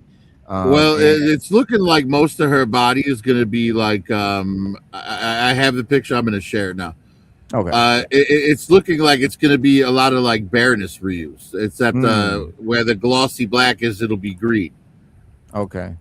All right. So there it is. I shared the image there. Gotta remove this one and add this one. There we go. All right. Yeah. So there we are. So you see the way her boots are down here? This is very Baroness boots. Yes. Right. So most of the body, I think, is going to be Baroness reuse. Yeah. Could be. With a lot of translucent snakes for dire effects. Yep. Yeah. This is you know, I kind of like the crazy eyes. Yeah, not dude. the biggest picture, but whatever. Yeah. But this is I could see this being a good classified figure. I mean, it would be a pass for me because I'm not on the Diatech stuff. Right. And I'm like, all right, it's too late for me to get in. All that shit's triple on the secondary market now. All the you know, you can still get Crystal Ball pretty reasonable, but the Ghost Viper and the Ghost Creeper are both expensive as hell. Well, the thing with me, like I got Crystal Ball because the main character. I need Crystal Ball. I don't care about not getting the Diatech figures. Like, you know, I missed them. But I had an opportunity. I chose actively to pass on them, and just because, I was at a point where I was like, man, I'm not gonna just keep buying every fucking thing you guys put out because, like, at this point, you know, it's getting silly with these prices. Since I had it up, these are those the paintings I was telling you about. Oh yeah, little paintings. Yeah, I did. I added like a watercolor filter to some of them, and then blurred it out some. You know, some are meant to be, you know, a little different than others. Yeah. But then there's this, right? Oh, that's from the and the Vulture, Voltaire, and and cousin Darklon. Yeah. And then this one here is the one that's going to be above my desk, like in my study. You know, I'll be sitting behind the desk, and this will be behind me. So where do you get the little frames from? They're just PNGs. I looked them up online, found them for free, and you know, load them. You're gonna print them out on paper and put like a paper on the wall. Yeah, I'm gonna print these out. Well, so what I'm gonna do is I'm gonna print them out, and I'm gonna cut the image out of the frame, and I'm gonna put that behind a piece of like plexiglass, and then I'm gonna put the frame on top of the plexiglass. Yeah. Okay. And it'll give it that depth, you know. Yeah. Give it. Yeah, there you go. That's creative. But yeah, I think these are gonna look great, you know, and they're just background. They don't have to look perfect. You know what I mean? Like, you know, look at the extreme sets. Like everything, those backgrounds look fantastic on camera, and it's just a 2-dimensional drawing that we're looking at, you know. But it looks, you know, great. So yeah. No, these being mostly 2D is not something I'm too worried about. But I had to put this one in. This is the original Destro mask that the ancestor was punished with. Oh yeah, right. Burned its face and shit. Right. Nice. Yeah, And those are this dope. was his armor. shit. So Oh, the medieval, right? yeah. That's wicked. They need to do a figure for that. They need to do a figure. Yeah, that would be amazing. I would buy it 100%. Hell yeah. But yeah, that's Medusa. Hell yeah. But this is the class. The Snow Cat is definitely finally looks like it's getting ready to leave the building. Collectors have been receiving their emails, shipping addresses to be updated by August 25th. So usually that's a sign that we're getting close to fulfillment. I don't remember exactly when I got my email versus when I got my Rattler. I know I was one of the last people in the world to get a Rattler. Everyone had their shit like a month before they fucking shipped mine. It was really a real fucking shit show with the Rattler.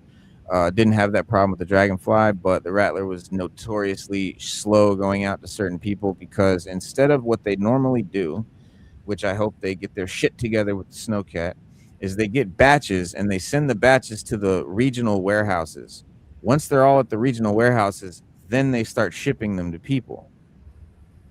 Is how they explained it to me in the letter back and forth that I went back and forth like 7 emails back and forth with them about my shit because I'm like, bro, motherfuckers are showing their shit like a month ago. Why is my shit still not here? Make it make sense. And they were trying to make it make sense and it didn't make any sense. They're saying that instead of sending them to the regional centers first and then shipping them, they just shipped all 50,000 units from one fucking place and it took fucking forever. So hopefully they don't make that mistake with the cat and we all get our shit relatively around the same time, and that would be beautiful. But one of the things in a few weeks coming out. Yeah. One of the things that excites me most about the Snowcat coming out is once this is out, they can go ahead and release the green jungle colored bivouac as a regular release. And we can start that little world building by getting those accessory sets like the bivouac and the checkpoint and the outpost defender and the those little things. Those are the kind of things that I want to see in Classified because I almost have all the figures that I want. You know what I mean? Like I'm going to be picking and choosing from here on out between figures. Oh but yeah. you start making shit like the bivouac and the checkpoint and that stuff, I'll buy all of it. Yeah, of course. I mean, that's kind of where it goes from here. Like for me, like Classified, I mean, I grew up, with G.I. Joe in the 80s. I was completely done with G.I. Joe by 1990 in all respects. I didn't ever buy one after 89. So I don't have any interest really in anything after 89 other than the fact that it'll be a cool figure and Classified can make, I like the Ninja Force stuff and they've made cool figures out of characters I didn't give a fuck about as a kid. So, I'm fine with, experimenting a little bit. But the main excitement of getting my favorite 80s stuff is gone for the most part. There's like maybe 5 to 10 characters left that I'd really like to see. Obviously, version 3 Snake Eyes, blah, blah, blah. We've done a bunch of talks about that. But like, yeah, I mean, now at this point, the only way they're going to keep me really on the hook and really excited is with the 80s vehicles, the 80s play sets, the 80s little accessories, packs, whatever the fuck, anything 80s, the little Rugrats, all that shit, man. Right. And the bivouac is a logical first step because they've already made the tooling. They just need to change the fabric color and the printing, plastic. I hope they wait though. I hope they don't immediately put out the bivouac because it's like we just fucking got a white bivouac. Now we have to buy a green one. Give me a couple things first, then give me the green one because like then I'll be fiending for it. But I don't want it right away. But well, as someone who didn't get the Snowcat, I would like it as soon as possible. But that's as I was just gonna say. I mean, if you didn't get this one, then yes, I can understand wanting that right away. And for that's just my personal thing. I'm sure Hasbro will probably put it right out because that's what they do. I mean, look, but at the same time, their sort of method on that, like with the his tank and stuff, is they want to wait a while before they reissue anything from a HasLab. Because then people that paid for the HasLab feel like they didn't get anything special. So like the his tank, the Arctic his tank, they waited till like 2-3 more HasLabs came out before they're giving you the Arctic His tank. So I don't know if they're gonna follow that same thing with these tiers and stuff like that, but yeah, that's already one of the GI Joe playsets right there. So they've already made it. We know they can make it. We know they will make it, and that's proof of it right there. That's the Bivouac playset in white. So, but yeah, if you've been building around the Snow C.A.T and you've got the Snow C.A.T, they're also directly doing the Arctic 3-pack going up Wednesday, August 26th. If you're interested in that, I personally passing on the 3-pack. But that's the Frostbite, the Lady J, the Flint set tied into this whole Arctic rollout. So if you've been, I'm really excited for those, especially that Lady J, man. I can't wait to put that Lady J head on the OG body and get that giant vehicle. Yeah, I will get a Snow C.A.T eventually. I just didn't have the money when the limit hit. You know what I mean? When the time ran out. Yeah. So, but I'll get one eventually, and I know I'll wind up paying like a couple $100 extra for it. But whatever. Yeah. I mean, that's that. There's some I think that are worth doing it aftermarket, and there's some that aren't. I think this is one that will be worth getting aftermarket, even if you. Well, and you just got to be patient and wait for the good deal. You know what I mean? Like, absolutely. Like I saw his tank recently for $325, complete, sealed in box. Nice. That's cool. It does happen where somebody's just trying. They're moving, they want to dump their collection. Mm-hmm. You just got to pay attention to your Mercari and your eBay, and just have HasLab queued up as your search criteria. And there's your Ninja Force Jinx and Scarlet renders. I meant Jinx and Scarlet, Jinx and Snake Eyes. Yeah, this one's a pass for me. I mean, I wanted to get all the Ninja Force stuff, so I will eventually get it, but I haven't been pre-ordering. Like, I haven't been keeping up. Like, I still didn't get Scarlet and Shebang, which I do want to get. Do you have the Ninja Force Zartan? Yes, and I think it is fucking one of the best classified figures they've ever done. Do you done. have the O-Ring Ninja Force Zartan? No. Well, there you go. That's another one I have for you. Beautiful. Yeah, I was just gonna say, hell yeah, bro. Thank you. That figure is awesome, dude. It makes me want to get the Ninja Force stuff. Like, I had no interest in Ninja Force as a kid. I hated it, despised it. I wasn't into GI Joe, but I remember seeing it on the shelf and just being like, I remember scoffing, like, that's what they got now. Like, they're complete. It's over. Like, they were doing fluorescent color characters and all that shit. But now, looking at some of those characters, like, we did our checklist, we looked through all of them. Some of them are gonna be really cool and classified. So, I may or may not, but I think that Snake Eyes is cool. The Jinx I really don't need because I don't know who that is yet. I don't know who some of these other characters are. Like, I didn't know who Slice and Dice was, but those figures are fucking amazing. So, figures. Yeah, they really knew how to sell those to people because, they basically turned them into army builders by making it. You could like make 4 or 5 different figures out of that set. Exactly. I'm about to repaint, so mad they release it again. Yeah, I mean, it's the name of the game. But yeah, where's the that thing's cool how it's like doing a wheelie and shit. But yeah, the Ninja Force Snake Eyes and Jinx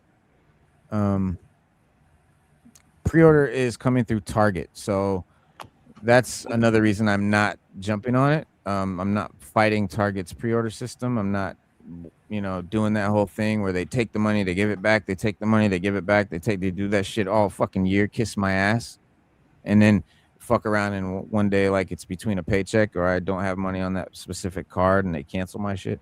Like, I don't I'm good on fighting that bullshit system. Also, I had a crystal ball. I think it was crystal ball. One of them I got, pre-ordered it. The pre-order came out and they were like, oh, we fucked up and didn't have enough for you. Then they put them all in stores, sold them all, and I'm like, you still haven't fulfilled my pre-order. Why are you putting them on shelves? You've got people who had pre-orders not fulfilled. Those shelf shits need to be given to people who ordered and already fucking paid you know what I'm saying, months ago. Why are you putting shit on the shelf when motherfuckers still haven't gotten pre-orders? So I do Right. want You to know, I have a similar story from Target. GameStop, and the reason that I don't go to GameStop or anything anymore. Yeah. I pre-ordered the NECA movie Ninja Turtles from them, and all 4 of them, and I paid in advance. Nice. And you know, a few months went by, and I went in, and I'm like, "Hey, any news on my turtles?" And they're like, "Oh, well, they came in, but you didn't come and get them, so we sold them." Right. And I said, "All right, well, first, you didn't call me and tell me they were in, which is your job. You're supposed to call me and tell me they're there. And second, they were 100% paid for. They weren't yours to sell. You literally stole from me."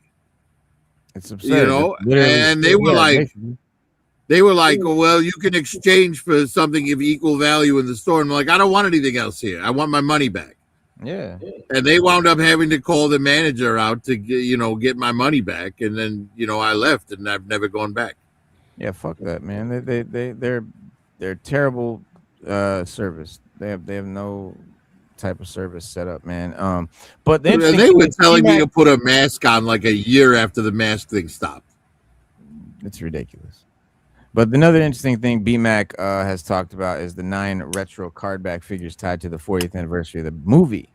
So the G.I. Joe, the movie, all the figures, they're going to do retro versions, like movie style, cartoon style. I don't know how animated they're going to look. I hope they. Well, we have the first example because that's the Falcon.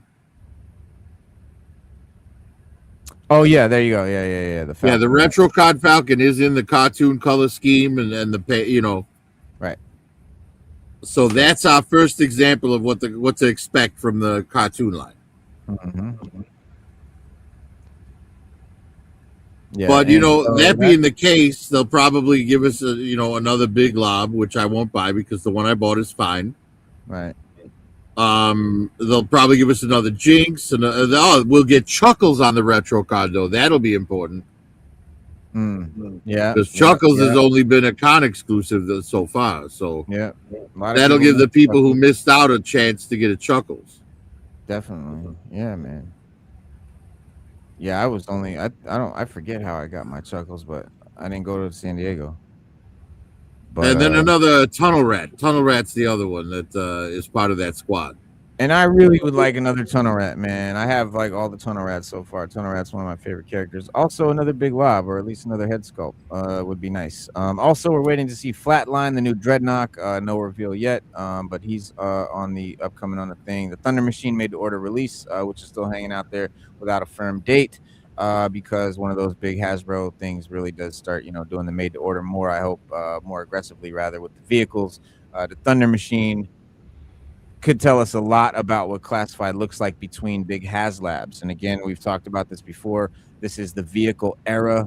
This is I think where they have, at least to still keep us 80s kids on the hook, is they start doing the vehicles and the play sets, because the figures are pretty much done. And they'll be able to get a lot of money out of us for the 90s stuff in the meantime. So, but between Classified, we'll be doing made to order stuff. So, or sorry, not Classified, HasLab. So the Thunder Machine will be made to order rather than just like a vamp like thing that you can just buy. So it's going to be obviously more than a vamp, less than a HasLab, which right. It's like the Arctic Hiss Tank. The Arctic Hiss Tank was made to order. That was their first made to order. Yeah, exactly. Between a HasLab and a regular vehicle, because and that vehicles have to have levels in G.I. Joe, because there's different. They always did. That's something that G.I. Joe always did. They made little vehicles for people whose parents would only spend $5 on a thing, and they made big sets for parents who would splurge. Like that was it. And you had little tanks for and then big tanks like that. That's what they did. And so it's the same thing. Right. If your mother loved you, you had the Mauler. If she didn't, you had the Armadillo. Simple math.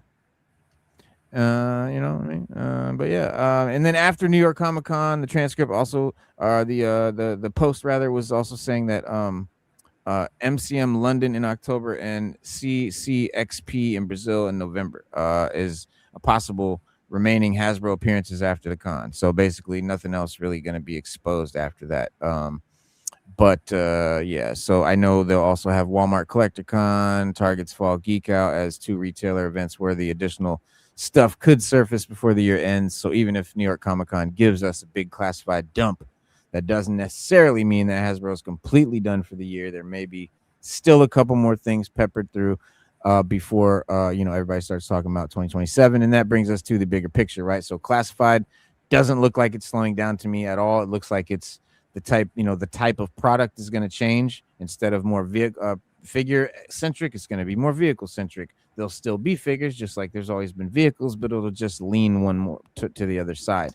Arctic figures built around it, another vehicle sitting in the made-to-order territory, retro figures tied to the animated universe, more of that stuff, Ninja Force, Dreadnoks, all that stuff, Dire Tuck, all that. But the line is not running out of shit to do. The line is realizing it doesn't have to live in 1985 Figureland forever. So that's going to be a good thing for us and for them, and it's going to be another 5 years of classified easily. Right. The dream is, eventually, for me, the dream is that eventually, maybe 3 years down the line, they do one more Cobra, one more Joe, and then maybe I'll get my dream come true, and they'll do a HasLab Demon that I can land the despoiler on. Oh man, HasLab Demon, man, that's what I wanted to be the next HasLab, but sadly, it isn't. But yes, that could definitely happen. It just depends on how engaged we are. I mean, if they pump out the right shit and we buy the right shit, they'll start giving more shit, and it'll be better for us and them in the long run. So it has to be, but they got to come with it. Like, they can't just keep giving us bullshit for nothing, for crazy, charging us crazy money for nothing. But I gotta see. I wonder if they'll ever redo a Spintor. Yes, they will do a Spintor on a card back, probably. Maybe a different paint, maybe like the version.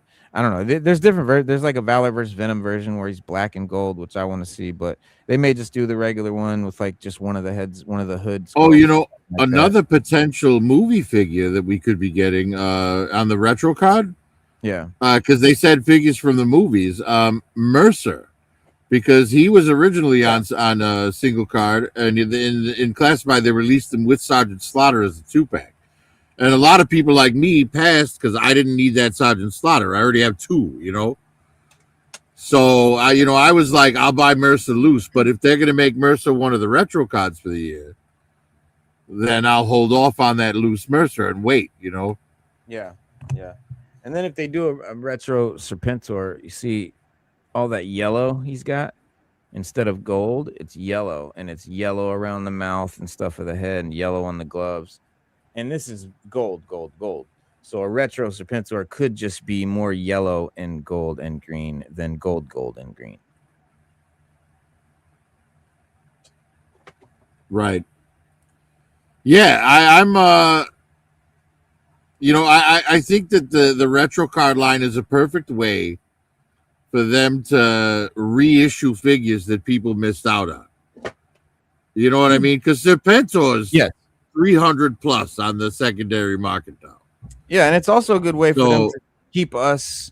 Listen, I will buy every retro figure that they ever do. If everyone they could retro my least favorite character, and I'll buy it.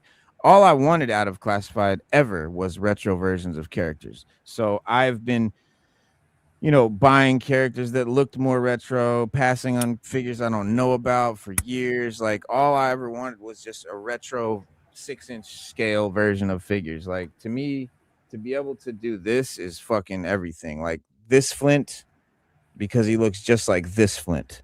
That's why I like it, and that's what I want. I want a 6-inch, 12-inch, fully detailed version of my childhood toy. It's really what I'm interested in. Right. See, I think in a perfect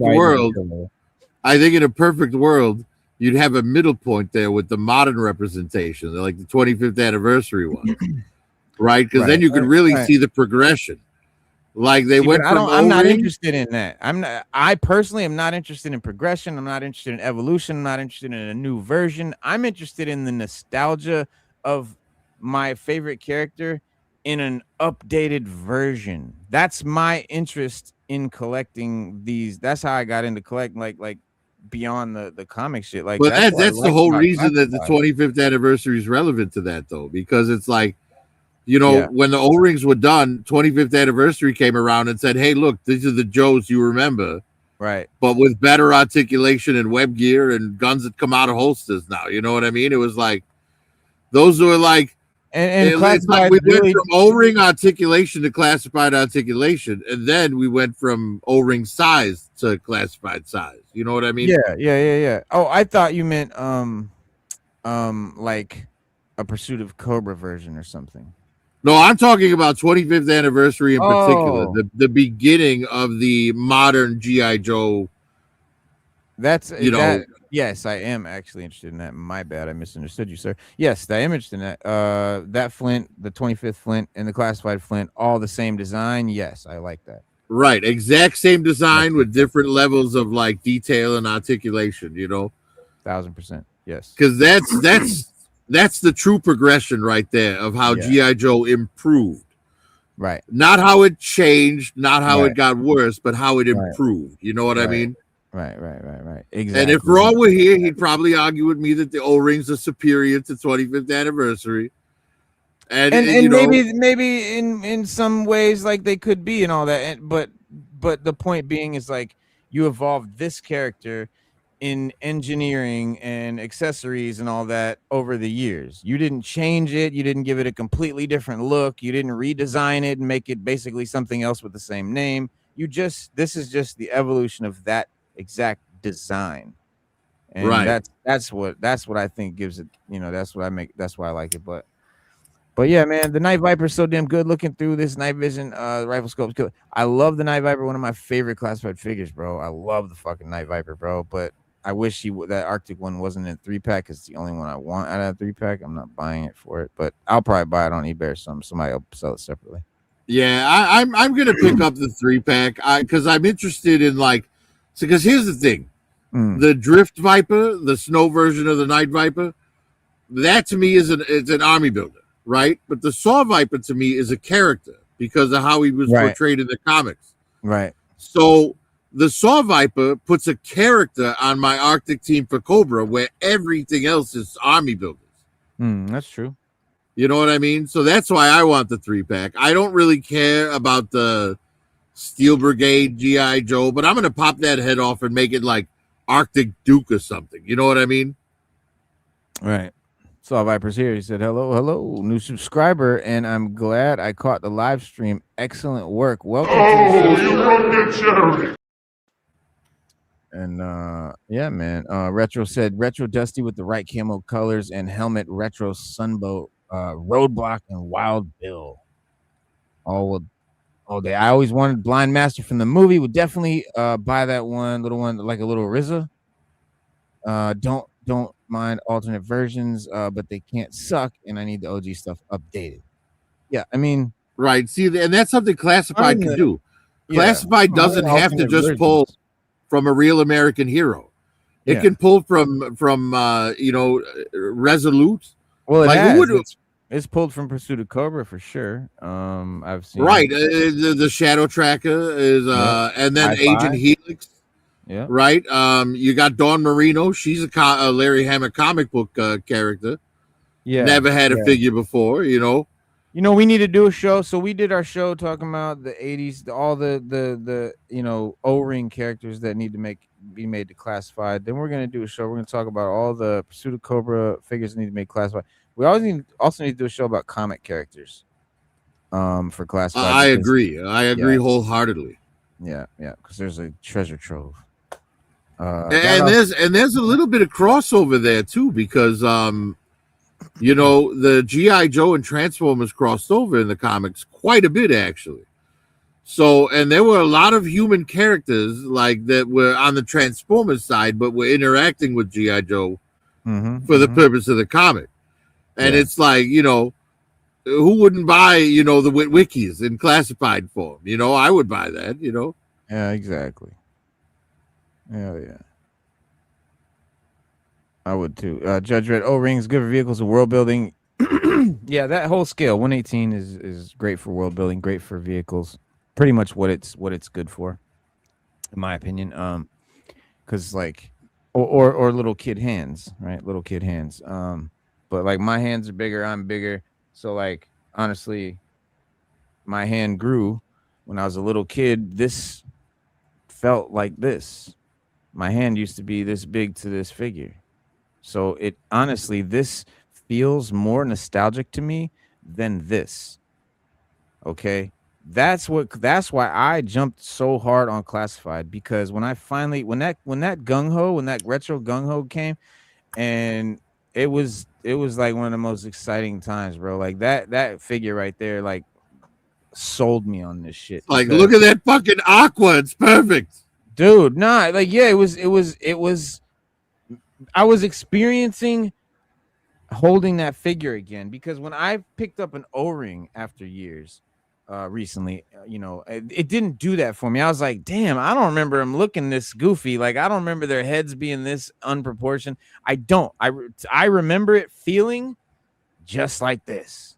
It looked like this, it felt like this. That's how my imagination evolved it and made it better. And so like now that and I'm in an terms adult, of my like, adult brain doesn't have that same kid imagination. So I actually need it to fucking have those weapons and articulation and all that shit. and in terms of like hitting that nostalgia perfectly, that lady, that retro card lady J, is very underrated. Like, it is the exact right green, the exact right gear. She even comes with the fucking camera, the shoulder sling camera. Like, man, she's amazing. She is so underrated. It's ridiculous. Bro, the Snow Cat Lady J head is gonna save this figure. It's gonna make this one of my favorite figures. Cause this head sculpt is my only complaint. And it's not the worst. It's definitely not as bad as the first one. The class. I mean, it looks like the O-ring head sculpt, being classified. Yeah, it does. It's pretty good. Like, I'm not mad at it at all. But that Snowcat one is just amazing, dude. Right. Well, she's got the cartoon haircut for that, though. The cartoon Snowcat haircut. Yeah. But just the face has like so much detail and shit. Don Raw Golfini, what up? He's back. He might be back, or he might have just slipped and hit the button and logged back in. Well, either way, welcome, Raw. Welcome back, Welcome Raw. back. Welcome back. Yeah. And we're about to end it anyways. There he is. He said, I love everything about the Grim Vipers except for that gun. I'll just swap it out. I want that Grim Viper. I want that original Viper, though, the Range Viper. I don't want the Grim Viper. I want the blue one. Just before we end, since it's talking which about I passed, but yeah. Since we brought up like variants of Vipers and stuff, there's one thing that they've never done in Cobra that I really want them to do. I want them to make like Gorgon troopers. You know what I mean? Like Medusa, like machine guns. That kind of thing. Because Dr. Mindbend is trying to mix humans with animals all the time.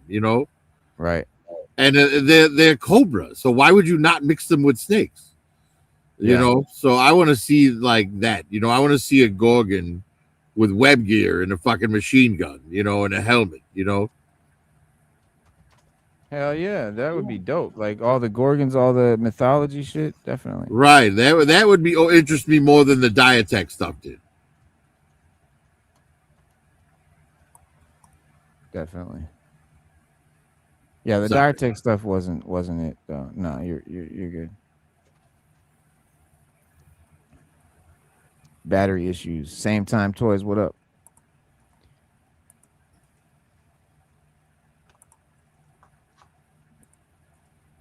So yeah, that's the shit that we knew we've been talking about. We talked about pretty much everything. Let me make sure we did hit on everything.